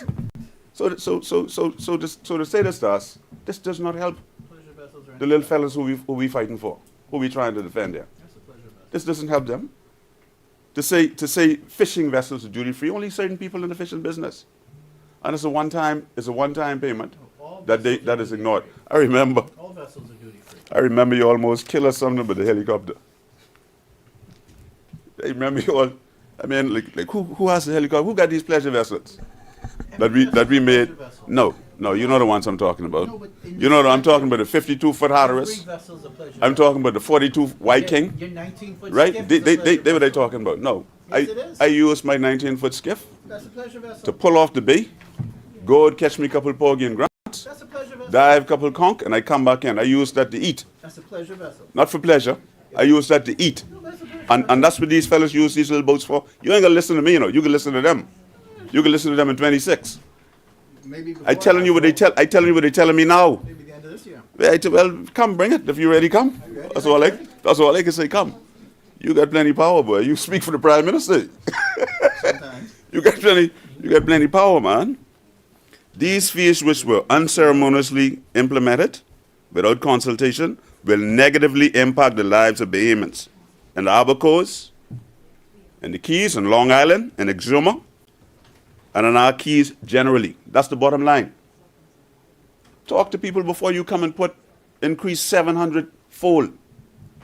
And then we lower the fees a little, and we come back, but it's still the fees are still onerous for a fellow who was paying $20 or whatever it was he was paying before. They're onerous. And many islands, boats are used for more than just feeding their families. They're used for transportation. Kids can't get from the Key to the mainland to go to school unless you're on these little boats. Why you want to put burden on them now? Gas already high. Let's figure out how to do these kind of things little differently, man. And I don't want to be long at all. I just want to register this point.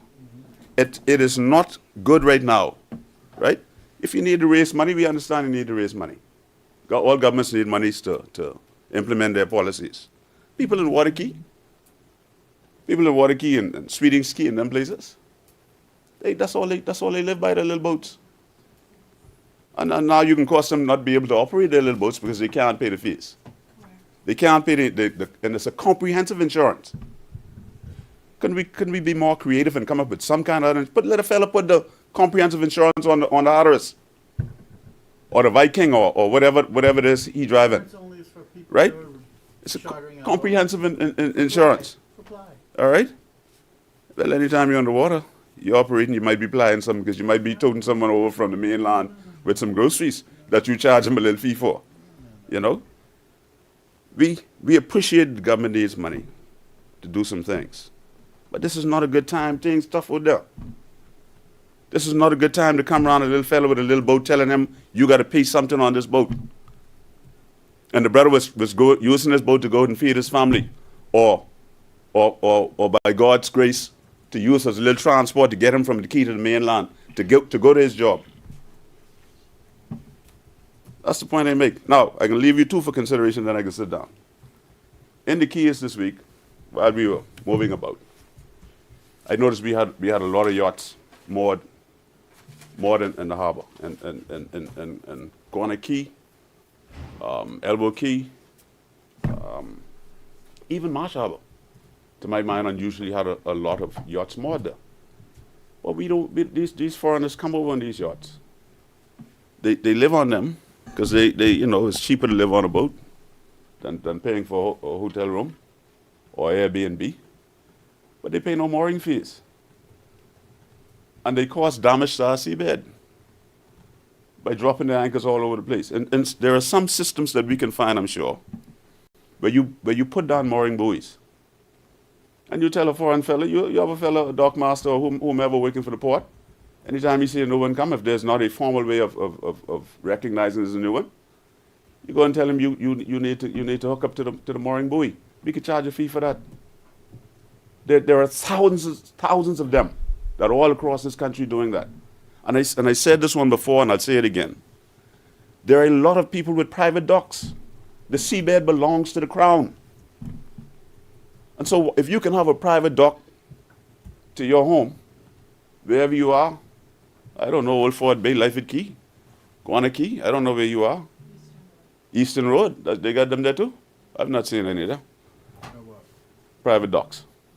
If you could afford a private dock, you could afford to pay a fee, an annual fee for that dock, to pay the Bahamian people for the seabed that you use. You pay a dock tax. Right? That's already in place. I've never heard of it. Absolutely. Not seen it. I've not seen it. How much are we getting from it? Let the minister bring back what we getting from the dock tax. Everybody who has Right? a dock, We don't even know how many docks in this country right now.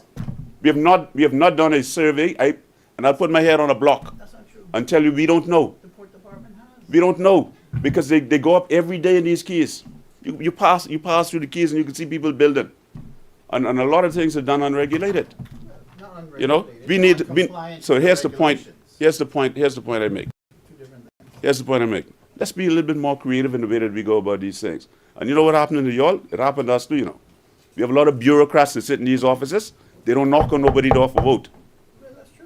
And so what they do, they come to you and they look at the numbers. They come to you, and I used to always get angry about that. Yeah. And they ain't listening to you, you know. When you come and you're doing the budget review, they're not listening to you. You tell them, look here, that can impact my little fella. That's true, man. That can impact my little fella, and I will go. This is a burden on him. Let's figure out another way to do this. And you even can make suggestions. But some bureaucrat tell you, oh man, increase these fees. They ain't been increased for 50 years, right? Increase these fees 700-fold, and Bahamians can pay them. And Bahamians can pay them, you know? And another thing is, how do you enforce these things? How do you enforce them? You're going to have fisheries people around port people around every island, major island like Albuquerque, going around looking to collect these fees and enforce these fees. That's always a So that has to be a part of your consideration as well when you look at doing these things. And so, Mr. Vice, I thank you for your time and attention. And with those few words, I rest. As many, the chair recognizes Senator the Honorable Michael Halkitis. Thank you very much, Mr. Vice President. Once again, I want to thank you very much, Mr. Vice President, and once again, I want to just thank all senators for their interventions. I listened very keenly to Senator Ramming's plea for functional and safe boat ramp that the ordinary recreational fishermen or even the small commercial fishermen can use, and have safe parking so that their trucks and trailers can be safe as they out on the sea. I also take the suggestion from the Senator Enfield about looking at additional ways to raise revenue in terms of mooring fees and a survey and a census, so to speak, and enforcement of the private docks. We actually do have, we established a maritime task force within the Ministry of Finance to do just that. That is headed by I'm not sure of his rank, but a former BDF, Boleg. And he has a team that he is traveling to the islands, doing some surveys and I call it a census, counting and You should retract your trying to bring some order to that whole process. And so we once again appreciate the interventions, and we take on those suggestions which we think are very useful and appropriate. And so, Mr. Vice President, with that, I just want to formally move for the second reading and committal of the bill for an act to amend the Boat Registration Act. Do that one first. It has been moved and seconded that the following bill be read a second time and committed. A bill for an act to amend the Boat Registration Act. As many are in favor will say aye. Aye. Those who oppose will say nay. The motion is carried. Order that the bill be read a second time and committed. A bill for an act to amend the Boat Registration Act. For the second reading of bills.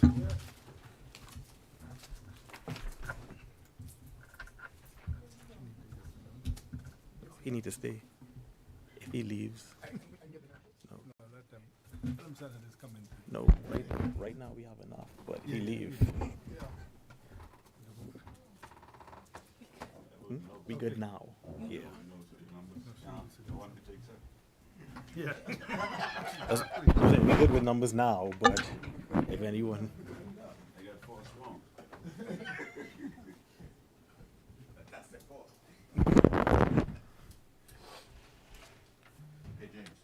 Okay. Okay. Mr. Vice President, I move for second reading and committal of a bill for an act to amend the Water Skiing and Motorboat Control Act. It has been moved and seconded that the following bill be read a second time and committed. A bill for an act to amend the Water Skiing and Motorboat Control Act. As many are in favor will say aye. Aye. Those who oppose say nay. The motion is carried. Order that the bill be read a second time and committed. A bill for an act to amend the Water Skiing and Motorboat Control Act. For the second reading of bills. There are none, Mr. Vice President. Committee of the Whole. You got boat registration and water skiing? You Yeah. do them both? Mr. Vice President, I move that the Senate do now resolve into a committee of the whole with Senator James Roll Turner in the chair. Is there a seconder? It has been moved and seconded that the Senate do now resolve itself into the Committee of the Whole with Senator James Roll Turner as the chair. As many are in favor will say aye. Aye. Those who oppose will say nay. The ayes have it. The motion is carried. The Senate will now resolve itself into the Committee of the Whole with Senator the Honorable James Roll Turner as chairman of the Committee of the Whole.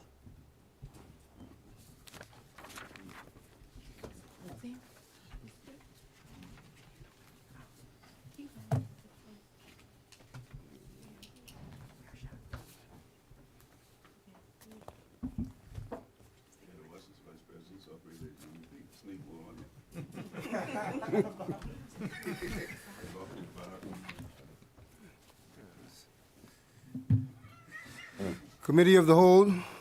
Yes, Mr. Chairman, with respect to a bill for an act to repeal and replace the Apprenticeship Act to make provision for the regulation of the training of apprentices and for connected purposes, I move that the long title of the bill be agreed. Is there a seconder? It has been moved and seconded that the long title of the bill be agreed. As many are in favor, say aye. Aye. Those opposed, say nay. The motion is agreed. Thank you, Mr. Chairman. Mr. Chairman, I move that the short title of the bill be agreed. Second. It has been moved and seconded that the short title of the bill be agreed. As many are in favor, say aye. Aye. Those who oppose, say nay. The motion is agreed. The short title is agreed. Thank you, Mr. Chairman. I move that clauses 2 through 36 be agreed. Second. It has been moved that clauses 2 through 36 be agreed. Moved and seconded. As many as in favor, say aye. Aye. Those who oppose, say nay. The motion is agreed. The motion is carried. Clauses 2 through 36 of the bill is agreed. Thank you, Mr. Chairman. I move that the schedule of the bill be agreed. Second. It has been moved and seconded that the schedule of the bill be agreed. Those in favor, say aye. Aye. Those who oppose, say nay. The motion is agreed. The schedule is agreed. Thank you, Mr. Chairman. Mr. Chairman, I move that the bill be agreed in its entirety. Second. It has been moved and seconded that the bill in its entirety be agreed. Those in favor say aye. Aye. Those opposed say nay. The motion is carried. The bill in its entirety is agreed. Thank you, Mr. Chairman. Mr. Chairman, with respect to a bill for an act to amend the Water Skiing and Motorboat Control Act, I move that the long title of the bill be agreed. Second. It has been moved and seconded that the long title of the bill be agreed. Those in favor say aye. Aye. Those opposed say nay. The motion is carried. The long title of the bill is agreed. Thank you, Mr. Chairman. I move that the short title of the bill be agreed. Second. It has been moved and seconded that the short title of the bill be agreed. Those in favor say aye. Aye. Those opposed say nay.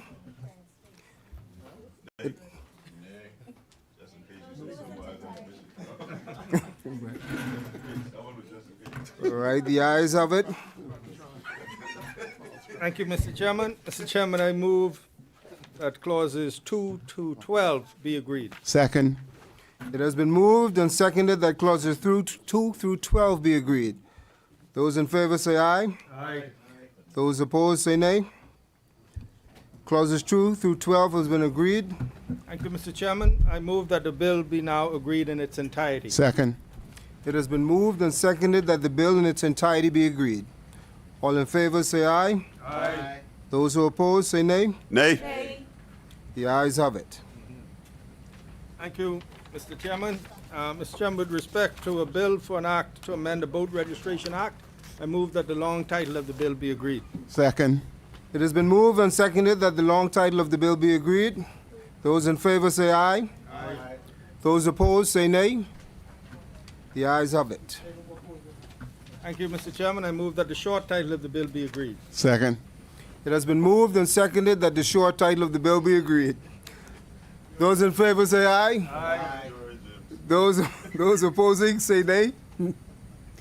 The ayes have it.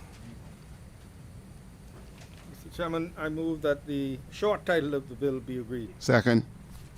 It has been moved and seconded that the short title of the bill be agreed. Those in favor say aye. Aye.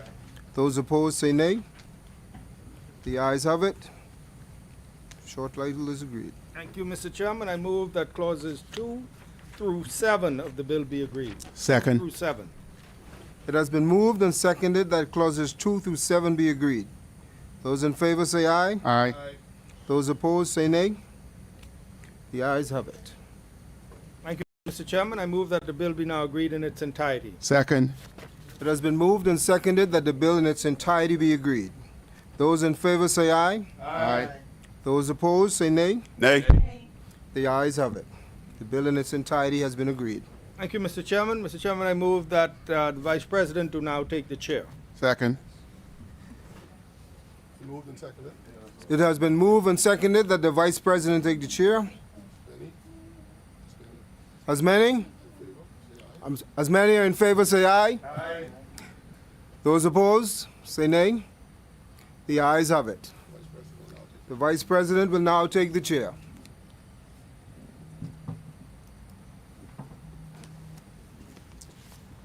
Mr. Vice President, I beg leave to advise that the Committee of the Whole have examined the bill and having made no amendments thereto.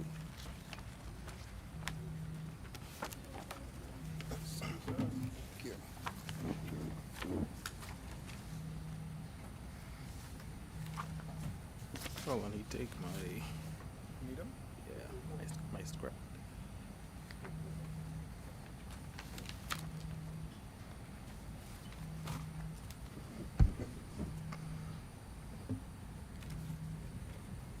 Oh. Where's the next one?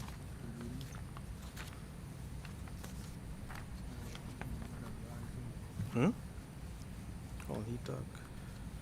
Anyway.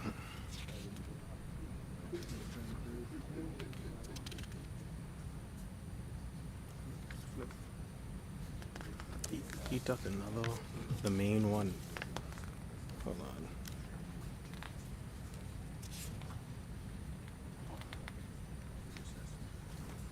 Yeah, he took another one. Tell him there was something else. Nothing else? No. Hold on. I left it right here.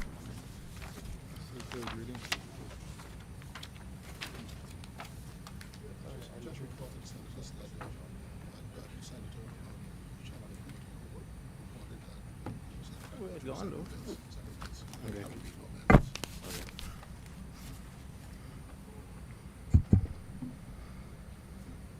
Senate, I've been advised by the chairman of the Committee of the Whole that a number of bills have been agreed by the Senate, having made no amendments thereto. Third reading and passing of bills. Yes, Mr. Chairman, Mr. Vice President, I move for third reading and passing of a bill for an act to repeal and replace the Apprenticeship Act to make provision for the regulation of the training of apprentices and for connected purposes. Second. Is there a seconder? Second. It has been moved and seconded that there be a third reading and passing of the apprenticeship bill. As many are in favor say aye. Aye. All those who oppose say nay. It has been ordered that the bill be read a third time and passed. A bill for an act to repeal and replace the Apprenticeship Act to make provision for the regulation of the training of apprentices and for connected purposes.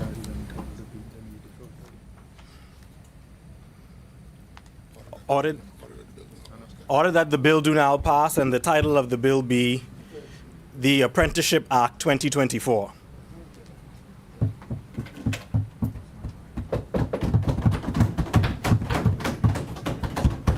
Further third reading and passing of bills. Yes, Mr. Vice President, I move for third reading and passing of a bill for an act to amend the Water Skiing and Motorboat Control Act. Second. Is there a seconder? It has been moved and seconded for the third reading and passing of the water, the Water Skiing and Motorboat Control Bill 2024. As many are in favor say aye. Aye. All those who are opposed say nay. Nay. Nay. Ordered that the bill be read a third time and passed. A bill for an act to amend the Water Skiing and Motorboat Control Act. Voting for the original fees, those high fees. Y'all support the original high fees. Ordered that the bill do now pass and the title of the bill now be Water Skiing and Motorboat Control Act 2024. High fees. Represent support high fees. Further third reading and passing of bills. Madam President, I'm sorry, Mr. Vice President, I move for third reading and passing of a bill for an act to amend the Boat Registration Act. Is there a Second. seconder? It has been moved and seconded for the third reading and passing of the Boat Registration Bill 2024. As many are in favor say aye. Aye. Those who oppose say nay. Nay. Ordered that the bill be read a third time and I passed. got two that time. A bill for an act to amend the Boat Registration Act.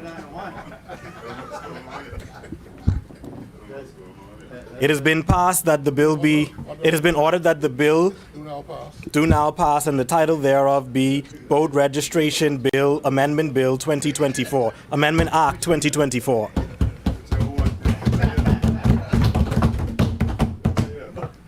For the third reading and passing of bills, There are none, Mr. Vice President. consideration of House amendments, resolutions, discharge of select committees, notices for future meetings. Mr. Vice President, I would renew all notices in the name of the government. Orders for clerk. Adjournment. Thank you, Mr. Vice President, and I want to thank all senators for their contribution. I thank Senator Roll Turner for so aptly deputizing for yourself as Vice President and Chairman of the Committee of the Whole. And Mr. Vice President, I move that the Senate, at its rising, do adjourn sine die. Is there a seconder? It has been moved and seconded that the Senate do now adjourn sine die. As many are in favor say aye. Aye. All those who oppose say nay. The motion passes. The Senate do now adjourn sine die.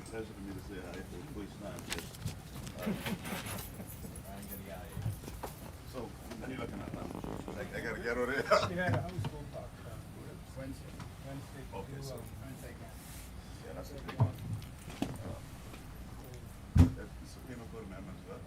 Yeah, removing the gang provisions out of penal code, because we have a standalone piece of it. Okay, cool. We just removed the provisions out. Okay, cool. So they go Wednesday, then you'll probably go later in the week? Oh, I got it. He's in Washington. I gotta go to Washington. So,